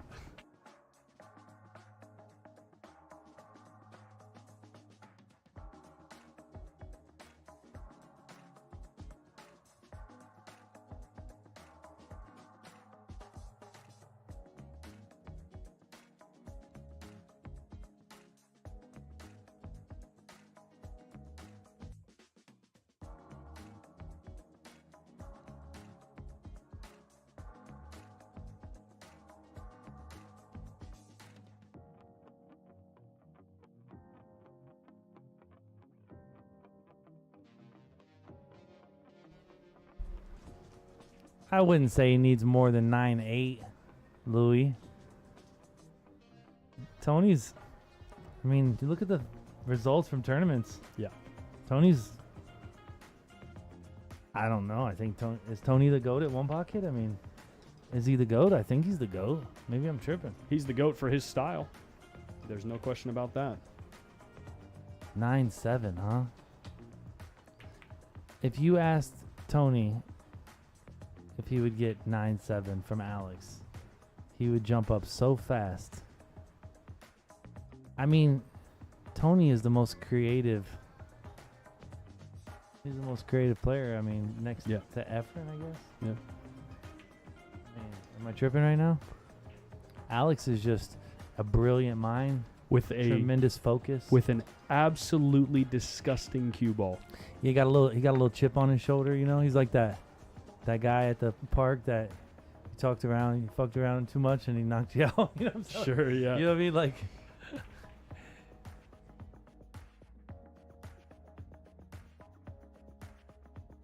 I'm pretty sure Tony's down to play Alex any kind of way, but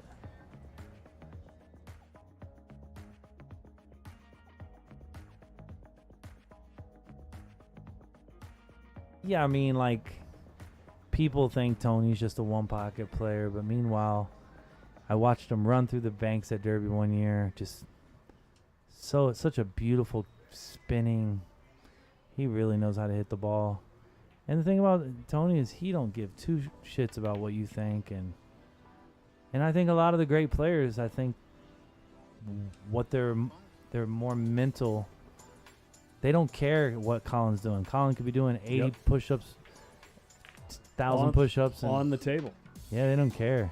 You know, Colin, they don't care if you're pretty. They don't care how much money you got, unless you're betting with them. You know what I mean?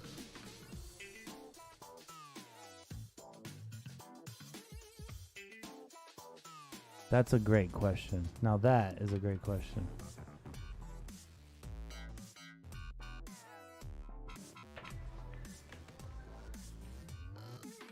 It rolls out like every diamond. I don't know how you guys feel about one-piece slates. But I feel in my heart it weighs the middle down. The table sags more. Why are all the tables rolling out? It's got to be the weight of the slate. I mean, if you have 3 pieces of slate, I feel like structural integrity is more. Which tables are you talking about? I just feel like one-piece slate is gonna sag more, and it doesn't stay level. I mean, I don't know if you noticed the diamond. I'm not trying to hate on the diamonds. No. Slate is actually one of the least. What would you say? It's one of the most. Doesn't flex or something. Yeah, like it's that. one of the most elastic, hard materials that there is. So elastic deformation versus plastic deformation. The reason why you can bounce the ball off the table is because it quickly deforms whatever micron that it does, but it immediately snaps back to its original position. So slate is one of those things that actually doesn't sag, but the components under it could sag. Okay. Yeah.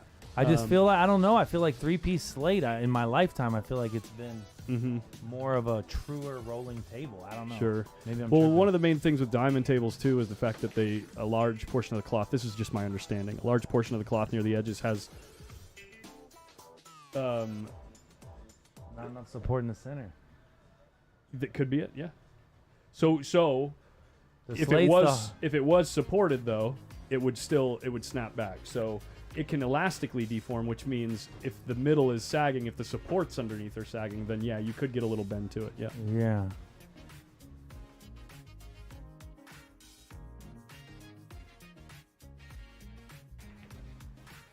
Yeah, that's what we're saying, MBK. That's what I'm saying, yeah. So yeah, I guess we're saying the same thing, just different It's ways. definitely easier to set up, and I see why they do it. Just get in and get out. It makes sense. You don't have to use any of the beeswax or whatever the case is. It's no good for Alex.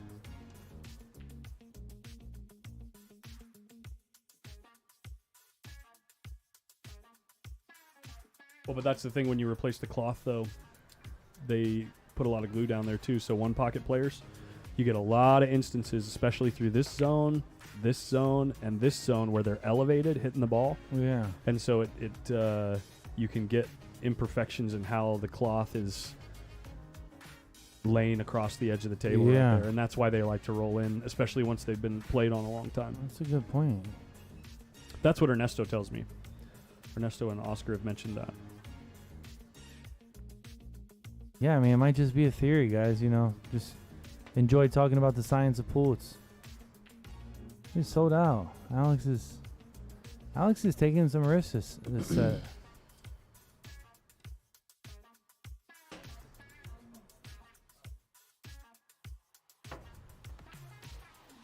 Okay, so Alex spotted his ball. Spot a ball. So yeah, I mean, Evan's got the value of 3 here, potentially 4. He's not gotten the best angle on the 14, so he may have to play a heavy cross corner on the 10 instead of the straight in. Like I'd prefer to be on the bottom rail here if I can. Mm-hmm. I don't know that he has the angle. I believe he should be able to get there.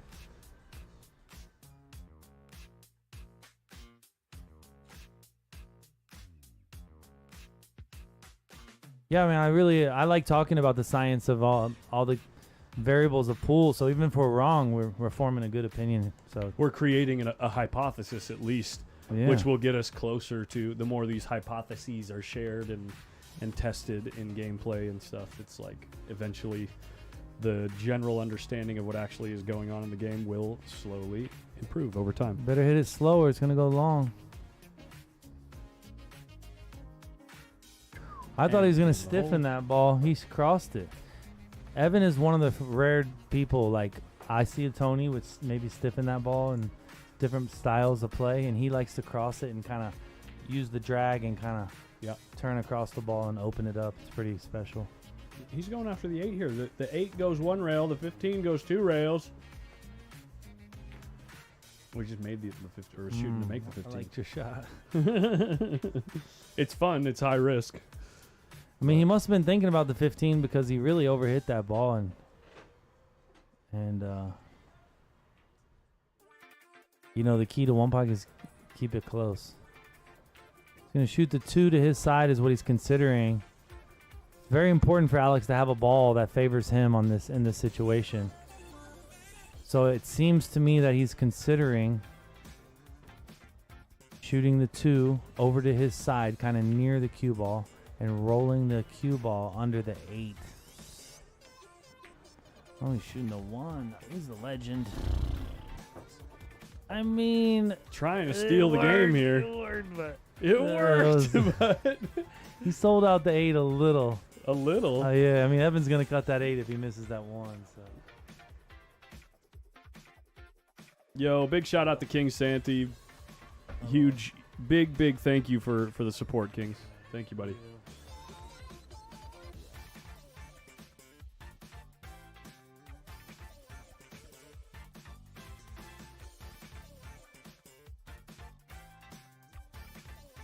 Wow, Evan sold out a return bank on this 8 ball. I'm so sorry, I didn't realize Evan had 7. What is going on with my scorekeeping today? It's like the worst I've done in years. Enjoying the conversation too much, that's what's going on. That's what happens, Mike. When I enjoy the conversation too much, I can't count balls anymore. Yeah. I guess it's better than a drunken baseball commentator. What? That sounds like a blast. Take me out. Yeah. Yo, what's up, El Jefe? Oh, this is disaster for Alex. Evan only needs this 7 ball. Mm-hmm. All right, so he's going to shoot the 7. I like to try to, I know it sounds crazy, but I like to roll forward and protect the 8. Just smooth and make sure you get it above the 8. Heaven forbid you bobble it. You don't want to leave a tough back cut for Alex so he can get a couple balls.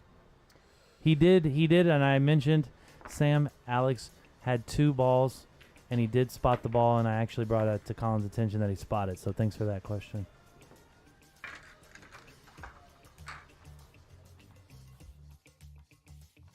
This is some nice kicks, man. You're not wrong about that. What are these, Pumas?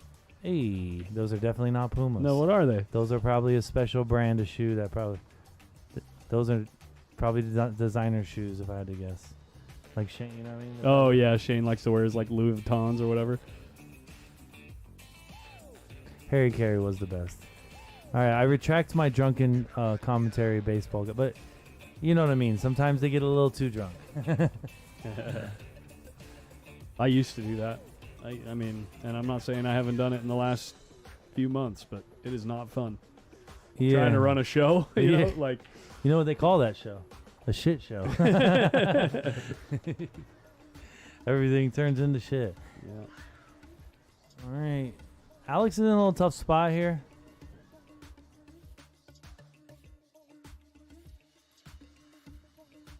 I mean, he can kind of. I feel like he's supposed to dink the stripe. He's got a full look at that 9 ball.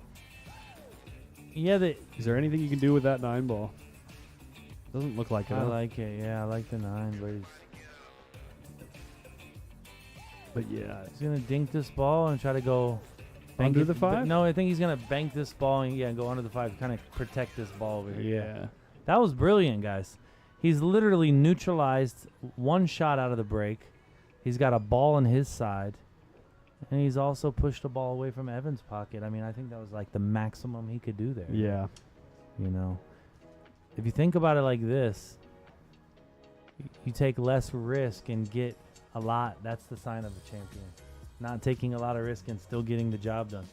You got Bobby Emmons. Yeah, everybody down here. You got T-Rex. You got Roman. You got Sergio. You got Charlie Mora, who beat Lil Jon 8-7 for about 8 or 16,000. I can't remember. I think it was 8,000. One other match going on right now, Lou DeMarco versus Tyrell Blowers. Tyrell is up 1-0 in game count here, and it looks like Lou's just getting started with this rack here.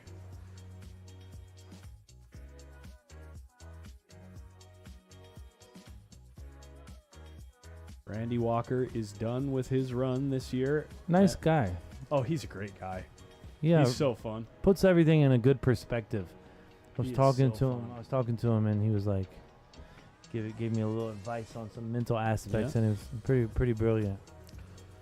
He came out with 9th through 12th, lost 3-0 to Lou DeMarco, but, beating half the field's not too bad. Not for a 585 Fargo Yeah. that loves one pocket. Got Cashin and Payne McBride, Major Payne.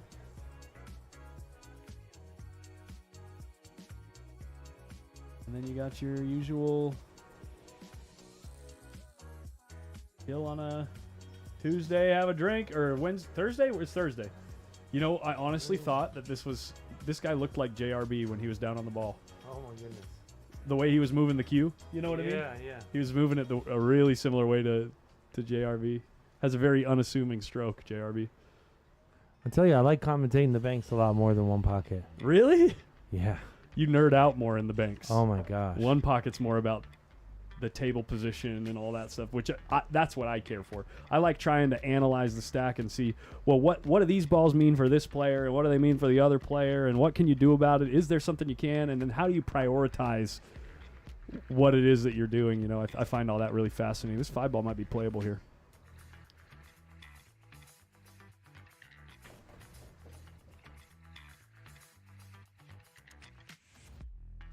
Well, Evan Lunda's the type of player that he's never out of a match, so This 5 ball might be playable using the he's 1. gonna play right English, Try to play come the around the carom, stack. and try to spin it. I don't like it at all.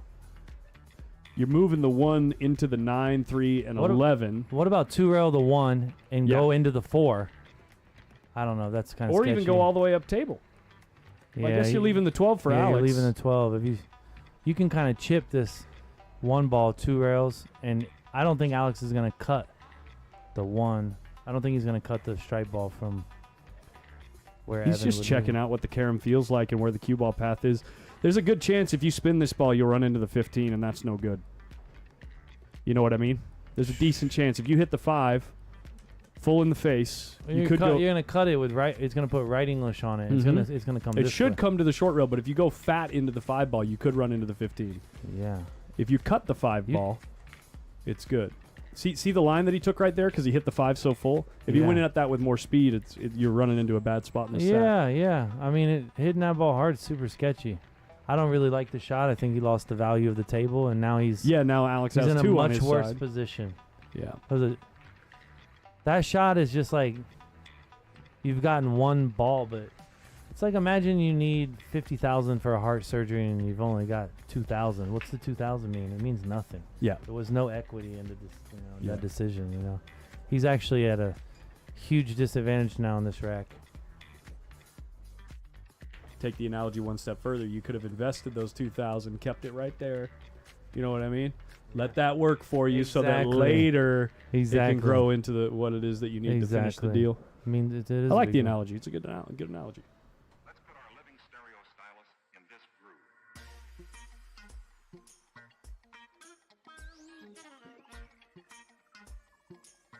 I don't know if it's here. Oh, yeah.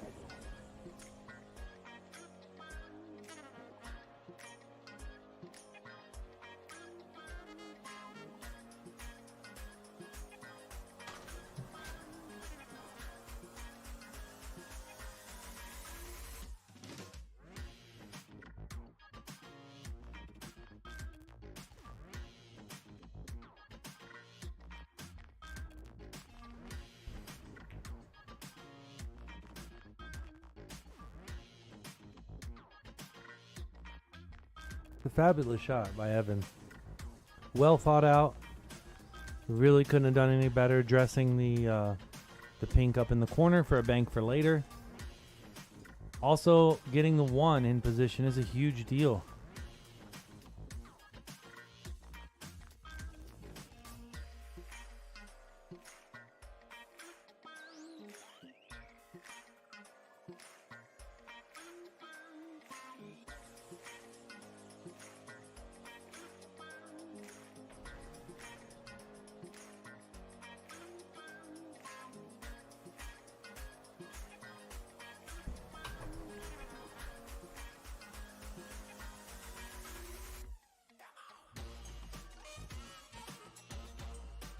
It works best because then it doesn't reach the whole way.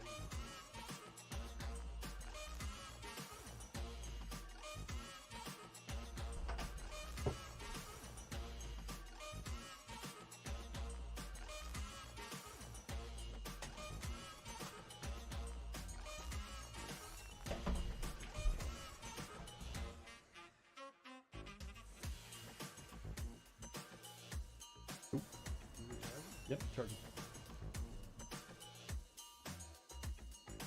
So, Evan could try to bank the 3 2 rails, but you may lose the cue ball. So the key is just to hold Whitey, right? Just move it very little.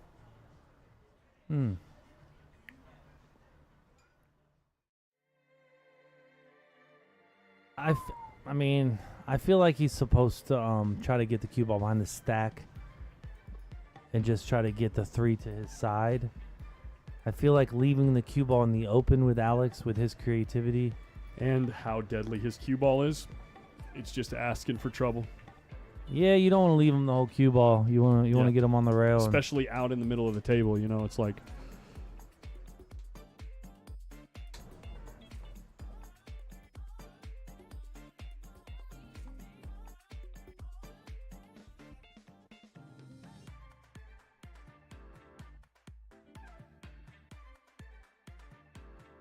So Alex has a major issue. He's got to kind of, maybe he's just going to roll the 9 and try to break that up. Oh, he did not get there. It left it.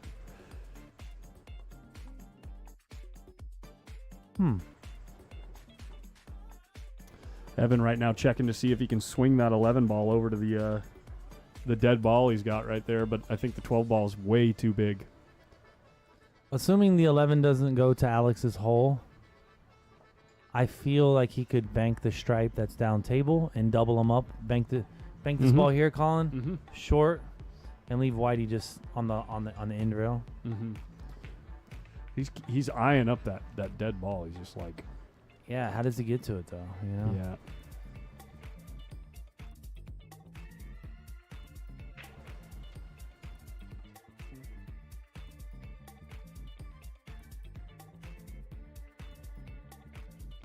Yeah, the issue with the shot I chose is that he's elevated, and Yep. it's a tall order. Maybe he might thin the 11 or bank the 11 and do the same thing, but he could also thin the 11 and try to block the cluster, if that makes sense, like put the 11, but he's banked it. So that's a great strategy, guys. You just bank it down towards the bottom rail. I don't like I would like the 11 out a little more. You know, a little higher, like maybe, but Alex is in a little spot. But I think the greatest thing about Alex's game is that he's never rushing. If that makes sense. He's not, even though he's an eccentric player and he's very emotional, he really knows how to like dial it back to make the decision.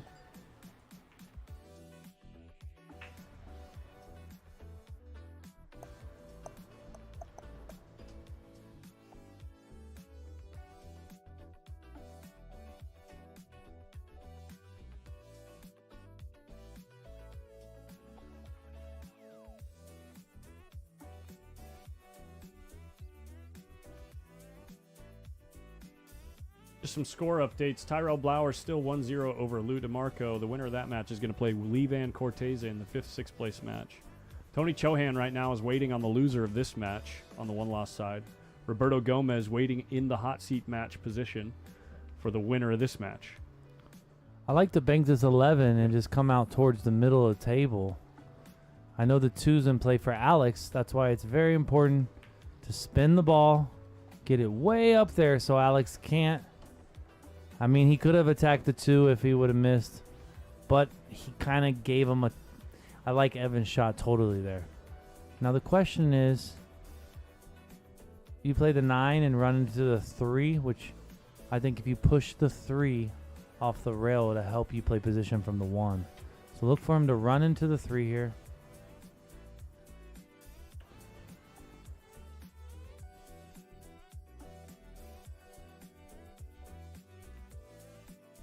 Alex, I'm pretty sure. I mean, he's from Canada too, right? He's like a Filipino Canadian. He is Canadian. He's Canadian, right? Canadian citizenship, yeah. Yeah. Okay, so he did not run into the 3. I'm not saying I feel like if he bumped the 3 out there.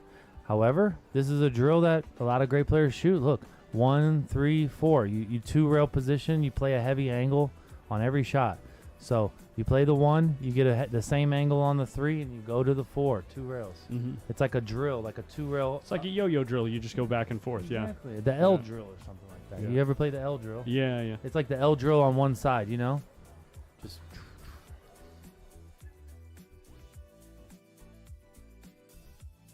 All right, so he's going to use inside, which I would just like using below center.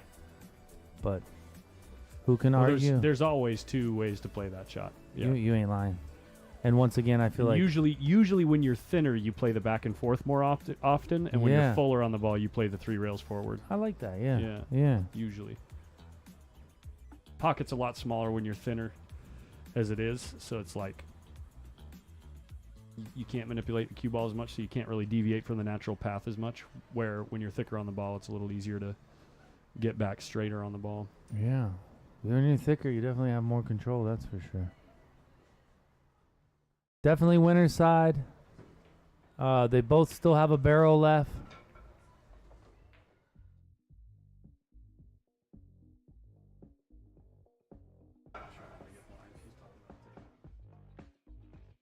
JJ Robinson, I think you're a few minutes behind, bud. You want to click live, you'll get back to the current conversation. We were talking about that about 10 minutes ago, talking about table slate.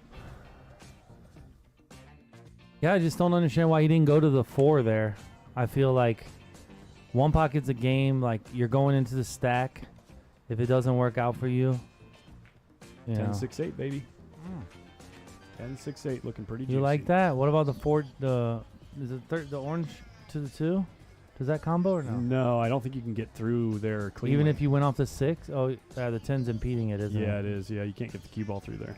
The only question is with the 10, 6, 8, how are things going to open up and where are you going to leave the cue ball? As long as the 7 doesn't leak out, I'm okay with your shot, Colin. Yeah.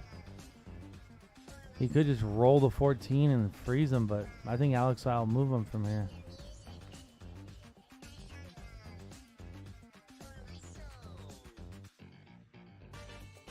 That being a good shot, I just feel like the 14's not close enough to beat Alex in this spot.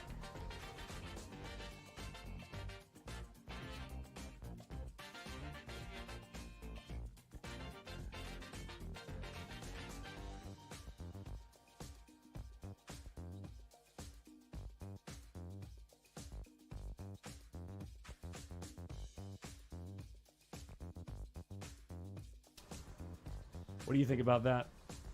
Huskers fan says the 580 Fargo explaining to the 700 Fargo how to play. Oh, it's okay. I mean, we all got opinions. I mean, Game theory's game theory. It's all theory. yeah, I mean, I'm going to be fair with you. I've been wrong so much, and I've learned from, Efren learns from lower players, and, you know, I definitely execute the game pretty well, but I'm always intrigued by opinions, and Sure. people's opinions don't, you know, I think it's not necessarily a learning. We're not, It's I'm not not about- being taught, am I? I'm Exactly. just- It's not about being right and wrong. It's just having a discussion. Yeah, Fargo's a fickle is the word. So many people use that argument of authority just because someone has a higher, what would you say? And I'm not just talking about this one conversation. You know, just because someone plays and gets better results than you doesn't mean that you can't both have a interesting conversation. You know. Yeah, I mean, the key to pool is understanding your own opinion. So if you Yeah. don't have one, it's gonna suck for you. For sure. Yeah, exactly. So you won't ever be a 700 Fargo without opinion. Right. For sure. Yeah, the finals are tomorrow. Yeah, I mean, Look at this move. I feel like I'm a 700 Fargo and I play banks in one pocket and it doesn't get noticed. So my 9 ball, I guess, I feel like I'm way higher than 700. I feel like it's Sure. almost like disrespectful a little bit personally. I get it. Yeah. Yeah. I mean, because if you look at the level of banks in one pocket, I feel like I'm at the higher, Sure. you know. But yeah, it's not about me. It's about the stream, and we'll move on. No. It's you know, it's numbers are numbers. You know, they don't. Really I'm just mean saying much. there's 850 Fargos that won't play me banks by the rail, so it just, how does Sure. that, you know, does that mean they have more knowledge than me? I don't understand, you know. Yeah. It's perplexing to me, the whole Yep. Fargo. But, I vibe with you, though. There is a pecking order in pool. Sure. And in your own right, you definitely need to show, as long as it's not with malice or disrespectful, course, you know, yeah. because I definitely feel like my knowledge is something that it's important Look to at pay this attention cue to, ball. you know. But Look at this cue ball. like if Efren was in the booth, I'm gonna definitely, you know, I'm gonna be listening more than. He said it looked like. Cool. For sure. I mean, Banks is a treacherous game. It's a lot of aggression. It's a lot of two-way shots. So it's. I appreciate that, Farron. It means a lot to me, though.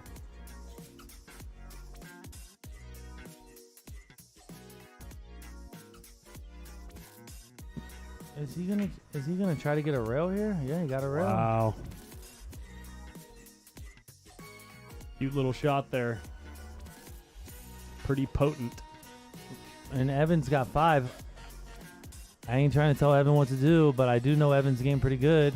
This is his pocket, correct? Yeah, yep. He could cut this stripe to his pocket and play Whitey back in a very similar position, have him doubled up. If he shoots the 6, I don't like the 6. I like the I know it sounds crazy, but I like the stripe ball. Well, he got a rail. His shot was very good. Yeah. Alex still owes one? He just made a ball, didn't he? I think he did. I think yeah. he just made a ball and spotted the 15. Soccer mom. It's Mike DeLauder from Orlando, Florida. He's still got a beat up there though. I thought he just made a ball, and then he got wedged up on the 8-ball. Remember? He banked that ball in, and he got wedged up on the 8-ball and didn't have another shot. You're so right. he spotted a ball at that point. In a tough spot, first thing that you look at is the 2-ball, and then you say to yourself, man, the cue ball is not very beautiful there. Then you look at the stripe, the next stripe, what is it, the orange stripe? 13. He might make a play at that and try to hold it, but then he leaves the 6 if he doesn't get it close enough. No, he definitely got a rail there.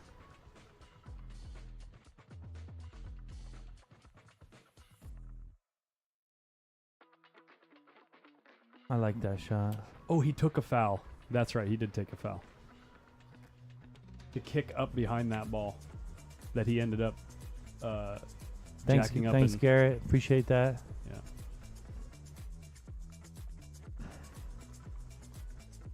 So I would assume Alex is going to go either ticky the 10, and if he doesn't like that angle, he'll go rail first into the 14. It's just a guess.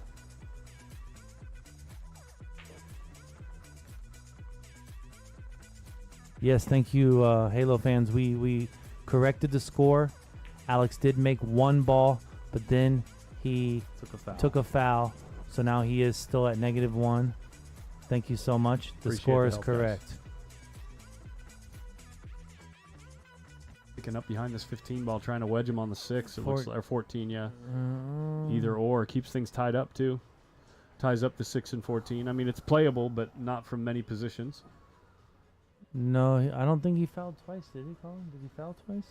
No, he fouled twice, but he made 1. Yeah. So he made a ball.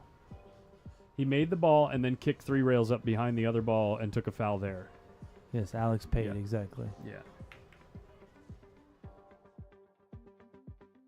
At any rate, I can tell you in the next few innings, we're really going to know the score. So, Little John beat, he just beat Roberto Gomez, getting 10-6 in the breaks. It's probably the sickest out I've ever seen in my life. 5 and out. Roberto has ball in the kitchen. He shoots a containing shot, and Little John banks the ball and runs out from nowhere. Huh. It's crazy.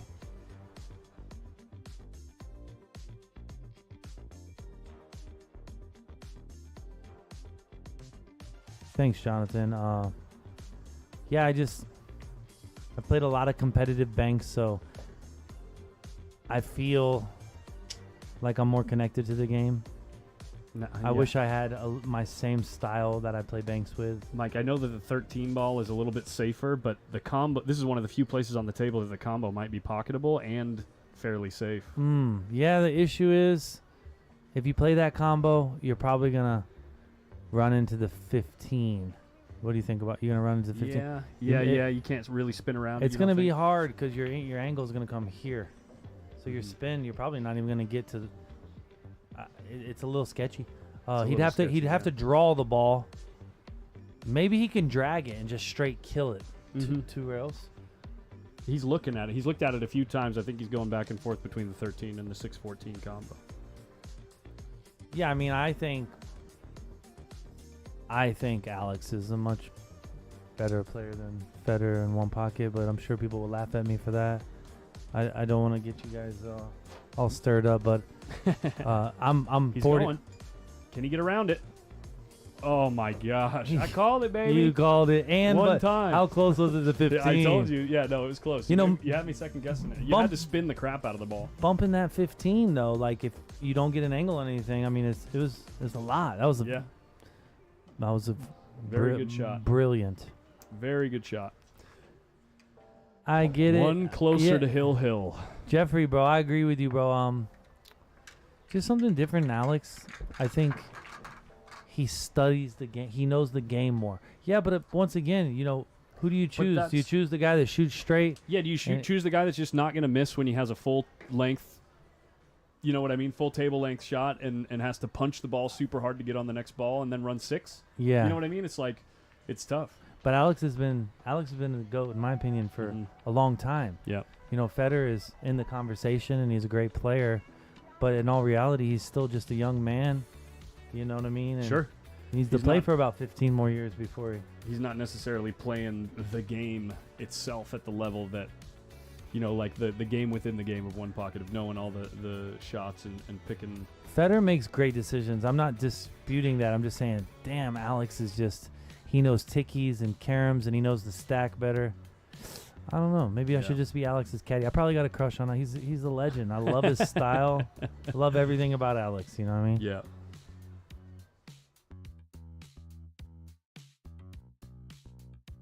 Yeah, I mean, my goal is to transfer the mental disposition to people because I was so weak at it when I was a young man. And I lost a lot of matches because I allowed the pain to hurt too much. Mm-hmm. So when I see somebody struggling, there's a guy that made a comment here. When I see you struggling, my heart compels me to help you either get back on the horse or just have the mentality to understand that it's, hey, you're not done till you're done, bro. Like, Yeah. you know what I mean? Your career's not over. The day's not over. Everything still needs to be accomplished. So I appreciate you pointing that out. It means a lot to me. Jeff Becker, I never stream money games that the players don't ask me to stream. If they don't come out and ask me to stream it, never going to stream it. And then on top of that, it's a very, very busy next couple of days for me. I'm definitely going to need to be sleeping well tonight. So unfortunately, that's going to be a no.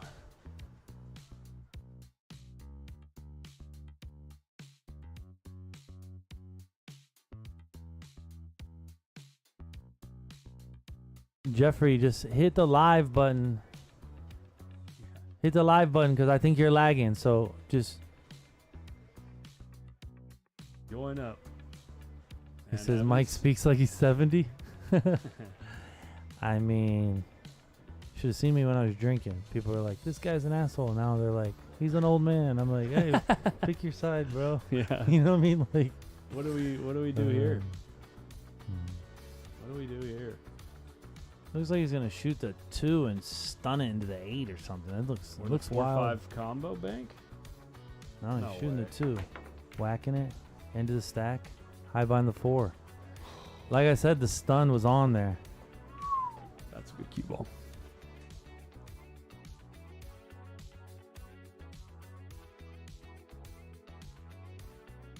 If you want to do something to help me, take a lesson, a bank lesson and a kicking lesson.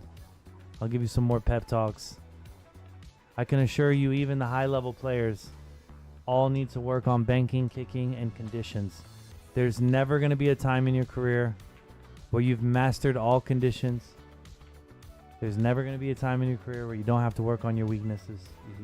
So, if you really want to get better, guys, you have to work on 0-degree angles, banking, kicking, spot shots. I even take it to 20, 40, 60, 80-degree angles. I try to work angles and tiers and try to manage the edge, each edge and accordingly, you know what I mean? A lot of people kind of treat every shot like, oh, the edge is so general. I'm not as general. I'm a little more, I want to find out what the edge consists of with no spin, and then I want to add spin, aim it thicker, subtract spin, aim it thinner type stuff, Evans in a spot. You look for him. He's going to jack up and try to masse the cue ball back. He could also shoot, which is probably not the highest probability. Oh, he's just going to dink the 11, but he could shoot the kick into the 7 and try to carry him. That's really sketchy. I like his shot a lot. When you don't know what to do, keep it simple, stupid. Right? He did not get a rail there. He's marking a ball right now. Yeah, I'm pretty sure he just marked one. Oh, did he pull it away? 90% sure he got a rail. He moved something on the bead, so we'll see in a second if he ends up spotting a ball or not.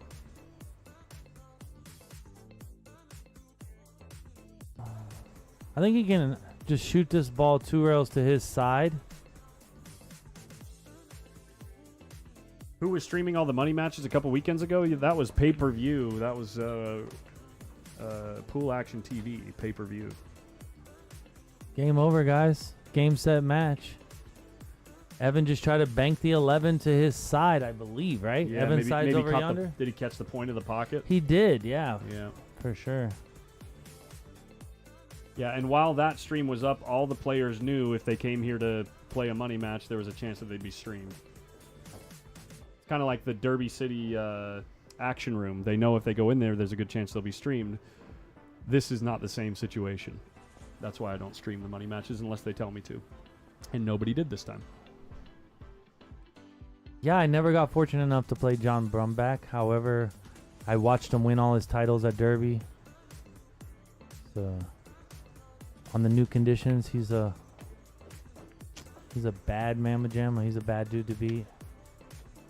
But yeah, I played at Paul. I played at Jimmy's Billiards in the late 90s. Oh, okay, from different Jimmy's Billiards. Yeah, it's in Orlando, Florida. I remember the blonde lady, and then the younger guy that worked the bar. I can't remember all their names, but yeah. They're not playing the Derby rules. They're not playing the fouls cancel. No. This is good old-fashioned one pocket. Ball pocketed on the break is a re-rack. Michael Black in the building. Michael Black's a great one pocket player from, I think, Louisiana, Alabama, somewhere around there. Thanks for joining us, guys. All right. I think the key to one pocket, guys, is I know it sounds kind of like I'm Dr. Phil, but it's dealing with your feelings before you shoot. And if you notice, the Filipinos are emotional train wrecks, but they deal with their feelings before the shot. Does that make sense? Like, you can be a mad scientist, but not while you're over the ball. Yep. Right? When you're over the ball, you have to be confirm what you're trying to do, and that's why I try to keep my process like so mechanics oriented. You know what I mean? Like once it's time to actually go through my process, I have it so well defined that that's the only thing that my presence has space for. You know what I mean? For sure. Fundamentals. Yeah. Roberto says something kind of similar. Sure. Roberto, to me, is one of the better ball pocketers in the world, right? He doesn't think about anything but his arm. Mm-hmm. Like just delivering a fundamentally straight. He's not aiming. He's not. Similar to how I would describe it, yeah. Yeah, I played Neil Jacobs. I beat him he beat me one time in front of my home fans in Orlando, and I beat him about 17 times in a row since then. And by the way, I'm not saying that it makes me a fantastic pool player. What it mostly does for me is it creates peace in my own mind. You know what I mean? For sure. Yeah, and that's so important to me. I need to make sure that I'm enjoying the game when I play it. Like, it's not fun to hate the game while you're playing it. Yeah, and being objective is a fun thing to do, right? Like, when I go to the grocery store, I have a competition of how can I process the grocery store in an efficient manner and not be there longer than I need to be. Sure. You know what I'm saying? So I work the grocery Nerd store alert. accordingly. You know what I'm saying? Like, you know what I mean? I start on one alley, end on the ice cream. Yep, you know what I'm talking about? I got you. Yeah.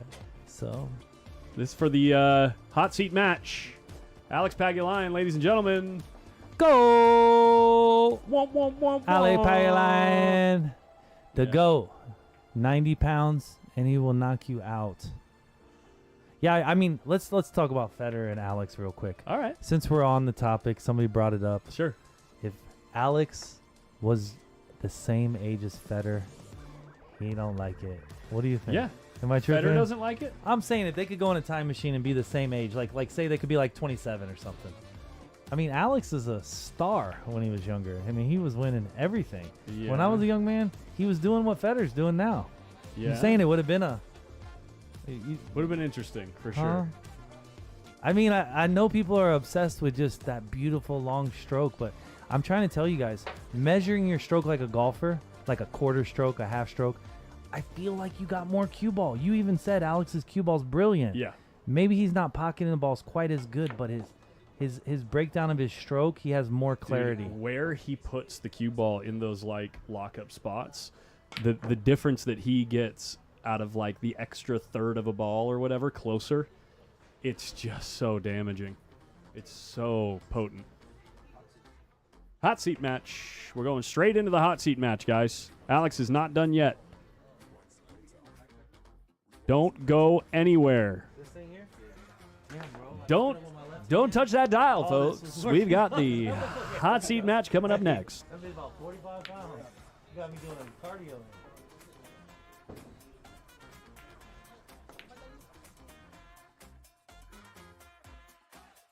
Why I think the Asians, their diet, I truly believe that it makes them younger. I mean, they eat the correct stuff. If that makes sense. Culturally speaking, right? Yeah.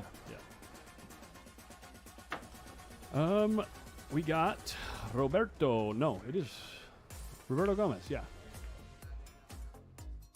Just came off a really fast match versus Levan Corteza. Beat him 4-1. Gonna change the title on the video.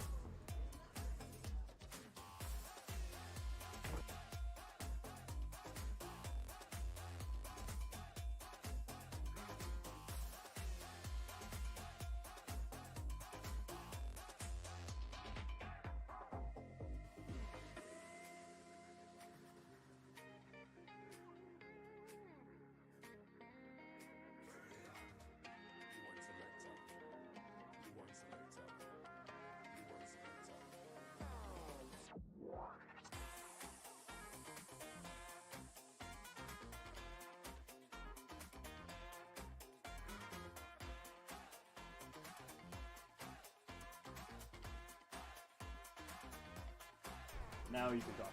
Sorry, I had him muted. He was talking to you guys. Yeah, I mean, Alex does a lot right with his nutrition, and he's the Filipinos have a way of laughing stuff off. So I really do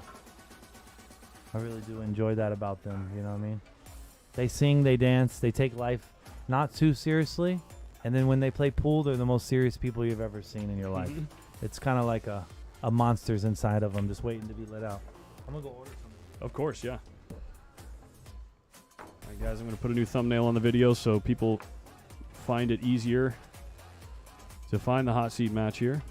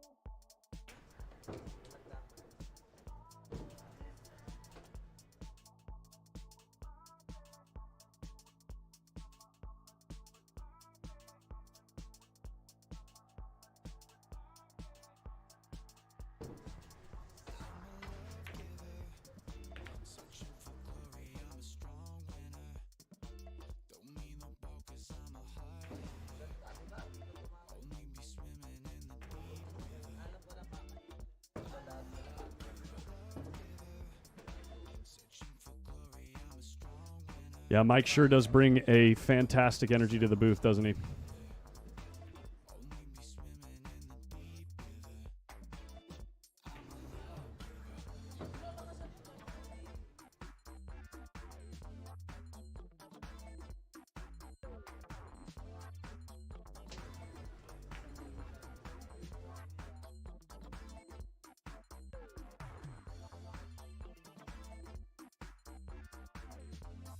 There he is, ladies and gentlemen. Ladies and gentlemen.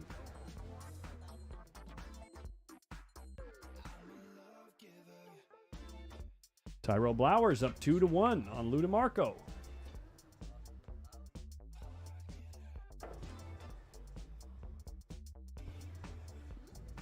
Any confirmation on action at Hard Times? No, I won't know till tomorrow.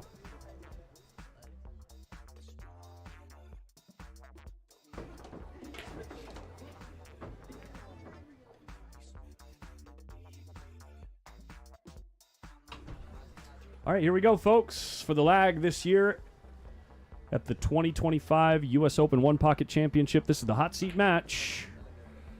Roberto's going to get the lag. First break, we are racing to 4.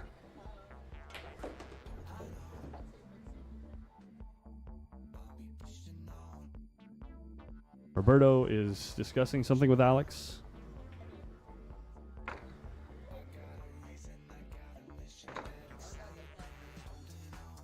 These guys know each other well.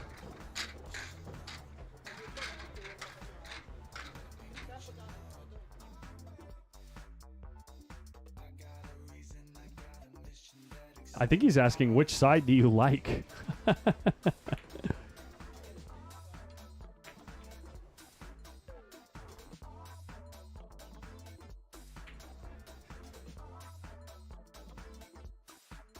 First break.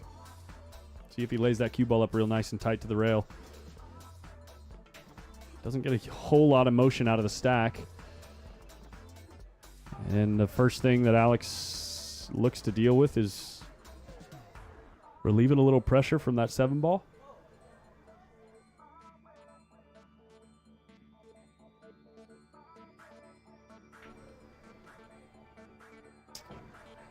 Yeah, the players wanted to just go ahead and play right through, guys. Hot seat match right now. It was scheduled tomorrow, but the players wanted to keep playing. It's an early day already. This will be the last streamed match of the night.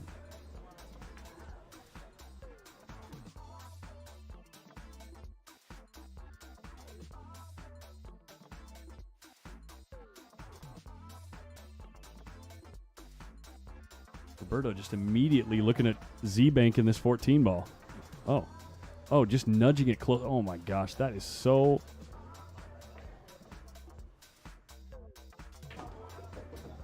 So simple, so smart.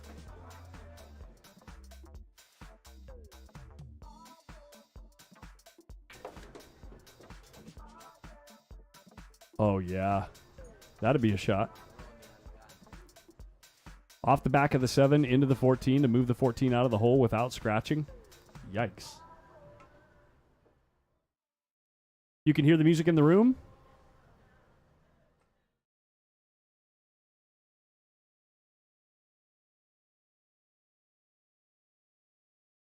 What song is playing?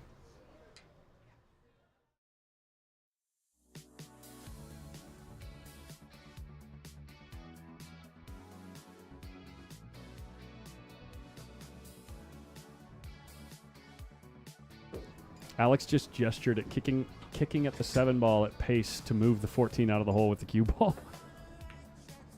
Yeah, so dangerous. Creates a huge pocket for the cue ball. Unless you catch the 14 really full. He's talking about the music. Okay. Copyright music. Okay, thanks, guys. Thank you, guys. Thank you. Thanks for looking out, Gerard. No, you're just trying to help out. So he looks like he's just gonna snatch draw this ball. I almost feel like getting a little more angle. Oh, yeah, he's gonna just draw it straight back. Watch how pure he hits this ball. So pure, Mike. Wow. So for me, the angle is far too small. I like to prefer to play a larger angle and come around. Yeah. You don't have to hit the ball nearly as hard to get the same objective. Some reason when you're playing one of the best that ever lived, that straight 0-degree line can cause you a heart attack. It's the fundamental basis. I would never guess he blundered that ball like that. Oh yeah, no one would. No one would.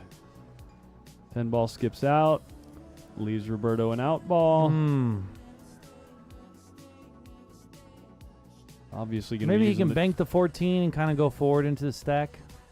I don't know if that's optional, or he can just bank the 10 to his side and go to the bottom rail. Standard one pocket. Oh, yep. He kind of kissed it. Did you see that, Colin? That wasn't. You're better off down on the bottom rail, reducing the shots, also protecting the balls that are on your side. Mm-hmm.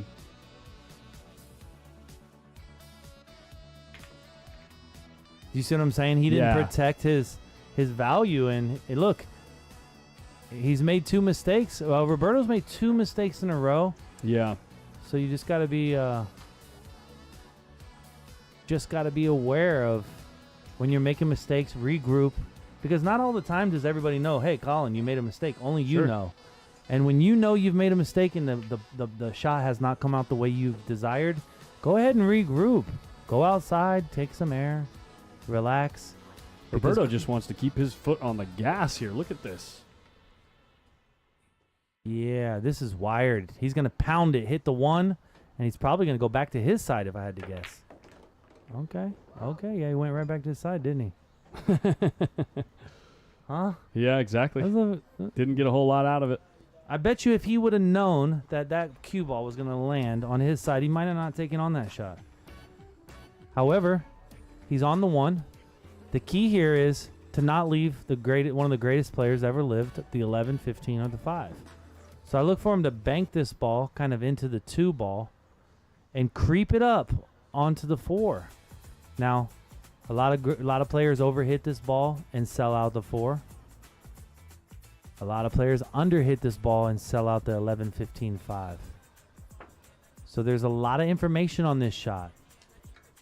You do not want to leave Alex a 20-degree angle, a smaller angle, that he can control the cue ball to the maximum.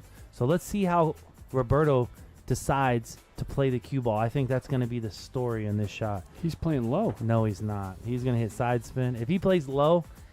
Did you see how he was queuing up there like he was about to whack the ball? I don't mind that shot. I guess if he plays low, but he might clip the 5 is the issue. If the 5 was a little like where parallel to the 15, he could probably slide up, right? Yeah, but maybe since the that's 5's there, it's no good. He's going to clip the 5, and he's going to sell out the duck. maybe that's what he's looking to do is use the 5 to slow the cue ball down.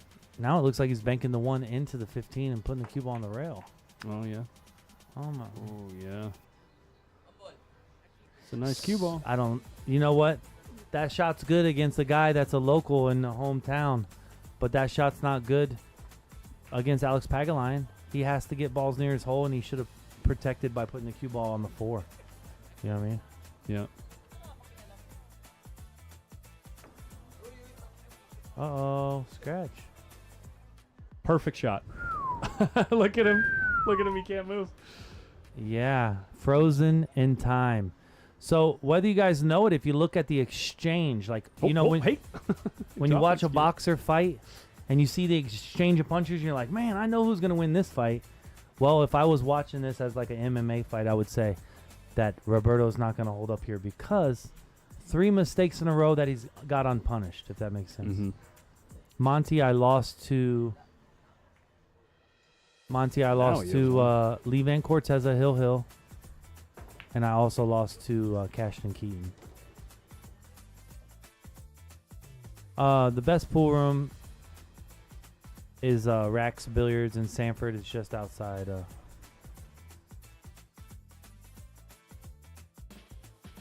He may be able to bank this ball. He's going to have to kind of... If he decides to bank this ball, guys, you got to kind of overcut it and twist it back. I don't think this is the kind of shot that you can hit it square without getting a kiss. So he's kind of draw the cue ball out of the way, just below center. Don't overhit it because you don't want the one to come off real live. Mm-hmm. You want the 1 to be subdued, so it has time for the cue ball to get out of the way. Yeah, if clear you hit out of there. So yeah, it's probably not the shot, but if he was gonna take it on. This is a gamble here. Yeah, this is the shot that you'd never recommend to someone that you're teaching to play the game, but these guys know. Yeah, that's the shot. If you know it and you can hit it that way, you are the man. It's the correct shot. Yeah. If you don't know it and you sell out a bank, you're a sucker. You are a sucker. You probably need 11-7. You probably need 11-7. It's terrible, but it's true. You know what I mean? Yep. Beer and grief go hand in hand. Isn't that the truth? Speaking of beer, it's last match of the night. It might be time for my celebratory end of day. Hang out with Mike DeLauder. Well, the 15 may go, and if it goes, he's going to cannon off the 8. Be careful you don't get under the 9 here going forward. That's pretty sick right there. Kind of, yeah. You got Twisted away from the ball, too. He put the side spin on the ball to make sure that when he hits the rail, he opens up the angle. Genius call, Colin. It was a big deal. That's some details that goes unnoticed. That's a great call there. Yeah, if he didn't put the side spin on the ball, he'd be real close to the 9 right now and be very what tough I was to manage. thinking. Exactly what I was thinking. Yeah. And he avoided that. Good foresight Some for serious Roberto. detail. Yeah, I mean, it's not always the most hardest thing to tell what somebody did right. However, in one pocket, there's little Look at this. details. It's the shot. All right, so let's go ahead and count backwards. What's the last ball he's gonna make? So he's got the 14, the 2, potentially the 3, and the orange stripe. So he Depends needs on the angle he has right now. If the 13 passes the 2, you got to, I would think, draw the 13.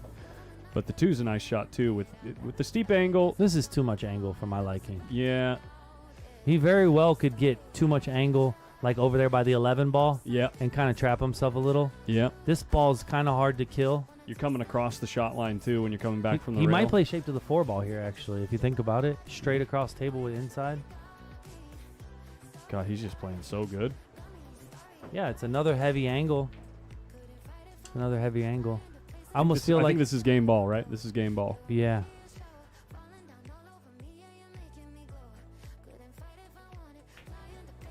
Wow. Now you guys tell me one pocket's not a crazy game. He's made 2 mistakes incoming, then almost avoids a scratch, and then banks the ball and runs out. I mean, I don't know how you young people think you want to come be a champion, but even when you're a champion, it's hard to come be a champion, if that makes sense. Like, Alex didn't do a lot wrong there. It's like if you want to see this on the side, looks like Evan Lunda's being streamed versus Tony Chohan. I'm assuming that's on Windows Open. All right, Alex looks like he's loading up with a little spin. Once again, if you notice the spin, it allows the 5 and the 9 to create separation. Mm-hmm. If you hit it flat, the 5 and the 9 stay closer together. It's a huge deal on the break column. Mm-hmm. By using spin, not only do you get the 5 and 9 in position, but the 12 ball serves him value because this will be a ball he may hide behind in future Sure. innings. Yeah. The Molina Mike style, you know what I mean? You know, Mike always leaves a gap on the wing ball when he plays me, so it just ends up being another blocker. Oh, not on the wing ball, on the 3rd ball, but yeah. No, the wing ball. If you leave a teeny little gap on both balls, on the wing ball, it doesn't move away from the stack. It becomes an extra blocker on the break. So if you gap the rack and that ball doesn't come out, I feel like it's not really benefit. You want the ball to come out a little, right? So you You're have something to run or something yeah, to work something with. to, Sure, yeah. sure, You sure. need a defensive set. You know what I mean? Uh-oh. Hey, Oh yo. my goodness. Alex is maybe a little shook from that last rack. Roberto looks like he's in dead punch as far as running out goes. It puts a lot of pressure on a mover. You know, I mean, obviously Alex runs balls extremely well, but a big portion of his game is his cue ball on shots like that. And, you know, being a little shook early days can be... Look, he's got to look at the 5 ball. Does he? If Can he you see the does, whole if he's ball? got to spin under the 9, but if he doesn't see the 5, I like shooting the double takeout with the 12-9, hit the left edge of the 9, but that's not a... If he's got the 5, you got to shoot the 5, right? Into the stack, right? Like clip the 6 ball. You could with go the into the 5, stack, yeah, and then spin and then, right and under then the put 9. the cue ball on the 9, yeah. I wouldn't even really worry about too much of what happened. Just play the cue ball. There it is. What It's a just in the shot. hole. What a shot. If you guys aren't entertained, I recommend you go to a library, get a good long book, and... Yeah. Just joking. Trying to... I like picking on you guys. So excellent shot. Roberto's got his hair did. He's got a good outfit in, you know what I mean? Like, look good, feel good, play good type. That's you know what I'm I mean? talking about. I need to go get trimmed up. Looks like he has the whole 12 ball too, no? Or is he just sending the 9 into the 12, getting the 12 close to the pocket, put the cue ball in the stack? Now you can bury him. Just get a rail and bury him. Right? Yeah, for sure. I like to shoot to 7 here personally. I like to shoot to 7, play shape to the 10, 13 combo. Dude, if you can use the 11 though to like really wedge him between the Yeah, 12 but and he's the, just or gonna the kick 14 that and the in. 2. Look, if Roberto shoots the 11 and rolls up, potentially he can I'm take talking the about 9 like putting the cue ball right in there. right in there, just taking a foul. No, just get a rail. With whatever you're hitting, just get a rail. Slow down, 8 ball. That's what Roberto's thinking right now. He's like, dang, I hit that too hard. His shot's good, but once again, Alex can kick 1 rail I mean, he's gonna leave the bank. He also kind of overhit the cue ball a little bit, in theory. I'm not saying like he hit it bad. He hit it good, obviously. You're but saying like if you if can get it if the cue deeper? ball's like right here instead, It's a way better shot. it's a better shot. Yeah. But I I'm predicted assuming that's what he was trying to do. Sorry to cut you off. he might hit this with some speed. Oh. So Alex hasn't won a game? This is only the second game. Roberto has 2 balls. I'm just so enamored with the play. I'm just being terrible at keeping score, guys. I'm so sorry.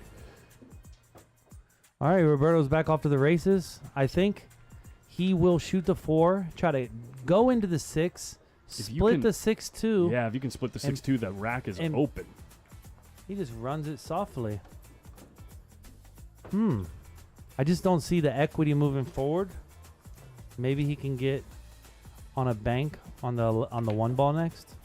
Oh, Here's the no. point. Why not? I'm confused. I am confused. He's free stroking, Is the baby. 10-8 is the 10-8 wired? He's free stroking. He's in pure feel mode right now. He's just feeling good. Is the 10-8 wired? Tell me it is. Okay, so I see. Roberto. He's just in pure, you know. He's going Super Saiyan, guys. That's why his hair is like that. You don't get the reference. Dragon Ball Z. Yes. Okay. Yes. All right, so I think you got to hit him with a draw stroke here. He's going forward, and he kind of got the worst of it. Good news for him is he only needs 1. So check this out, guys. On this bank, I wonder if he's not going to shoot the 11. The 11, yeah, cross under, go up past the 14. Yeah. And here's that statement that we were talking about, Colin. I'm ready to fight. I'm ready to go 15 rounds. Yeah. I'm getting balls out of play. I'm not taking any unnecessary risk. And I'm going to make it hurt, Colin. I got 7. I'm going to make you wince and pain. And look at Alex comes with it. Ooh. No way that ball doesn't fall. Guys. Alex knows right there. And let me tell you what Alex's shot's done. Roberto might dog this 10 ball because he understands he's giving up a $2 for a quarter. Do you understand? He's shooting this shot for a quarter. If he misses, he can lose the game. It's a big shot here. and just so you guys know, every player in the world misses that ball. And the reason why they miss the ball is because the consequence behind it, Colin. Right, yeah, I know, yeah. I always say there's levels to pressure. If he was playing Grandma Dukes and he needed 1, he'd fire it in. Yeah. But he was playing for his grandma's life, he's potentially going to miss the ball, right? So there's levels of pressure, right? And right there, he succumbed to it all. Alex is going to play the 3. He's going to dress up on the 10. He's going to work his way back to the 15. Okay? The key Somehow has to, at some point, has to get the 14 in play too if he doesn't want to let Roberto back to the table. They're all sitting there as long as he plays a good pattern. It's possible. I like the 3, 11, 1, 10, 7, 15 or something along those lines. The key to this, guys, is getting to that 15 ball. She is going to get you to the gold. Once you get to her, because you got to look at it like this. Every ball goes to Alex Hole. The 14 banks 1 rail and 2 rails, and there you might fall on that shot. So the 14 is not really in such a vulnerable position as you know, Colin. It looks like it's over there, but really it's in play for both guys. Sure. So, being Alex Pagulayan runs 15s to his hole on a regular basis, playing the ghost. You know what I mean?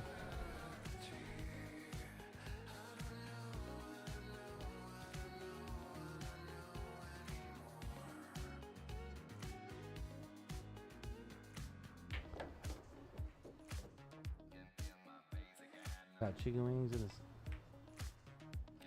All right, so now you're always gonna be adjusting depending on where you fall, right? He didn't get he got a good angle, so he's 1 to the 1, roll, go to the 3 next. Now, the thing is, the 11's kind of blocking the 15. I may go to the 15 if the 11 wasn't there, kind of like a 2-way. Mm-hmm. However, he's got to play 11, then potentially go to the 15 or the 7 next, depending on what angle he falls on.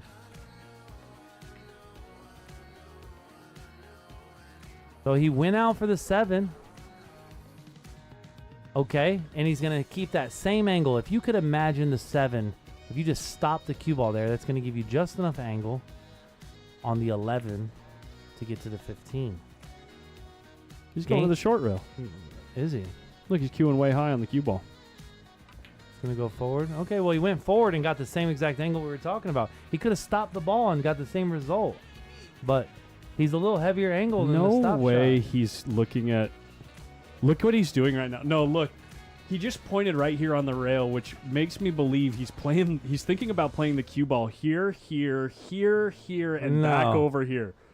He's got to go to the 15 next and then play shape to the bank on the 14. Maybe he was joking with Roberto on the shot. Oh no, my I told goodness! you. I told you. The greatest call in pool history. The greatest call in pool history. No. Listen. Look where he left his cue ball. Oh, you though. don't He think got that was so the greatest unlucky. call in pool history? He got so That was unlucky. 1 in 10,000 to guess that shot. Stop. He was pointing there. He had a natural Look angle. at his speed of He his had cue a ball. natural angle. Look at the speed of his cue ball He's though. one ball off. He's one ball off of being behind the 14 Maybe right two balls now. off, right? He's gonna Look at how sick Yeah, that dog shot that. was. He missed. Look at the line to here is the same speed as the line to here, but he just missed the line off the ball. Yeah, I mean, I really like my shot just going one rail. The Sure. standard procedure. Roberto looks like he's going for it. He's gonna go long. Misses the kiss. Look at him. Look at him dancing. Wow. Oh, baby. Wow. And Alex can't believe it. Look at Wow. him. Are we having fun or are we having fun, guys? Hot seat match. 2025 U.S. Open one pocket. Let's go. Wow. I can't believe he played your shot, Colin. Colin, is he listening to you? Because if he is, No, he I'm needs to listening stop to it. him. I'm listening to him. That was ridiculous. He played a 1 in 10,000 for the ball to fall there. Sure, sure. That was crazy. But he basically got there. He almost got unlucky in a little way he did. with how good he hit You the know ball. what? I agree with that. No, with As how far as that ball traveled to be impeded a little bit, it's he kinda missed funny. it by a ball. So anyway, yeah. Mike's gonna step out, have a bite to eat, take a little breather after that amazing rack we just watched. That was wild. So fun. I can't wait for Mike to get back in here. I love the energy, love the vibe.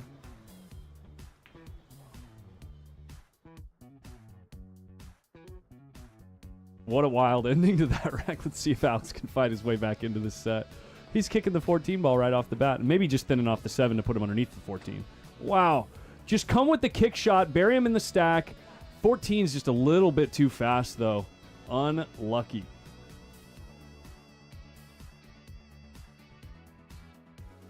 But Roberto's in a bad spot either way. No, John McKenzie, I know. That's why I even said it in the very beginning of the rack, or the very beginning of the run out. He'd been looking at it the whole time.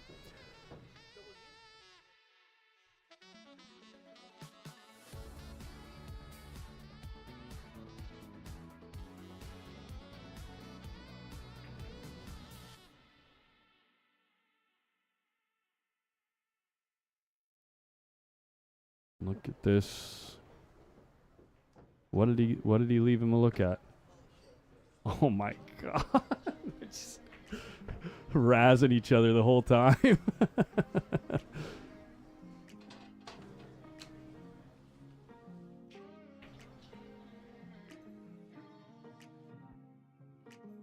Did he leave him a bank? Tell me this 5-ball goes.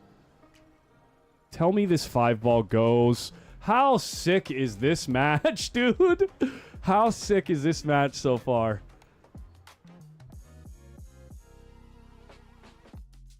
Roberto Gomez just in pure flow state. If he thumps this ball in here, I'm walking out of the booth.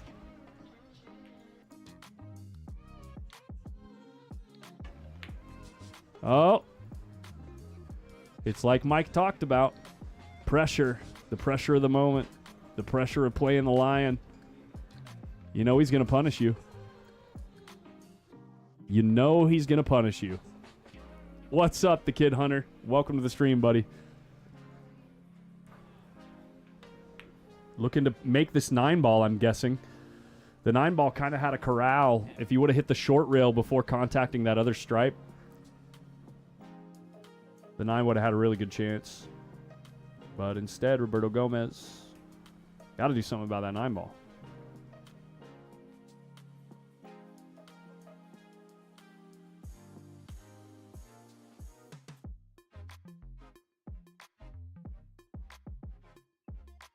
Ooh, just loses the cue ball.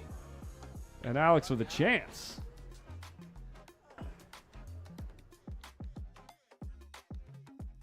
Alex with a chance.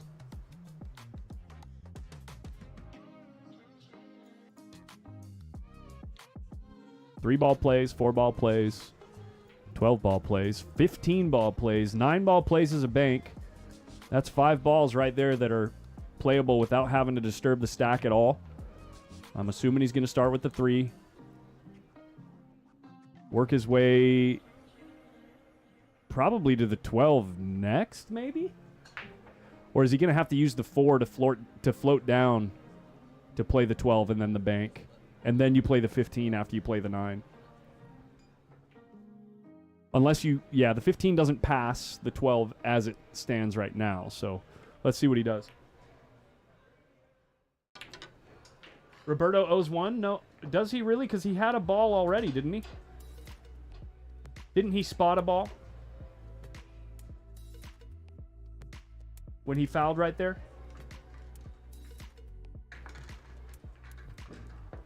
He fouled twice, so I didn't see the first foul. Apologies, guys. Well, now he doesn't owe 1.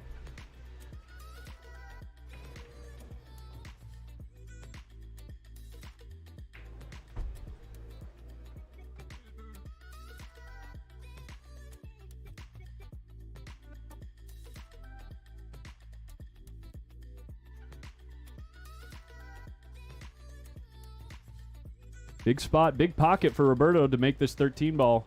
Sorry, the 9 ball with this 13. But a very high-risk shot instead of just taking the 12 out. Yo, what's up, Mike? We got a banger of a match you're missing out on right now.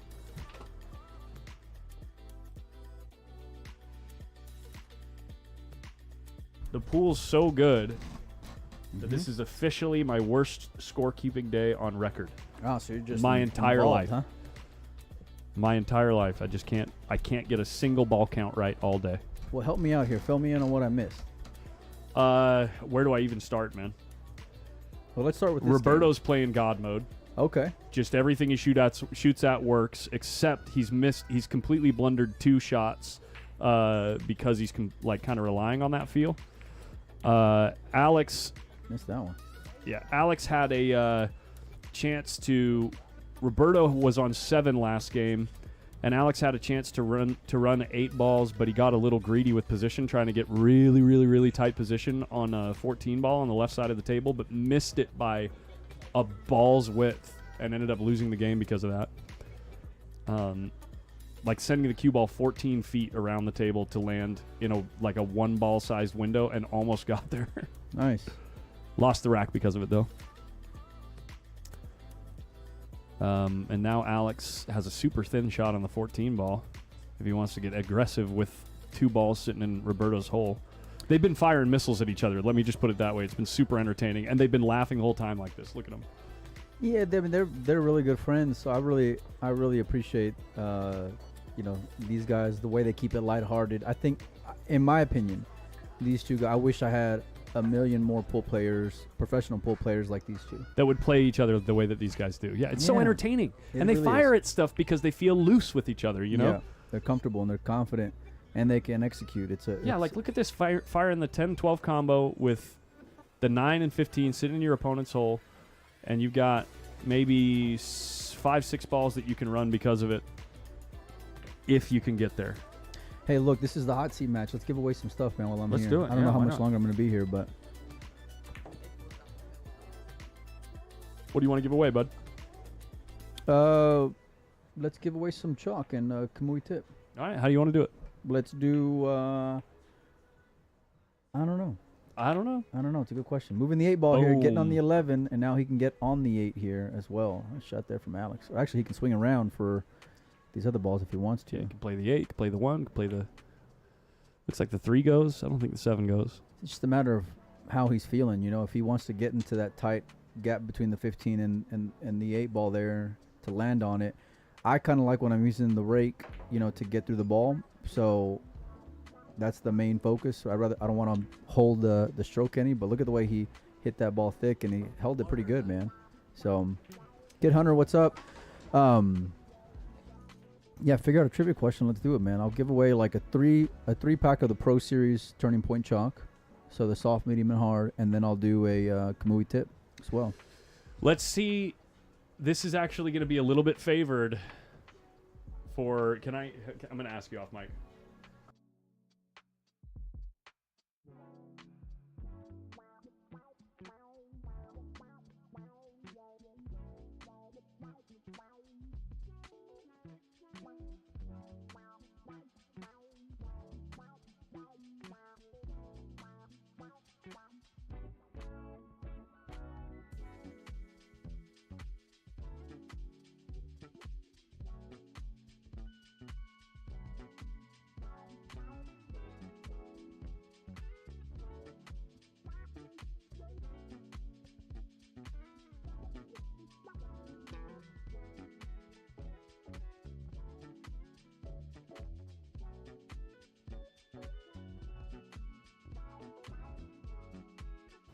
Okay, guys, so we got it figured out. You got to be on YouTube. You got to be on YouTube and subscribed watching on YouTube, because we're in subscribers-only mode in the chat right now on YouTube. If you're watching on Facebook, you'll have about a minute to get over there, so hustle on over. What we're going to do is there's going to be 2 winners. So there's only one answer to this question. You are a little bit the favorite if you've been watching all week and you're... Massive favorite. Yeah. And if you're, what would you say? A little bit of a post-up super fan and wanting to know the... Well, I'm out then. If you know that I like beer and I'm a bit of a beer head, you got a little bit of a favorite. Snob, you mean? Yeah, if you know I'm a beer snob, you're a little unfairly advantaged here. It's not 4-1. Alex is in the way. He's got 5. He's got one in his 4. hand. Oh. He's got one in his hand. Because Roberto forgot to spot a ball, I think. No. He just made a ball in this shot right now. But maybe, I don't know. He made it in Roberto's pocket, didn't he? Yeah, he did. Oh, that's... So I guess Roberto owed a ball. Yeah. I don't know. Got any house stuff to raffle, Molina Mike? First person to get it right gets the pick between a Kamui tip or Turning Point Chalk 7500 series. No. Pro Series? Pro Series. Pro Series. Pro Series. Okay. Gets the pick between the two, and then the second person to get it right gets the other one, whatever's left. Kamui tip. Well, I mean, if they pick the chalk, yeah. then they get the tip. Right, if they pick the chip, if the first guy picks the tip, then the other guy gets the chalk. Okay? Okay. So here we go. I've been drinking He's an alcoholic. my go-to beer as like my last match of the night beer all week. It is the Griff's House beer here. It is titled Griff's beer on the handle, Griff's Ale. What type of brew is it? What is the name of the brew? Okay. We got Mango Cart, Guinness, Stella, Heineken. No. I don't want the title of the beer. I want the type of brew that the Griff's House Ale is. PB IPA. Is that right? No. No. Okay. I'll be honest with you. I've been sitting here most of the time, and I didn't even know the answer to this. I've said it a number of times, but you can look it up online. If you can't think of it, if no one remembers it, you can look it up online. The Griff's Ale. What is their house brew? A light blonde, Nope. red ale, Nope. pale ale, Nope. pilsner, Nope. dark It lager. is a very niche style of brew, actually. And I know I've said it on stream. I know I've said it a couple of times. When you told me right now, then I remembered it. But other than that, I didn't remember it. Root beer, tail ale. No one's got it yet. You're going to have to Google it, guys, I think.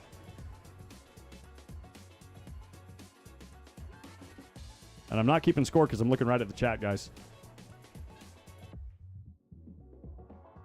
Ooh, should we just... Nobody knows, dude. That is Uh-oh, so, uh-oh. That is so close. So many people have been so close now, but I think a couple of the answers need to be put together. We're getting warmer.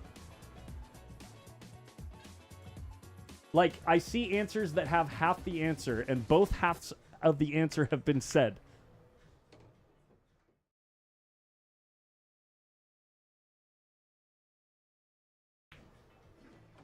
Look at the way he just dropped I know, perfectly on this just cue ball. in dead punch, man. Blonde ale, wheat beer. Come on, guys. We're getting colder. We're getting colder. It's going Yeah. away, guys. We were getting close there for a second. Oh, just trying to nudge it. I think he's Oh, there we go. Where is it? Isn't Ike! Ike's got the first one. Ike, you got the pick. So whatever thing we're already sending you, I think we're already sending you chalk. You probably get a Kamui tip now. So the other guy's going to get some chalk. The overrated 600 Fargo? Is that it? Yep. Well, even though we've said the answer, we haven't seen a second person Does say Ike it. count, though? Because he's like... You know what I'm saying? Like... Well, JB's getting the other thing, okay? JB's the second person to say it. So there it is, guys. Vanilla cream ale. I'm not sure if Ike should be... He's the mod. Ike's the man, dude. I'm telling you, he deserves something. No, yeah, we're already sending him something. Well, JB might be the only person to actually get something out of this. And if we decide to, we can give the other one to... Oh, I messed up. He already has tip and chalk. Okay, guys. Where's JB at? With the vanilla cream ale right there. And then who's the other one? Warlord. You'll be the second one. How's that sound? JB and Warlord. JB gets first pick. Warlord gets second pick. And don't you worry, Ike. We're going to hook you up pretty good, buddy. We already got you. Yeah, the yeah. hookup, man. All right. You guys are the two ones that are correct. Vanilla cream ale. It's an awesome beer. It's a little strong, so be careful if you come down here. But it's delicious. It's sweet and malty, and it's a great beer. The Griff's House Ale. Shout out to Griff's. Come on down. Try it out sometime. 3-0.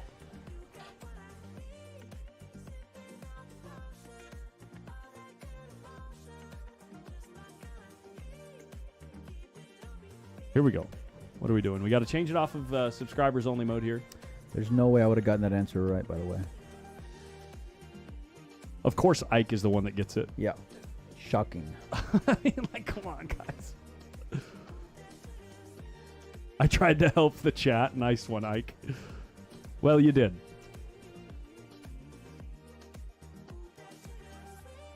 Dude, I can't wait to shake your hand if I meet you in person. Where do you live, Ike? Where are you from? Hey, get his phone number. Get his phone number. We should go out and have a game night. Look at this a shot here from Roberto. I think Alex has one here. Sorry, I got it backwards, of course. Great to get out of that, but man, look at everything favoring Alex's hole now. Yeah.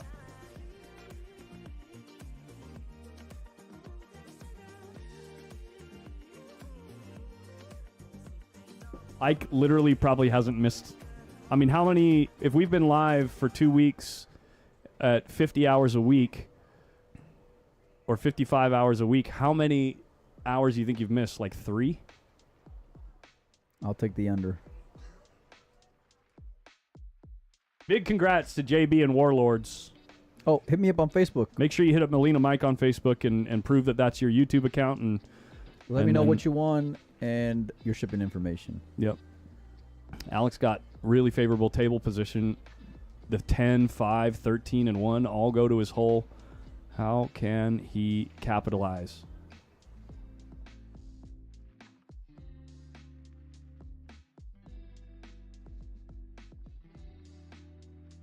So way up hit the table, point. Ooh, that works out well. trying to protect that like arc of balls right here. This is so strong for Alex. Man, look at that cue ball. The cue ball's sick. Hooked on the cushion. Really handcuffing Roberto here. Roberto's got to like follow through the 3 or something. I think he can just chip the 9 and then come back and try to fall on this side.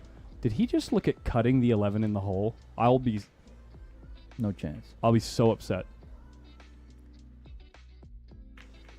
Oh, then looking at the 7 off of the 11. Well, that's a great shot, but you're threatening leaving a return. Yeah, you're kind of gambling on a lot of things actually. This Oh, 3-ball. Alex gonna torture him here. I like the 3-ball. Just put him way up table, get the 3-ball real close. Yeah.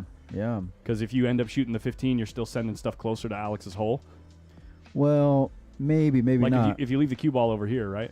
Yeah, or but like here. it's hard to make the bank if you're gonna leave it way over there.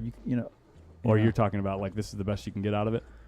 Right, but then I'm really playing the make there then too, So, but it's kind of hard given where the 6 and 12 ball is right there. Like if they were out in the open, it'd be much more desirable in my opinion. So instead, is he just going to dink on the 4-ball here? Is he coming off the 11? I think he was just looking at how it feels, I guess.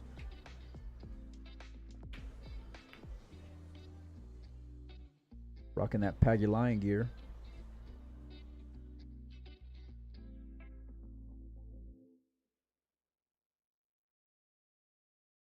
He's giving up the 10-ball to try to play a real tight cue ball. And Roberto, does he have to shoot the 10?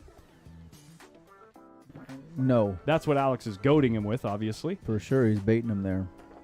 But with that 3 and 14 ball there, it's That's a, yeah. no man's land.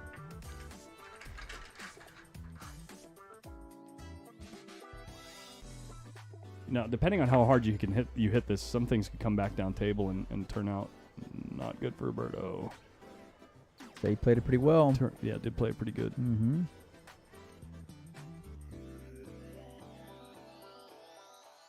He can't bank this ball, can he, Collins? No, stop it. Tell you who can. Evan Lunda can. Moves it out, keeps it fairly well protected, but I mean, Roberto can use so many of these balls to I like playing the 12 ball 12, here yeah. and pushing through, making sure you're gonna rub the 6, but you're gonna get through the ball. It's pretty safe here too. It's kind of a funny little angle though. It's like it has to go wide on the line and then shorten a little bit.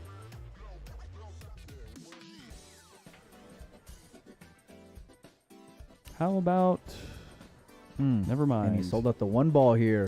How about selling out those 3 balls that I mentioned earlier? The 1, as long as even if he's clipping the 13 here, it's almost better. It gives you more room to breathe with as you draw off the 1. Nice, Yeah. controlled there. Do you From- guys want to hang out from together for a Alex? minute? I'm going to go get a beer. Is that okay? Okay. Yeah. All right, let's do it. We got Mike DeLauder jumping on in the booth.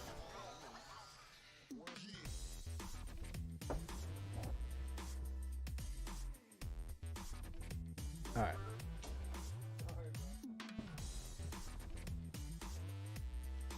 All right, let's see. This ball count is 3-1. The other 3. Okay. So Roberto's on the left. He left up the 12 ball there. Alex is on the right. He's got a shot on the 4, but everything's on Roberto's side now.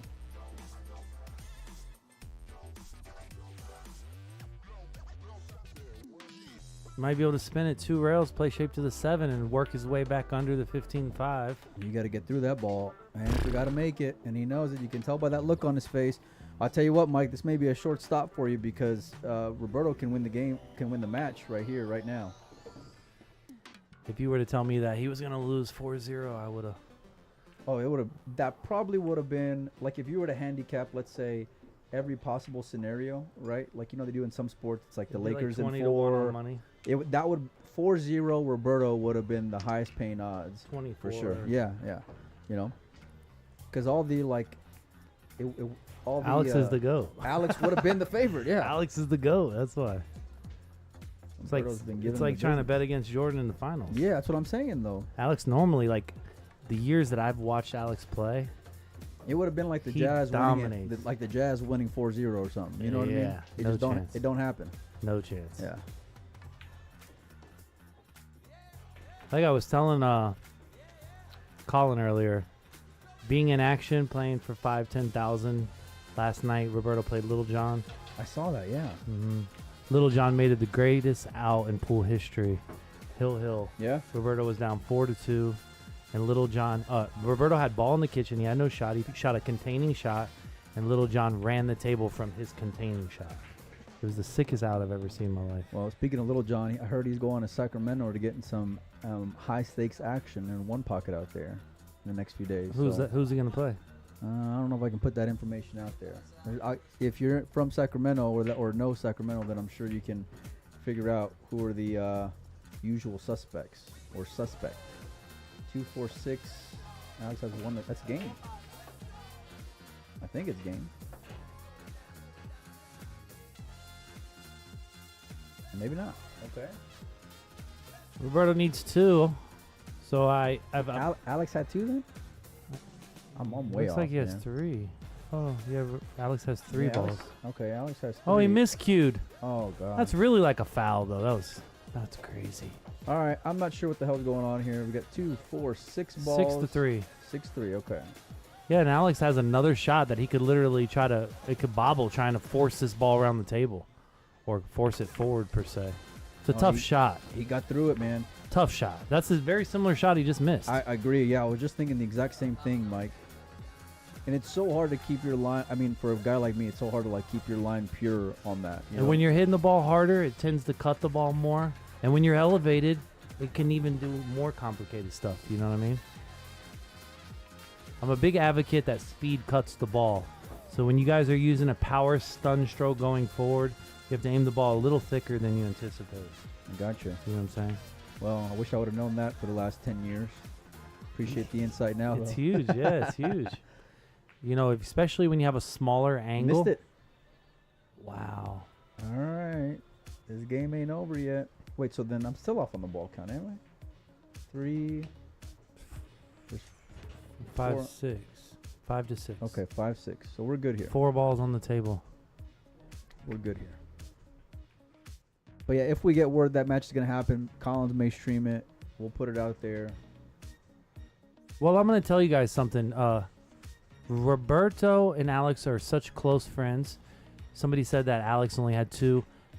This is a big deal, guys. After each inning, you need to collect your balls. You need to manage the score. You need to manage the situation. If you sleep it, it's on you. Okay, so if Molina, Mike, and me are playing one pocket, and Mike, you run 5 balls. That never happens. My point is that I need to make sure.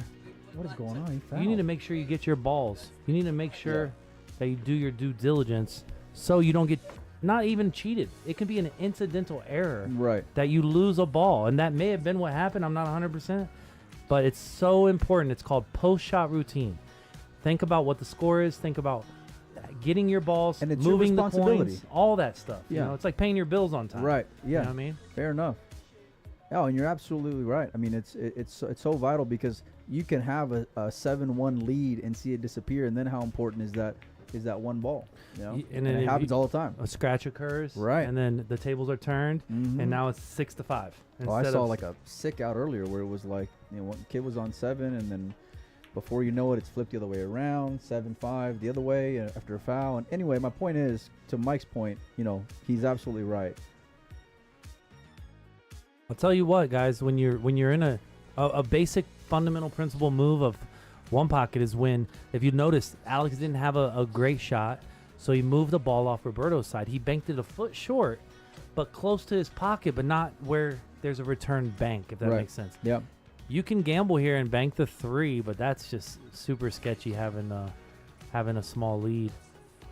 You still got to be careful because that 6-ball banks up there. So where you end up with the cue ball here is going to be really important for Roberto. I'm probably just gonna roll the 10 and block any future banks on the long rail. I'm just gonna and freeze the cue ball to the bottom rail. Ain't nothing wrong with that shot as long He- as you're I think he's blocking the gonna- banking lane. I think he's gonna shoot the 3-10 and scratch in the corner.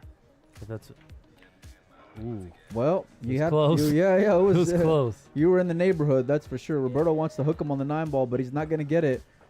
And Alex has a chance to steal the game. I think Alex may play the 10 here. You could Really? also play the 3. However, So the you're coming 3, from 10 to the 11 then. yeah, the 3 gets fat here. So like you potentially can thick this ball, and it's hard to move the cue ball. I mean, I think it's a good angle to move the cue ball. I also feel like the 10, he's not. It's kind of a tweener. I think it's just a Yeah. preference shot, really. So this could be either you're come back and win the match, or you're going to lose the match right here. 10's the thickest ball. You called it. You said thick, man. He overcut it, though. He overcut. I'm just saying that shot is not a natural stroke. He's got to drag it, stun it. The 10, I feel he could just roll it effortlessly. And he can get to the ball. And he can slide up to the side pocket and just take his medicine. Yeah, I mean, Monday morning quarterback is always going to be one thing, but that was surprising miss there from Alex, and Roberto is now back at 6. Game. He needs 2 here. He's going to have a bank on the 9 to end this. That was a sick shot. Wow. He jumped up. He jumped up, Mike. Oh, my goodness. Yeah, I mean, I think when these guys are playing, since they're in kind of close of a class, I think it's like Jordan playing Magic or something. They're I don't know if I can co-sign. I don't know about that, but I don't know. I mean, Jordan dominated. Well, I don't know the exact. You had me there for a little bit, but all right. So who's a good guy to compare? Like when they play each other, I feel like it brings the nerves. That might be like. What about the Olympic game they played? Like Reggie and against the Knicks. You know what I'm saying? All right. Yeah. I mean, there's an emotional. Thanks, bro. I appreciate. I was trying to look for something, but you could say Alex is a go to one pocket. You know, Efren maybe. Who knows? But a lot of other players you can name. He's in the conversation. He's in the conversation. Yeah, he's definitely the GOAT of our era. He's like the LeBron. He's like the LeBron of our era. No, I don't want to have that. Come on, bro. I'm a Jordan fan through. I'm a Jordan fan too. I love Jordan. Well, now you got left 2. it wired. Oh, is it wired to his It's hole? Wired.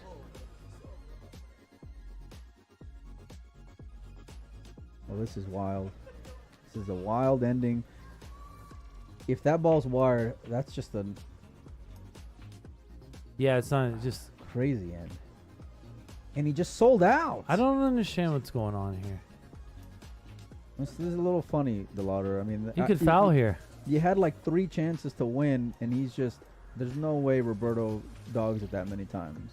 I'm going to tell you something. If you go forward here, you can foul. He's probably just going to stun directly to his right or left. Pinch If it. he goes forward here, it's sketchy. Yeah. That's 6-6. Efren is definitely the GOAT. However, I don't think a lot of people know this, but Parika used to dominate Efren, you know? So. Doesn't. Oh. He kissed. Wait, it And did it went it? in. Did I it still think win? it- I That's think what I it- thought too. I thought it hit. Oh. This game has had it all. I mean, I'm going to assume, like, the pressure, he's just going to overcut this ball. This is a tough shot.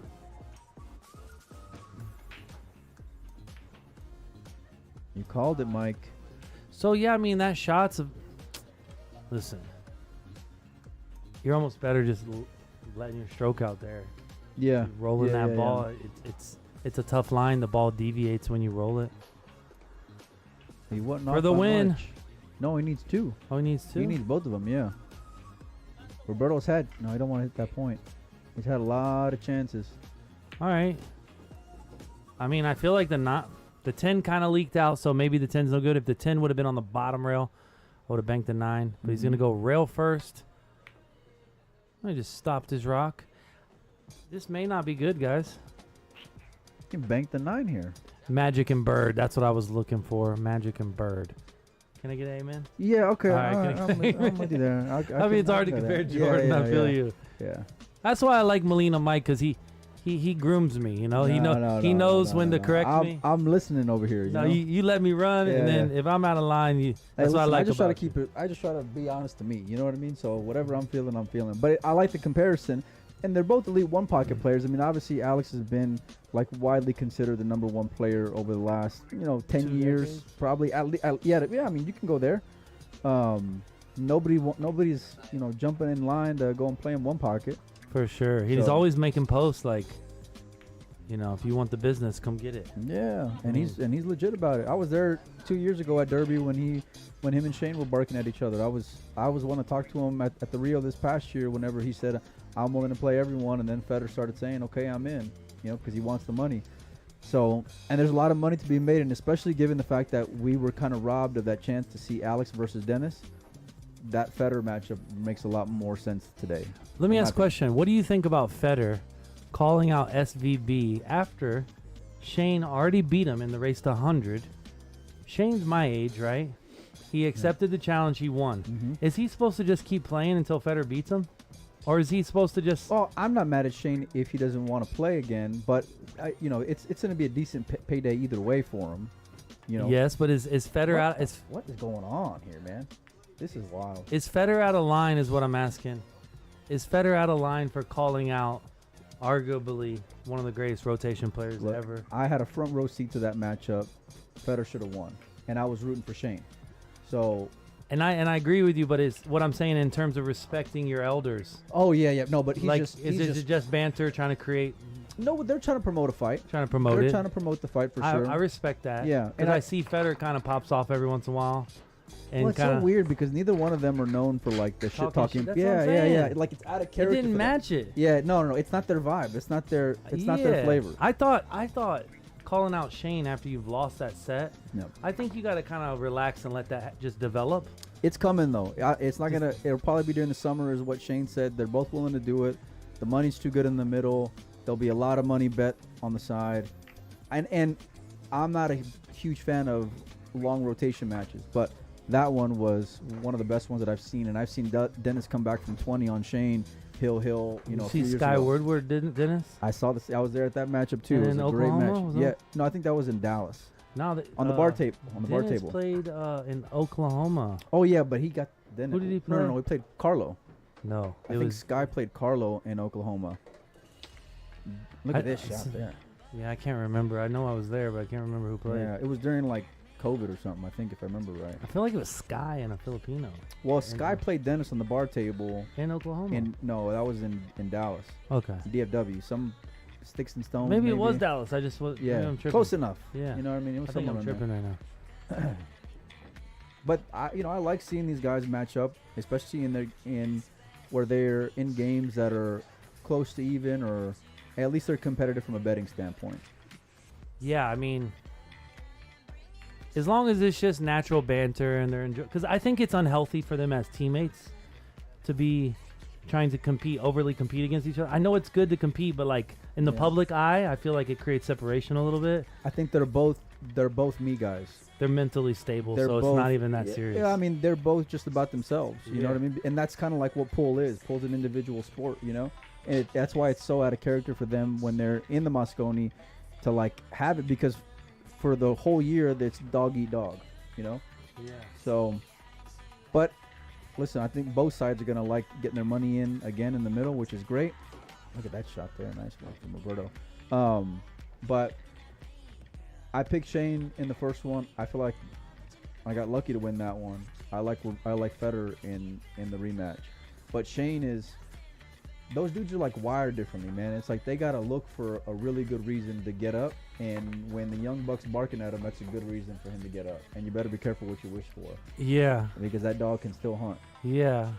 But it's kind of like saying like LeBron came to the league and he's like calling out Michael. Like he just needs to be in his Look, presence. This is how I look. When LeBron came in the league, it was Kobe's league. It was definitely Kobe's league. But I'm saying like, okay, Kobe, he was always so respectful to Michael. Yeah. He never would call out Michael. Yeah. He would never compare himself, even though he was like a carbon copy. Yeah. I mean, He was a killer. nobody did it like Michael Yeah. except for Kobe. Kobe was the Yeah. only one that ever Right. he studied his game. You That's know? the only one I feel like you can make a fair comparison, in my opinion. And I'm 38. Been watching LeBron play for whatever 20 years, but for me, Mike and Kobe are it. All right, what do we got here? So Roberto just scratched, so he's gonna spot a ball. Alex has got options here to come back in this game, that's for sure, or in this match rather.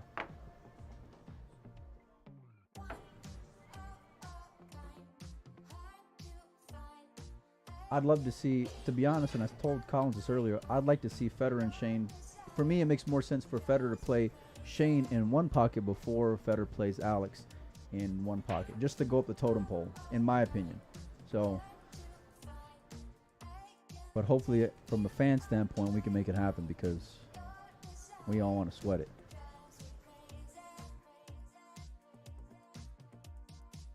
All right, how are you getting over here on the right side, Mike?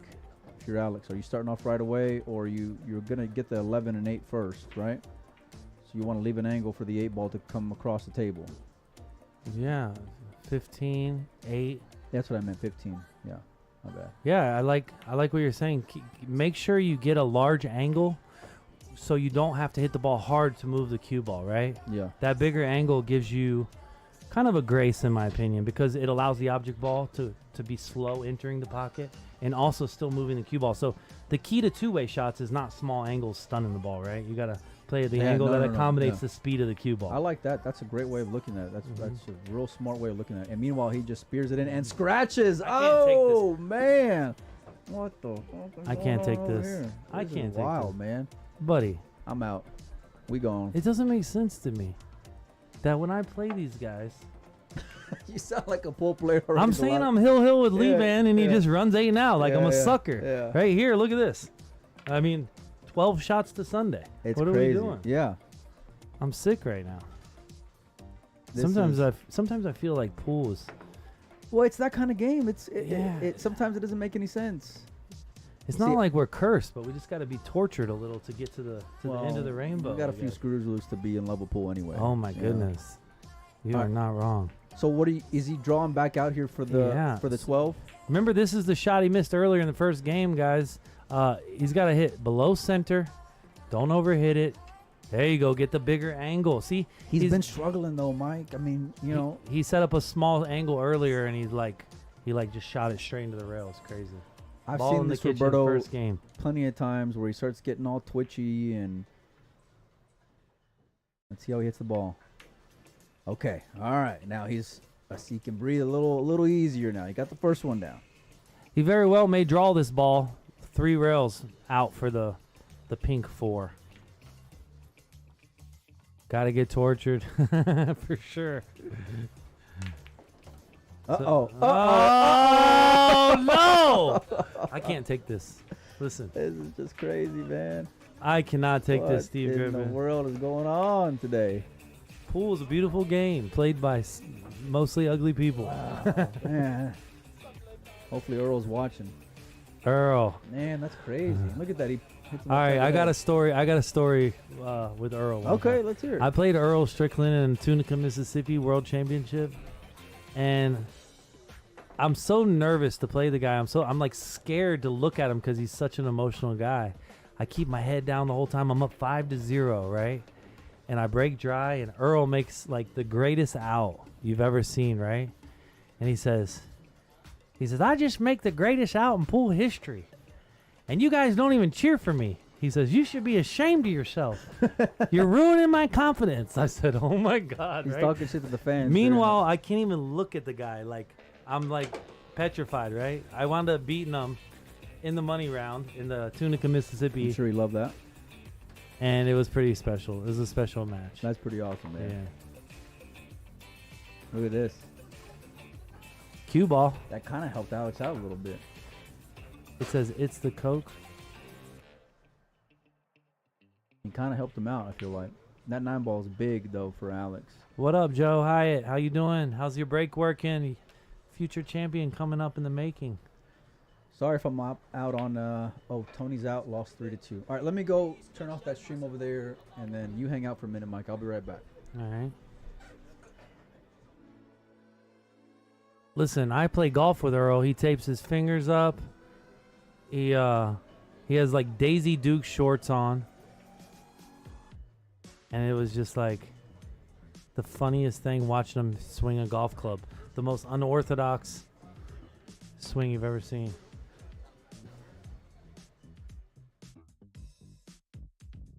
It was a good shot by Alex. The speed was a little off, so it's probably gonna be something simple to get out of it. I expect just a little ticky here.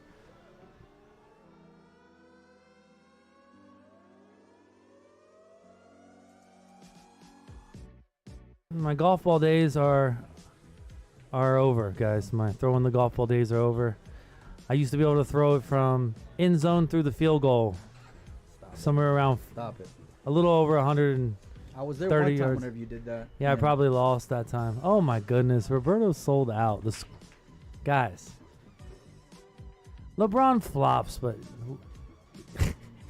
what about This is Lottie Divac? What about, you know, I mean, listen, what about the soccer players? And Soccer's those the guys worst, man. flop so bad, it's almost like part of the game. I think the basketball players yeah. have learned to do it from them. Listen, You know what I mean? Like, hey, if I flop, I get a call. That's tough, Help man. my team. It's terrible, but I it's used to love watching like the Pistons. You know what I mean? yeah, like put get some, your eye socket put- broken. put some bodies on. Oh 'em, my you goodness, know? that's how I played, bro. Yeah. I was a hooper. These guys today, man. Are these 3 balls wired? He's shooting the 10-6-1 to his hole.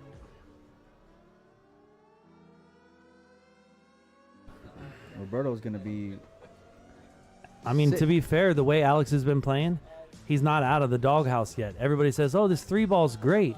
Well, he's got to acquire an angle on the 9, and then he's gonna have to shoot a stun stroke to get back over to the same side he was.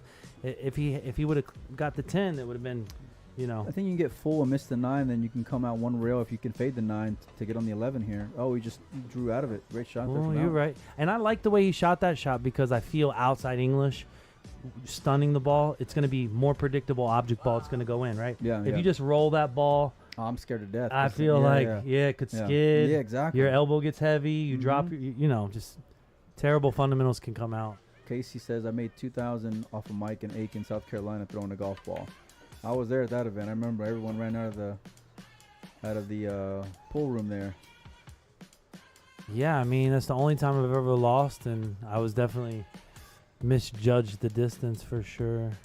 And I also played for 30 hours, and then I threw the golf ball. I mean, it was probably should have got a I little. don't mean to bring up old stuff right now, man. My bad. Oh, it's all good. Honestly, though, if you think about it, there's been times that I've thrown the golf ball and like I'm a legend where, you know, Yeah. if I go back to that town, they're like, bro, Oh, you're that guy. I threw it from the Yeah. parking garage onto the Horseshoe Casino. That's wild. You know what I'm saying? For 2000 one Yeah. year. That was pretty cool. Mhm. Meanwhile, I'm throwing a tennis ball and I feel like I tore a rotator cuff, you know? For sure. All right. Alex is going to get another one back. Oh, unless the 12 ball has something to say about it. And it does. You know, 4, 5, 6, 7. he's going to have to shoot the pink, potentially 2 rails to his hole, and freeze the cue ball right there. Oh, that's a strong shot. Yeah, I mean, I played Jared McGee, and I played 3 people, not just Jared McGee. Like, I was in action for, go! That was sick. Look at Roberto just laughing. That was sick. All right, let's see what do we got here. Yeah, I was trying to hit a water tower, so it didn't work out for me because the wind was, it was a lot, guys. The wind was off. I was tired. I was getting older. When I was younger, I swear I never lost throwing it. I guess I threw it at Buffalo's. I was in that movie. I saw the video. I saw the video. I think If of you that one. notice how much my body moved when I threw that ball, Yeah. like if I threw it like that now, I wouldn't be able to work for a couple weeks. I think. You know what I'm saying? Like, I was just a young man doing silly stuff. You know? Yeah, don't be getting old, kids. That's the lesson there. Yes. I tell all the young people, stay young for as long as you can. All right, so right here, would you say Alex is the favorite to win the match? Now, I know he's down 3-2, but he's also breaking in this rack. No, I don't think he's the favorite. Just because the shots there's been a lot of mistakes this match, and Mhm. Alex has missed a couple shots based off pressure and the score. So I still have Roberto in this one. I actually my first read was Roberto made some mistakes early in the match, and he looked like he was the heavy-armed one. Now the tides have turned. Well, his arm looks like it's going to fall off, man, the way that he's been playing the last 2 racks at least.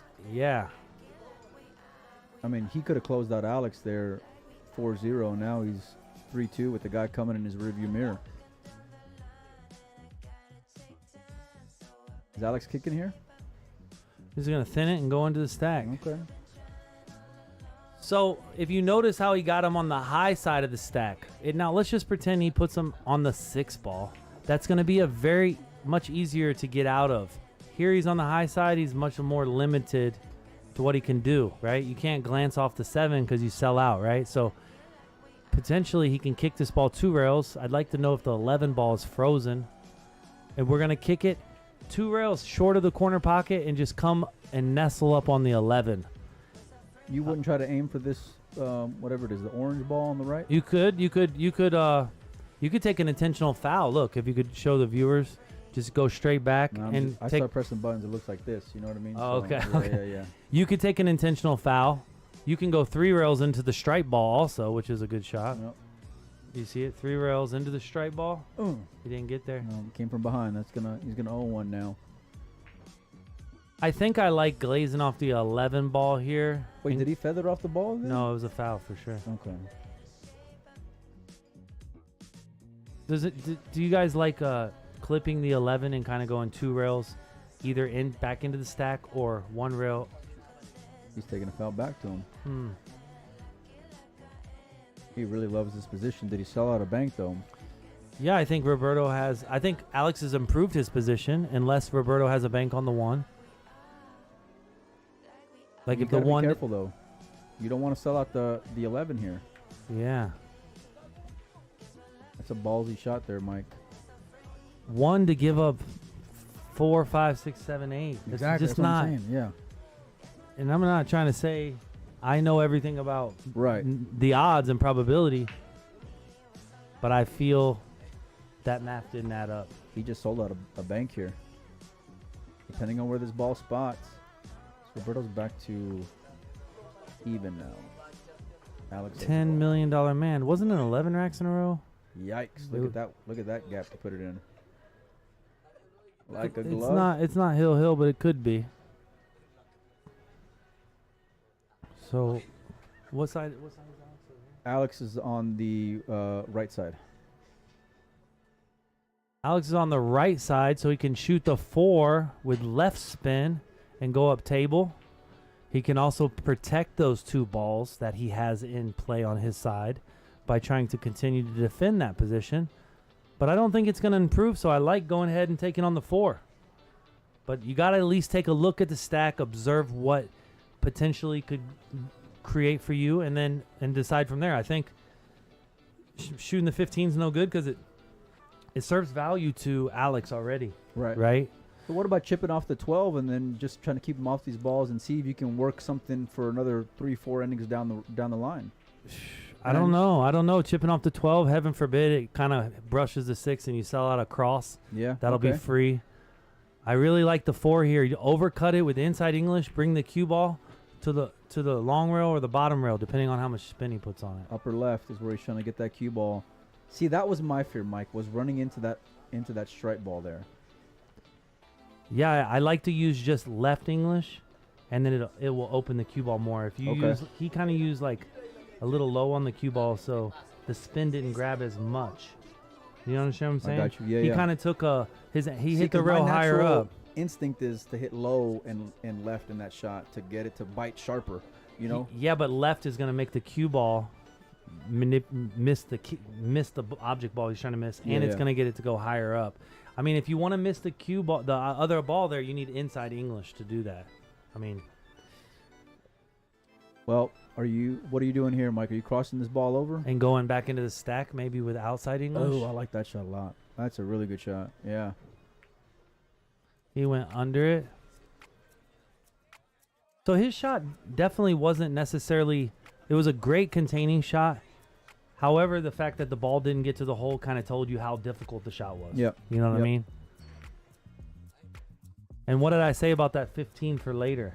That was a huge deal. Alex left that ball. Mhm. He knew that. I mean, not too many people hit that, go off the stack, and go to the long rail like Right. that. Yeah. That was a huge part of this game because now his ball serves more value than the ball that helps Roberto. Yeah, yeah. Because now this pink ball becomes a defender Yeah. instead of equity for Roberto. You see Yeah, what yeah. I'm saying? I could definitely understand yeah. that for and sure. and Colin was telling me how you like to hide behind that ball. I do. Yeah. So now this is on our team. The 15's on our team. Yeah, I like playing that shot because I want you to let me get to the first look, you know? Now, I'm going to miss when I get the first look, but I want to get to the first look, you know? Yeah, I mean, you can't be a champion until you get to that look. That's it. Yeah, I That's mean, it. you got to miss it 1,000 times. That's it, man. You got to get tortured. you know? What happens is when you're younger, you were good at making the ball, but you couldn't get the shot. Of course. Then when you're older, you get the shot, you can't make the Of ball. course, because I would get that janky one pocket stroke, you know? Should let me work with you, bro. You know what? If I play enough, maybe, but it's hard because you come out here and look at this. He sold out again, dude. No. No. He sold out. No. Where's Alex? Isn't Alex on the right? It is. He's on the right. He can cut this 15 ball. No, in. you can't do that because you can only get one. Okay. You so can't guarantee your position. I think you got to continue to protect that 15. Just he's gonna thin Feather, it put him behind and the 4. free. No, this is the Detroit squeeze shot, guys. You freeze the cue ball to the long rail. If he shoots the 15, Okay. the balls go to Roberto's hole. There's no way, two ways about it. It's not gonna help him. I can see him hitting the 15, hitting the 3 ball, scratching up in the corner. That's how much of the worst man, of you it. must have seen me play before. I'm for saying sure. that's the worst. Yeah. That's how bad he's Yeah. taking it if he shoots that shot. Just thin it and freeze the cue ball on the rail. Look, watch this. Freeze it. Just like that. Now, you know what this does? This allows you, it's like having a hand in your face playing basketball. You can't, if you're on the rail, you only see 10% of the cue ball. Yeah, So it's a huge deal, you know, that it's a huge deal that he's on the rail. He's prevent defense. He's not, his shot selection is less Got you. now, Yep, you know? Absolutely right. It's a big deal, you know? Like I'm playing basketball, look. Look at that. Yeah. I got you. Stuck. You're in trouble. Yeah. Your percentage has gone Go down. way down. Way down. Yeah. Way down. Yeah. Especially if your legs are tired. That's it. Yeah. They've been playing all day. All right, so Roberto's going to thin this ball. Go into the pile No, here. put the 4 right up here and go 2 rows. Yes, into the pile. Yeah. But the 4 is the key here. Don't overhit it. You want to keep the 4 on your side.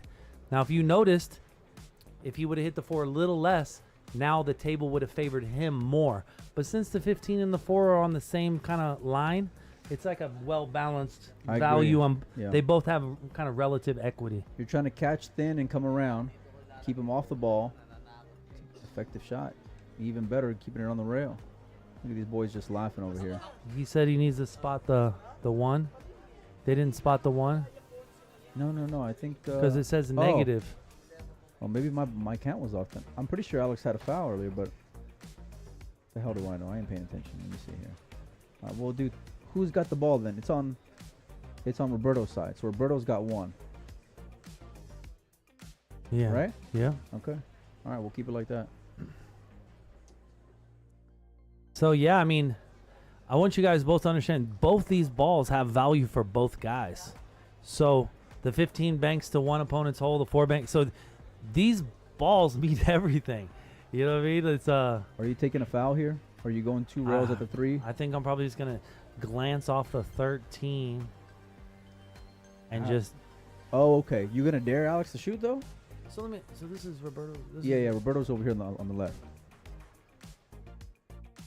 Yeah, if Roberto's to the left, I might actually just kick the 15 here, and just go kind of like take a foul and put him down under the 15. You can thin it and then potentially leave Alex a. So he took a foul one way or the other. What I was saying is he could go 1 rail and kind of go towards the 15, and maybe hit it, maybe not, but he's still kind of got him. Like you're reversing the. Yeah. With only 1, you're only going back 1 ball, so it's not terrible. I like that it was done with purpose, and it was still very as controlled as it could be, all things considered. You know, and going that shot, like it's an effective foul there. He's still trying to keep him off the 15 ball, and I think he got there, Mike. Great shot there from. People are saying Gomez owes a ball. No, he just spotted it. He just spotted it. Yeah, Okay. he had one, then he spotted it because he had one in the to the good. It's so important, guys, for you. I know I say this all the time. I hope it's not overwhelming, Mike, but when you're playing one pocket, the absolute most important part of the game is after each inning. If you run 5 balls, go get your 5 balls. If you owe a ball, move the coin. If you've won the game, mark the score. Verify the score in your mind. It'll calm you down. Yeah. It'll get you composed. It'll make you recognize the situation. Some people are like, I play every game like it's the same game. Well, if you do that, you're going to get busted, right? The Hill game might be a little different than the 1-0 game. Of course, you know how it is, man. So you know what I'm Yeah. saying? Like, it's important to do your due diligence. Manage your bank account. Pay your bills on I like time. what you said, though. We that don't need late that, fees. That post-shot routine. Post-shot Yeah, routine. yeah. People always talk about, oh, I got a pre-shot routine. I line up with my, What about dealing with your emotions after the shot? Well, especially with how emotional pull is. So emotional. It's unbelievable. This shot here from Alex, really effective there. He's on top of the orange. A lot of balls favor Alex. Now Roberto's got to be careful here. These balls ain't wired to his hole. He can't hit this 10-4. So as Roberto, being the left pocket, I just observed that a lot's not going to Alex's hole. So now I can be a little more aggressive. Does he got a dead one? Is he going with the detective shot here? 10-4. It's definitely not dead. It's definitely not dead. I perceive the 4 going to the long rail. So I tell you what, if he misses this, if he goes for it and misses, then we're going hill. And Roberto will be breaking. He's sizing it up, Mike. How's the execution? It's in, but now you're rewarded with what? It's over. On the 2? It's over? Yeah, it's over. It's over? He's out.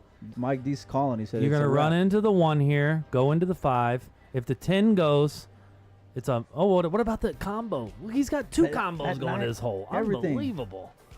Oh, this is nasty. How good does he run? This then? is 2 nasty combos right here. Oh, and now look Game at this. over. Look at this. Look at this.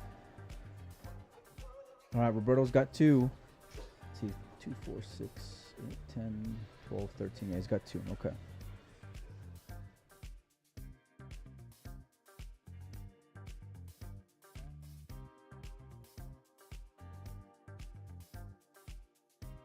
All right, so... Yeah, I mean, this is all but done. Roberto's actually caught a bigger angle here. And it appears I don't think he can draw out of this. I don't think he can either, Mike. I think he's got to go forward here. So he's trying to get back above the side pocket. If he clips the 14, I don't think he will, but if he does, Don't scratch like Tony did like a day or 2 ago, whatever it was. Oh, he hit that ball good. Nice little kill, but well, you're still. Does it go? It can't go. It does not go. It can't go. If that combo goes, let's just all go buy a lottery ticket together. No, I'm going to let Roberto buy it. Yeah, because he's running good. Exactly. There's no way this ball goes. This is How- ambitious, dangerous. I just don't understand how you shoot it because you're going to sell out. The angle doesn't allow you to. Can you fall behind the 8 here? I don't think you can shoot it freely. Oh, the 1 went. Oh, and now he's got a combination. So now I like the combo because it's free, right? Well, if you're going to shoot that 1 ball, you love this combo. So I want to give you guys a little on this combo. The key is to overcut the 8 into the 2. If you play the 8 square at the 2, the 8 will fade back to the right.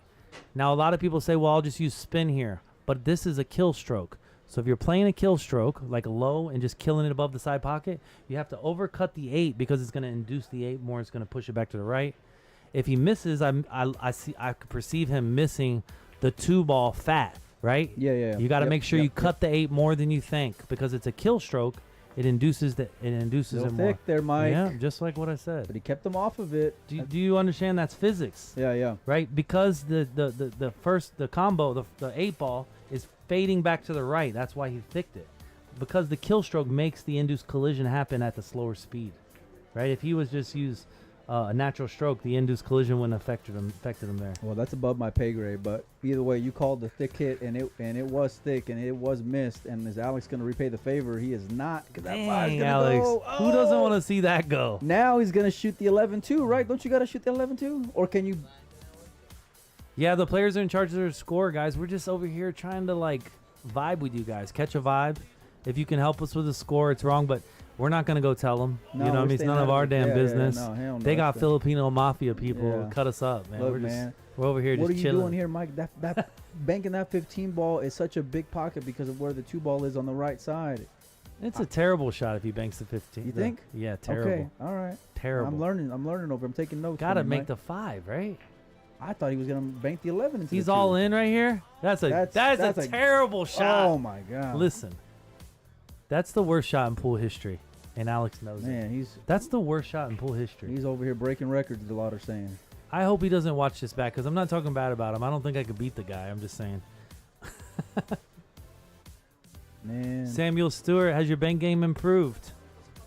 If it has, money sign Mike DeLauder. I got 4 kids. What's good? there you go. I'm trying to take away off your There you go. of Yeah, your yeah. plate, but some jelly. you know what I mean. He's gonna bank the 3, but the problem is the 3 might No, get it's heavy. good. Watch, it might yeah, get yeah, heavy. Yeah. Yeah, But he's he's still gotta good. bank the 8. Well, he's not. Well, he could bank. He could cut the 3 in here and gamble. But I really think if I'm Alex Pagulayan, I'm gonna. But this is the issue. The 11 doubled up on the 3, so the 8 is less optimal. I agree with that. Right? That's exactly what I was thinking there, Mike. Because there's a good chance, or not a good chance, but there's a chance you may end up with that double up, and I don't want to risk it when I can just chip the 3 in right now. For sure. So what are we gonna do? I feel like we're supposed to cut the 3 in and go after the 10. If you miss the 10, you probably come out and play shape to 11. I don't know. It's a sketchy situation. I don't know, but Roberto's ended this game like 5 times now in some odd ways. I'll put it like that. Oh, it's over. Why would he No, it's draw not over, Mike. the It's ball? never been over. It should have been over. Why 20 would he minutes ago. draw the ball there? Well, he would have had shape on the 3. He would I have mean, gotten 3. I know that people have conspiracy theories about people dumping and all that, but I want to let you know something. If me and Colin here or me and Michael here are brothers and we're playing our family Thanksgiving I wanna murder you, I want to son. beat you, but I guess wanna- what? no, no. Some nerves might come in Oh, because yeah, we want yeah. it so bad. Yeah, It's but not like it's- we're just playing at the local pub with some random guy or But something. it doesn't mean I'm not going to have fun while doing it. You know what I mean? Like, you can still have some fun. Uh-oh. Oh, my God, he lost it. Lost the Oh, he's All right. froze to the back of the ball. do Never that mind, I was yet. coming in here. Oh. All right, so you guys. Oh, Well, it my might be, gosh. It might be. It don't go. It don't go. It don't go. 14's cuttable, but it's a nightmare. You know what? All right, I'm back out of here. All right, Roberto see ya. is the one guy that might cut it.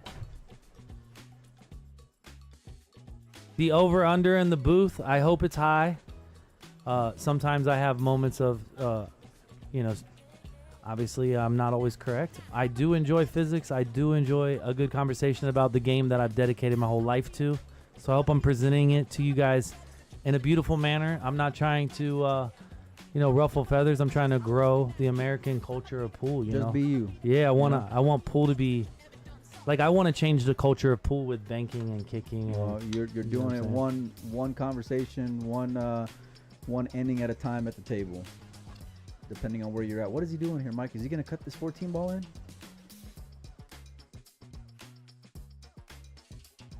if he does, level 12 coconut, I highly recommend you just roll the 8 ever so gently with a little bit of spin, move it 2 inches, then move it a little more next inning. The ball's And- dead to his hole. You shoot this. You just cannot rack the cut balls. this. Just rack the balls, man.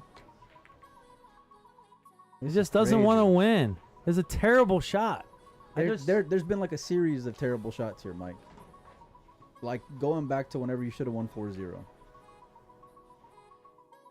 All right, so he can play the 11 first and creep over, or he can shoot the 10. If he's real nervous, potentially he could shoot the 10 and run into the 14. Now, people are saying, why would you do that? Well, he hasn't been pocketing balls great. The 11, whether you want to know it or not, in one pocket, it's a missable ball. Well, this is the Alex special, and he'll be tying this match up here at the very least momentarily.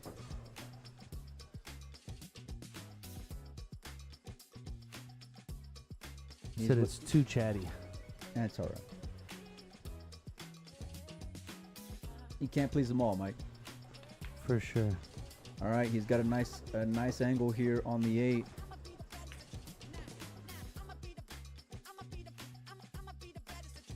I don't mind trying to get, a little full on this 3 ball to where I'm going to have a good bank shot on the 3. I'm sorry, the 8 to the 3, but I want to leave an angle on the 14 to try to get to the 15 maybe, or leave a bank on the 15. Because these three balls are already in Alex's You're hole. assuming, yeah? Yeah, You're yeah. just assuming. Yeah. And then you're going to bank the 15 next? Well, what are you doing? Oh, I played the 3, Right. the 14, Right. the 15, and Right. then I banked the 2-railer on the orange Okay.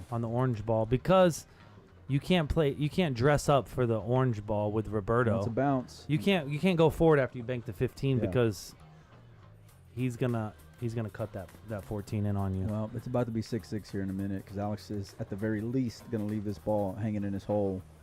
Such a huge favorite here.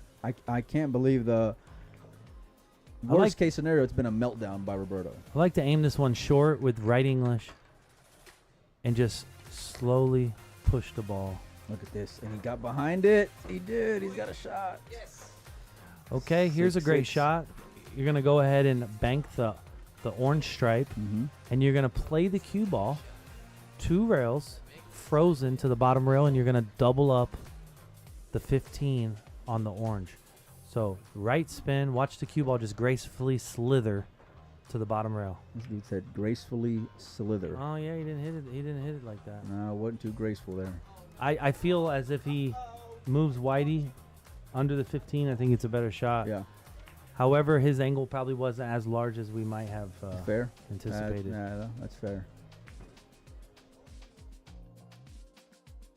I mean, this is just... I don't even know how to call the game because Roberto's just done some head-scratching things here in this match towards the end. Shannon, bro, that means a lot to me, you know. Giving my whole life to pool and obviously my family, and I made a lot of mistakes in my life early. Lost my father, my sister. Pool saved my life, and when people come to me and tell them I made a difference, you know, being the youngest child of my family, I want to make a difference for the people out there listening. I want to influence the way you think about physics, and you know, pool's played so many different ways. There's no way talking about physics and conditions can hurt you as a man. Yeah, you yeah, know? yeah.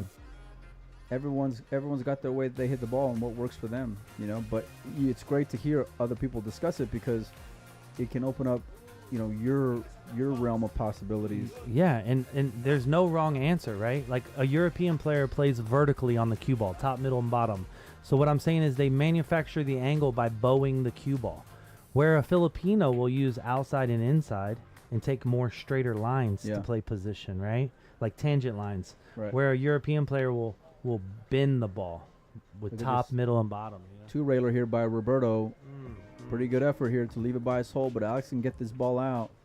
The issue is if he gets it out, he's selling out the 15. I almost feel like he's got to go rail first and bank. So you're trying to get underneath it on the right side. No, up here. Oh, that side. Okay, left and side. Bank it down table. I got you. Because then your cue ball is going to come over here to the long rail defending the 15. You know what I'm saying? If you come to this long rail here, right, and you bank this ball down. Look at the way he stiffed that ball, but he's going to have a bank. But once again, I like the shot, but the shot that I was talking about gets the 15 on Roberto's side, but kind of defends the 15 better. I don't know. All right. Well, you can just play this bank good because of where everything's at. Down through his shoulder in it. Is it going to have enough gas to get there? I don't think it will. It's going to be close. It's in the jaws. Nice shot. It's on layaway. Is Alex following this ball in? Or are you just going to give it to him? Yeah, you just got to make it. So, Molina Mike, can they fire you from your own show? Yeah. Are you sure. fireable? Yeah, no doubt. Is that even a word? No doubt, yeah. I don't think you are. Yeah, no, Nah, you put too much time, bro. No, I mean, listen, like I told you, you can't make everybody happy, you know? And For so sure. it's you got to be fair to both sides of it, you know? People are going to have opinions whether they are vibing what you're doing or they can't stand you. You know what I mean? It actually helped me to do this more because when I was younger, I would, you know, being the youngest, I didn't really like when people were like harsh with me, but there's always room for improvement. No, I mean, look, sure. you learn to kind of have thicker skin, but at this point in my life, it's about just having good energy, man, you know? And it's tough when you're on and out here. We got 2,400 people watching, you know, so everyone's gonna have an opinion on you for better or worse, but that's part of it. Yeah.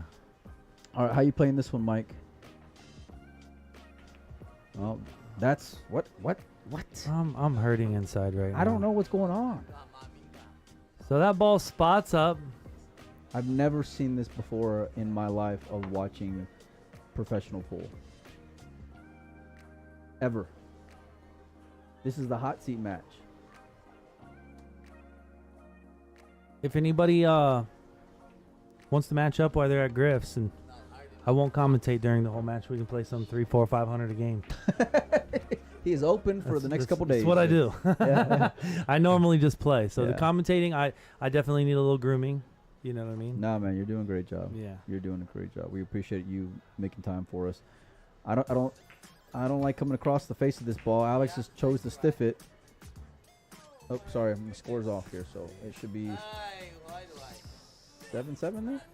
Hill. So this shot is a containing shot. I really believe, even though he shot it like that, I like to cross that ball and put the cue ball down table and the object ball on the long rail. Yeah. His shot's not terrible. Let us know in the chat who you think is going to win this game. It's 7-7 in ball count. This is game number 6 in a race to 4. Gomez is on the hill. Alex needs to win the next 2. They're playing for 1 ball right now. Oh, AK, what's up, babe? It's your boy. All right, so I like to hit this ball with high left, cut it just a little bit, and shoot it back to where the cue ball is now and play the cue ball over to the right side of the table. Just like that. Bam. So he's banking it over to where the cue ball was, and he's putting the cue ball on the long rail. Great cue ball there. Yeah, that's a standard one pocket shot, guys. But can he two-rail this ball to his hole here, Mike? He can, but it was a pretty good containing shot. Yeah. And the cue ball is going to move a little bit on this shot. So it's not like he gave him a dead Jumped dub. up, but it's going to go in. And look at Alex celebrating there right away. Oh, my What a goodness. shot. Oh, man. He knew as soon as he hit that ball, it was going to go in the hole. And Alex PAGULAYAN takes game number 6. We are officially hill. What an unbelievable ending to this. Let's see. Yeah, I mean, just for the spectators out there, one pocket is the most beautiful game ever because there's so many shot selections. Our job here is to just bring information to you and present ideas, right? So if they choose it or not, we're either gonna be right or we're gonna learn something. So we're not here to. It's not about being right or wrong. It's just about, like Colin was saying earlier, you form a hypothesis. Heaven forbid you're right. Add that to your bag. Yeah, Go about your business. Listen, you can't be batting 1,000. You know, you're gonna have strikeouts. You ain't never batting 1,000. No. Some of you guys, y'all speak like every woman said yes to you. Yeah. You rode to the hospital in a chariot and a briefcase full of money. I don't even know how we're in here right now. You know, but we're here. So Yeah, we're gonna have fun with it. It's an honor to be here. Yeah. You know, so I'm pretty sure there's a lot of people less educated and present it to where it would really drive you crazy. Yeah, that break, like Louis says, is brutal. You get a little how you say it when you're in the chair talking for a long time. You get a little. It's almost like you go into like a tunnel. Like, You have to, yeah. it's a lot, It's right? like anything else. You can't like overthink. Like, oh, I should say this because it's gonna be right. No, just say what you're feeling. If you're wrong, you look like an idiot. That's okay. And then if you end up coming up with the gem, that's cool too. But there's no like formula to, get it all working the right way. Alex is in a tough spot here, Mike. What is this? BIH. Ball in hand. Ball in hand in the kitchen versus ball in hand anywhere in one pocket, please. If you foul, if you scratch, you get ball in hand behind in the two kitchen. diamonds. Yeah, in the kitchen. for as they sure. say. You cannot get ball in hand anywhere in the There's table. no ball in hand, so don't even call in the kitchen ball in hand. You call that in the kitchen. Yeah. Ball in hand is Yeah. ball in hand, and in the kitchen is in the kitchen. Fair enough. So, yeah, there's no ball in hand in one pocket ever. I don't think. Ever. I don't think. No, I've never. No. I would hate that game. Alex knows he's in trouble here. I wonder if you can just keep it simple, chip the one, stay right there, and then just live to see what you're going to get in the next one. Yeah, the issue here, you got 2 issues. If you chip the one, Okay? you can shoot straight at the one That's what I'm saying. and just move it, out here. Yeah. However, Okay? if you try to clip the left side of the one and you double kiss, Roberto's a bad mamma jamma. You might have the 9 goes to his hole. There's a lot. I think I'm just gonna shoot that one like you said, gracefully forward. Man, I got to add that to my repertoire. What's that? Gracefully. Okay. A graceful sliver like you used earlier. Now it's Yeah. gracefully forward. I'm going to start Yeah. using that one, man. Yeah, I mean, when I say gracefully, it's not really deciding on your backstroke. It's more about just your forward stroke. Yeah, right? yeah. Like if I wanted to gracefully hit you, I don't have to load back, right? I can just. Just jab at It's it. more of a forward stroke, right, Look than at a that. He's backstroke. going with that shot here. He's even smarter to keep him jacked up on the one. That is, in my opinion, more effective. But I do like the idea of getting the ball away from your opponent's hole. So it's really a matter of preference. I like keeping a guy like Roberto a little hemmed up here, being over the ball. In addition to that, Mike, that one will block future banks. So that was There actually you go. a hell Yeah, of a. yeah, That was yeah. a two or He's three. thinking like chapter 8, 9, and 10 right there, Yeah, Yeah. for sure. They're keeping it real simple, but sometimes you got to play this style of pool, and I really I really can appreciate it. Now the one is a little more predictable that it's off the rail. So if he does decide to do something with it, either now or later, that'll be a much more you'll be able to accomplish that a lot easily. Easier per se. Alex has options here, that's for sure. Oh, chicken run. Yeah, I built a chicken run for my wife to come to this tournament. Yeah, I mean, Maglino's stroke is a little unorthodox, but he kind of lets it go on the last stroke. I mean, like I was just telling Molina Mike here, you got your backstroke and your forward stroke. You got your warm-up stroke, your backstroke, and your forward stroke. So who really cares what's going on as long as your last stroke is... As long as you got the time. You know what I mean? There's people that hold it like a baby bird, and there's other people that grip it like they're trying to... Yep. So my point is, some people believe tight grip to loose grip. Some people believe loose and then grab the cue. I kind of like Jesus Extensio. He holds it looser, or he holds it a little tighter, and then on the finish stroke, he kind of let goes of it a little bit. That kid's got a bright future. He was here early in this series, playing in the, I think, 10 ball and maybe the 8 ball as well. These boys are having a good time here, as are we. Big shout out to all of our sponsors who help make the event possible, including Lucasi Professional, Turning Point Chalk, Kamui Tips, Tal Max Rack, Mob Productions. Shout out to Jack and Rebecca being our tournament directors. Post Up, my man. And of course, Griff. Yeah, Mark Griffin. Mark Griffin, and of course, you guys. I remember when you guys were like ducklings in this, and you've always been humble and you've always been consistent. We try to be true to who we are. That's all we can do. Now, I wonder if he can see this 12 ball over here, Mike. I don't think he can because the 3 looks like it's in the game. But man, if he can see that 12, it'd be a different story. What's going on here? Lost the ball.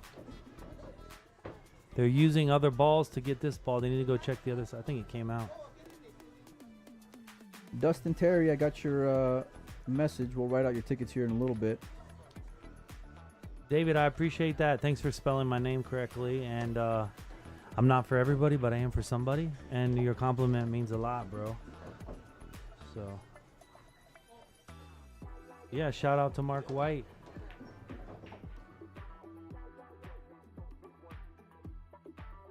Oh, he lost his chalk. Oh, man. Chalk be expensive. The economy's tough these days. Listen, if anyone knows, it's me, man. I could be playing for $5,000. I don't lose my $50 chalk. Hell no, you don't want to do that. I don't even buy chalk. Look, I lose that chalk on the first day. All right, so here's a shot Evan Lunda was practicing. It's a 3-railer, and you just hit 10. Yeah, I had a feeling it was gonna come long though.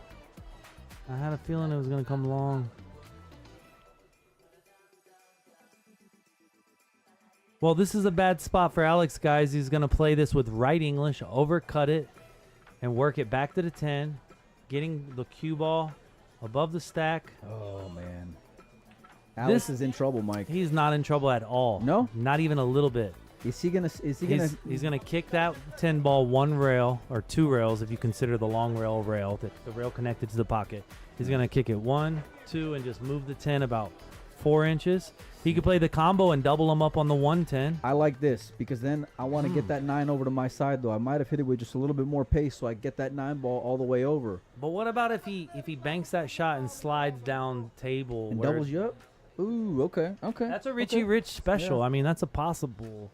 That's a big opening shot in one pocket. Yeah. What's Roberto doing? Just gonna. Oh my gosh, he got so lucky. He hit the 4 ball. He was going to hit the 5 and dress up on the 11, guys. You don't understand? That was the luckiest roll. Can he get to the 10, though, Mike? Listen, he needs to do my shot sooner than later. Yeah, I agree with you. And the reason being is because that 10 is going to be his biggest ally. It's going to be a defender for him. All you do is you divide the distance in half, and then you have to go a little long. So, and I ain't trying to get my calculator out right now, man. I'm just telling you, bro. It's an Alex Pagulayan special. It's a great shot, and it's super effective. And given where that 10 ball is, just a little bit off the cushion, you think that like, oh, it's lingering over my hole, but it's a big ball to hit, like Mike's saying. And I love that shot, man. And it's great whenever you can execute it. I mean, if he's trying to knit around, he could make the stripe ball, and he could double him up on the 110 again. What do you think Okay. about that? Yeah, I like that. Why not? Just go down by that corner pocket. But I don't want to disturb that mess up there, you know, because I feel like that could help me out a little And bit. normally it's working for him in some regards, right? Yeah. I agree with you. It is working for him in some regards. Alex ain't thinking about cutting this 11 in, is he? Shane loves the one pocket, loves Mark Griffin. He just went to a bigger tournament. He got his cookies and he left. I mean, He picked up 20,000 and said appreciate it. yeah, don't take it personal. You know that. I mean, he's the GOAT. He's allowed to do whatever he wants. He wants to go fishing and go fishing. People act like he's like a rope. Like No, man, He- we all getting older. he's only played for a month straight. Vegas. I mean, I don't know how he does it, man. Especially after last year. I think he's doing your shot here, Mike. I think he's gonna kick Of 2 course rails he behind is. the 10. the only reason what he's doing now is he's actually composing himself, guys. No, you don't roll up to the top right corner. You kick the 10, 2 rails, and you move the 10. He's either going to hit it with pace or he's just going to creep it there. So Yep. look. Oh, he's messed up. He missed Game over. He missed it. He missed the whole ball. He missed it. Well, I mean, this is far from over, Mike. Yeah, but I mean, to think that, Alex didn't I'm even... shocked he missed that ball. Yeah, I mean, you'd like to think he'd at least touch it. Yeah, of course. You of know, course. that yeah. that ball was probably like an 8-inch ball. That's Alex. All he does is play amazing one pocket. That's very much in his arsenal. Now he's got no angle. He's in a pretty terrible position. Unless he's got heart to draw Rip off it. the 9 and get shaped to the 6-14 combo. I don't know if he can create here. All right, he created an angle. Okay, got options. I like shooting the 9 here, Mike. But maybe I'm a fish. I know Roberto real good, and he hits inside English really, really well. So you're trying to run into these balls here. Probably like the edge of the 11 or the 6. I think Okay. the 11's the move. Agreed. You were right, Mike, and he made the ball. More importantly, that's going to be 3 for Roberto. He's not happy though. So do you guys notice how they kind of express emotion after the shot, but like while they're down and while they're thinking? It's not very emotional, is it? It's Look at mostly this. they get rid of the emotion after the shot. Yep. And I'm kind of a firm believer that you shouldn't be emotional, but I think sometimes for certain style of people, it's good to kind of just breathe it out and like, oh, this, no big deal. I can understand from the pool player perspective, from someone who sits on this side quite a bit.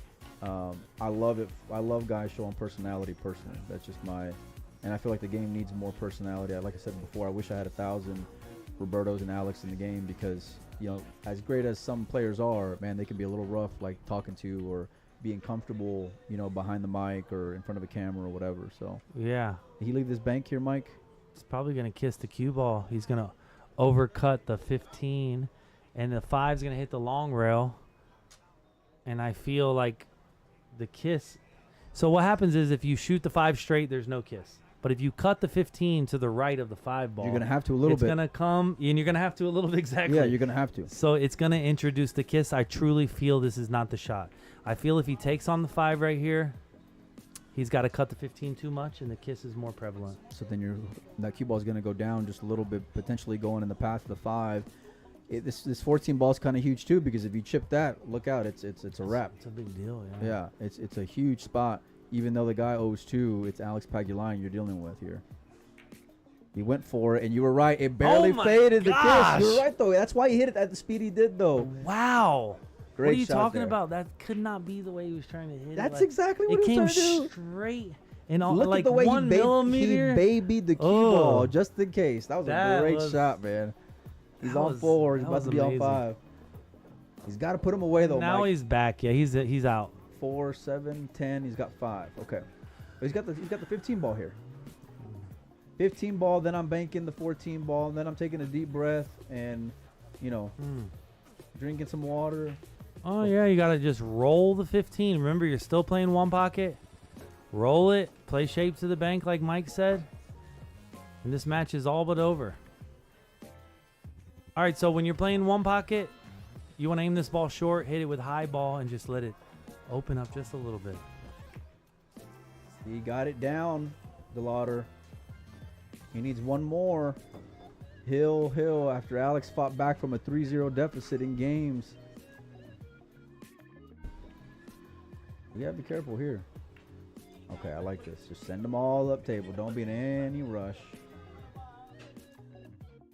You can find me St. Louis, ready to play, rain all day. Saying karaoke hour, Mike. All We right. appreciate you though. NYC fan. I'm just kidding. He's banking the 6-ball, DeLauder. He's gonna slide over. And this is where the value of that 1 and 12 are gonna pay off for him here on this side of it. Oh, never mind. He sold up the 7. It's over. It's a wrap, son. Game's over. Hey, listen, big shout out to all of our sponsors. Like I mentioned before, we are going to be back live tomorrow with Levan Corteza versus Evan Lunda. Roberto Gomez is not going to be. Oh in my the- goodness! What is he doing? The straightest shooter in the planet. Can't close out the goal. Oh, my God, man. What is going on? Why is he spotting the ball right now? Because he just made a ball on accident. Oh, did he? Yeah. Oh, though, in the side. Okay. Yeah. I think What in the world? I'm beside myself right now, man.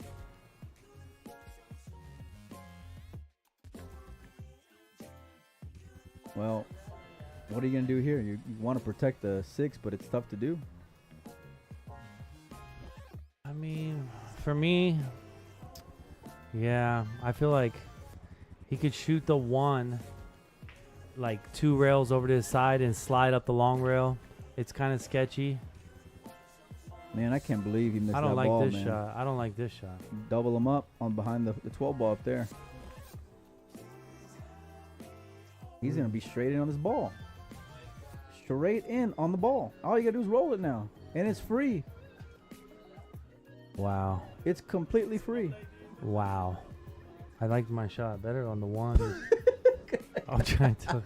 That was tough. We'll go talk to him after the. Yeah. I'm not going to go up to him and tell him what he should have done, Yeah. guys. So even though I feel like I am their competitor, obviously, I'm not coming at the Filipino Nah. like that. He's not putting bottom on this, is he, Mike? Okay. All right. Wow. All right. That's Thanks enough. for having me, guys. We appreciate all you guys. I'm going to get out of here. Colin's Bank gonna on, brother. Close you out. Thanks, everybody, for hanging out. All right, cheers.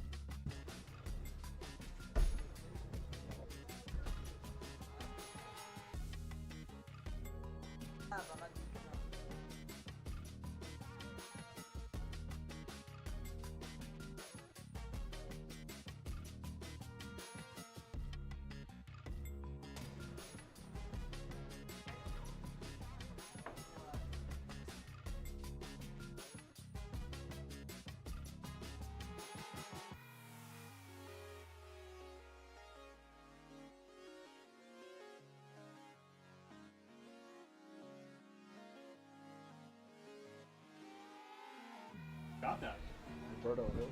Roberto Gomez, Superman.